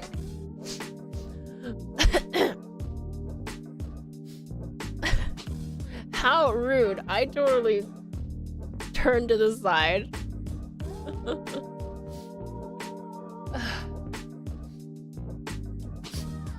Oh man. So I will oh, it's the only time you really talk. Hey man, that's a you problem then. You either want to be social and have friends or be antisocial and comfortable. Also, thank you. That sneeze actually reminded me. I was actually going to stream on not Christmas Eve because I was really busy Christmas, like, you know, get up super early. Not okay, like decently early. And spend like all day busy. But I think I was gonna stream the Friday before Christmas weekend because I was like, because I really wanted to do one more stream before the year ended. Because I'm pretty sure I can count the number of streams I've done this year on one hand. So I was like, I really would like to end the year with one stream. And I was like, oh, well, you know, in between Christmas, well, before Christmas, I guess would be like kind of good because most people would be off-ish and things like that. And then I got allergies on that day. You know, like the type of allergies where I just basically hated everything and everyone. I took like 3 Benadryls and then a prescription Benadryl. It is basically prescription Benadryl. And it just wouldn't go away. And so I just spent that entire day just in this horrible mess of like nose running, but also being really stuffy, and at the same time just trying to like having to sneeze. And of course, all the while, my pets are just like, get up, feed me, go do this. You know, my dog is like, I gotta go pee, I gotta go pee, I gotta go pee, and I'm just like, oh god. It was terrible. Yeah, so I actually got really lucky because it actually that allergy bout lasted until Christmas Eve. And then so Christmas Eve, towards the nighttime, it started calming down, and I was like, great, I'm gonna pump myself some full of more Benadryl, so I'll be okay on Christmas Day, because on Christmas Day, even if I'm feeling like complete shit, I have to go do stuff. Because I get basically like, I can't do anything. It's really hard to focus. It's just, man, it was terrible. I really feel like I should go see an allergist, but I really don't want them to be like, yeah, so first of all, you need to get rid of your cats. Because I'm gonna be like, no, that's not negotiable. And then they'll be like, well, okay, do you want to do like immunotherapy? Have you tried using neti pots? And I'll be like, I don't like uncomfortable things. Oh, cause I talked to my PCP once, and they were like, do you have cats? And I was like, yes. And they were like, but you're allergic to cats. And I'm like, yes. And they're like, can you rehome the cat? I was just like, no. Don't even bother asking me that question. Oh. And then, you know, after that, I added 3 more cats. So, yeah, not happening. Well, technically, I had 2 cats at the time. And then so I was supposed to have 5 cats. But, yeah. Yeah, basically, I was just like, no, I'm not getting rid of them. There's no chance of that.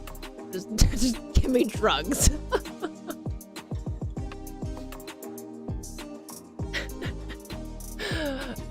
I would hope that they got stuck in traffic even longer than that. It's like, I hope you don't get home until like the next day.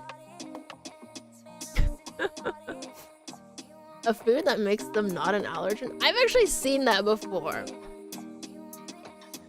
I don't know how I feel about it though, because I'm like one of those people who it's like, I don't care if I eat junk, but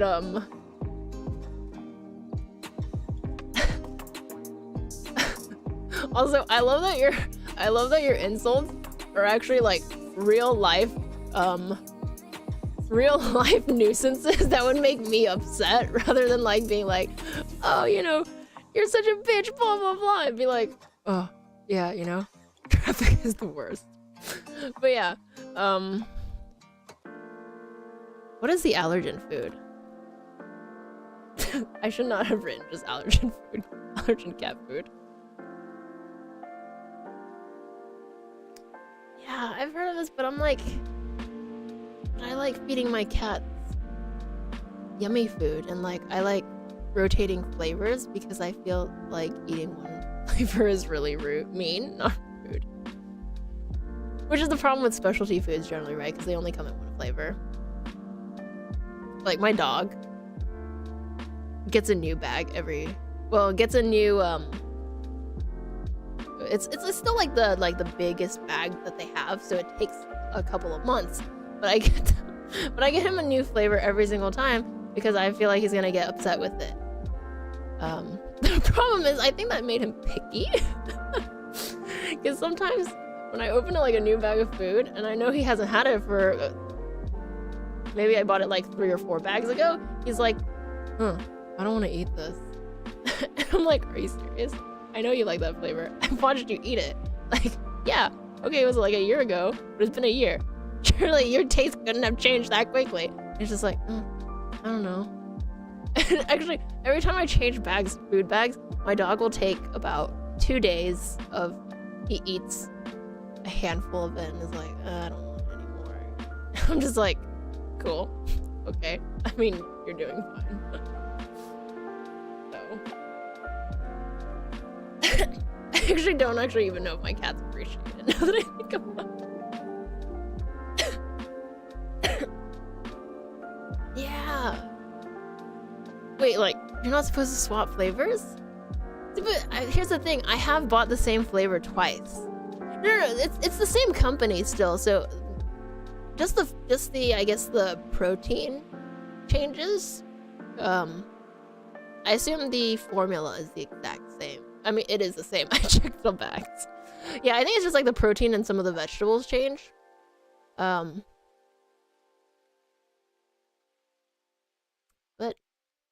his, like, see, I would think it's like a bad thing if he was like having diarrhea or vomiting, but I really think it's just because he's a picky. Because he used to eat perfectly fine, but as he's gotten older and older, he kind of just stares at me like he's just like, I don't like this flavor. And I'm just like, yeah, but we have a fucking 70 pound bag of it, and you're gonna have to eat all of it, okay? This is $100, dude. It varies, by the way, from $60 to $100 depending on what flavor it is. So it's not like I always buy my dog $100 food, although I totally would.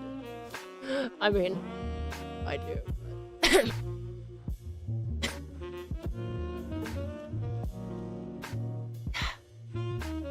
I mean, I used to do the whole mixing thing with my dog.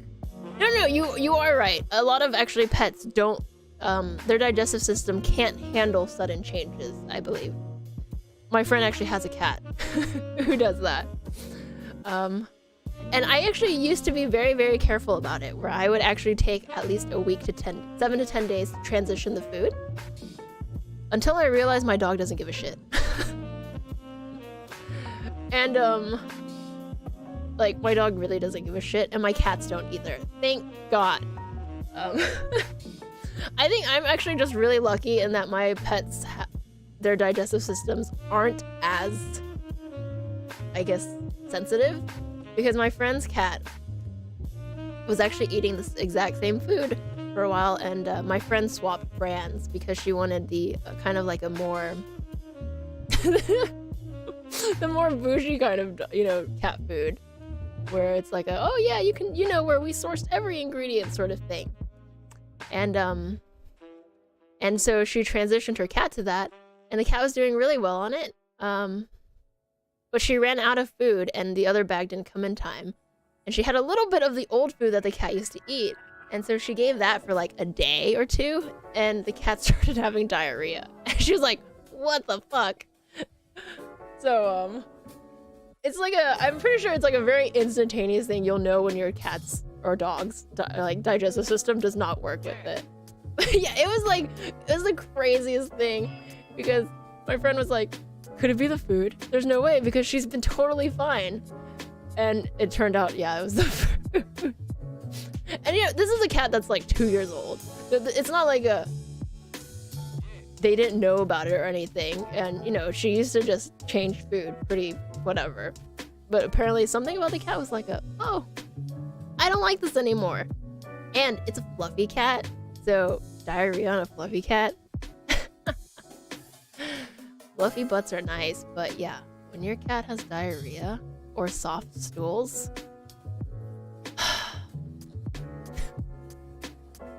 there's nothing like chasing your cat down because there's still like poop stuck or smeared on their furs.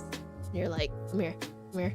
And, you know, you're trying not to be threatening, but you don't want the cat to get too far and like sit down somewhere or sit down on your bed, as my cat likes to do sometimes after taking a bad poop, and I don't notice it, and I'm just petting my cat, and I'm like, oh, you're sitting on my lap, it's so nice. And then you smell poop, and you're like, what's that smell? Then you look down, and you're like, oh, you had poop stuck on your butt. Very good. Yeah, basically. I love cats, and I love fluffy cats. But I'm not gonna lie, I've never had problems with my short-haired cats getting poop stuck on their butt. The fluffy ones, though. And like the worst part is, it's not even like a whole piece of poop. You know, because it was soft. Like soft serve. It's the kind that actually like rubs off on everything. Why are we talking about poop so early into this New Year's?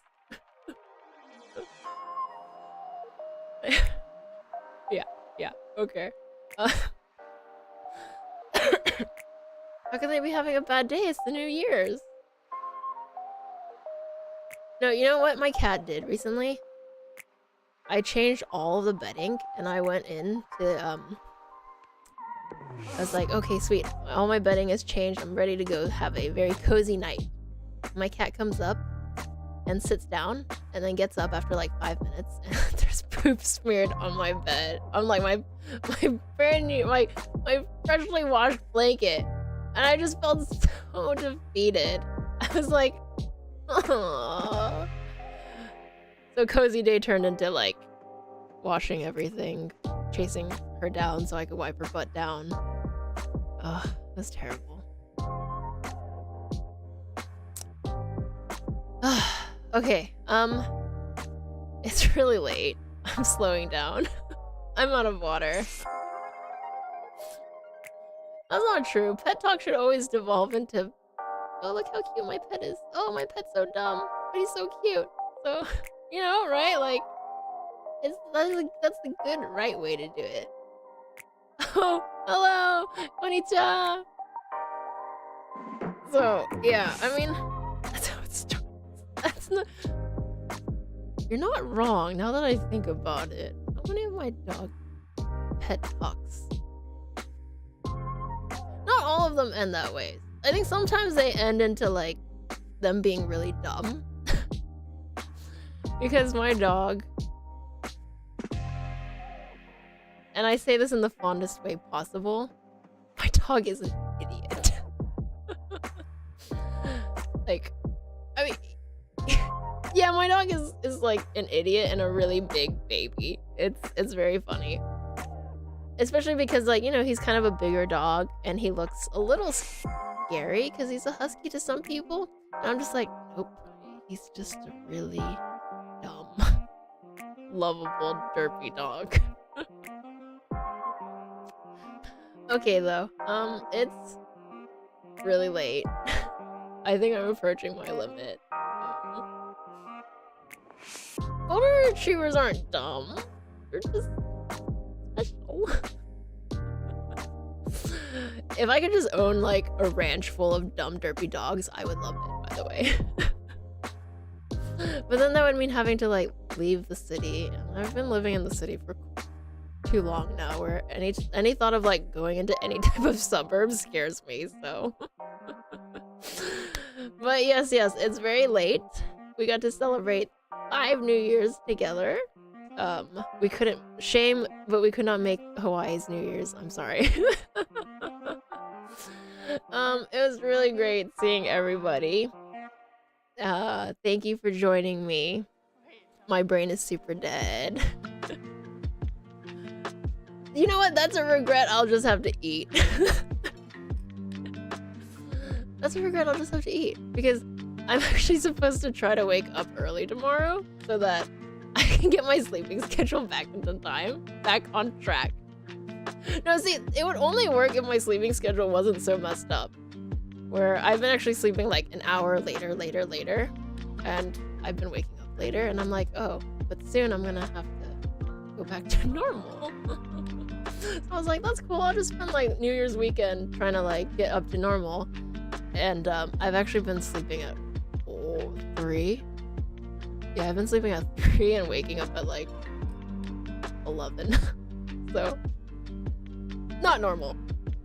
Anyways, Happy New Year's, everyone. I hope you have a great day.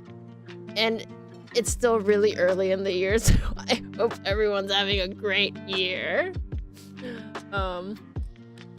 It's great seeing all of you guys. And seeing everyone still also alive. And if you're not doing great, at least surviving. Which is an accomplishment, by the way. Surviving is an accomplishment. Feel good about that. And yeah, you know what? Mr. Hilly Trail also says Happy New Year's. He is perfectly fine. And he hopes that everyone has a great night. It's night. Alright, guys. I've already said bye. I did. Didn't I? I did say bye. I'm like, what did I say? Anyways, thanks again, everyone, for joining me. I hope you guys had fun. And it was really, really nice to see everybody. Happy New Year's! But I think it's time for me to say...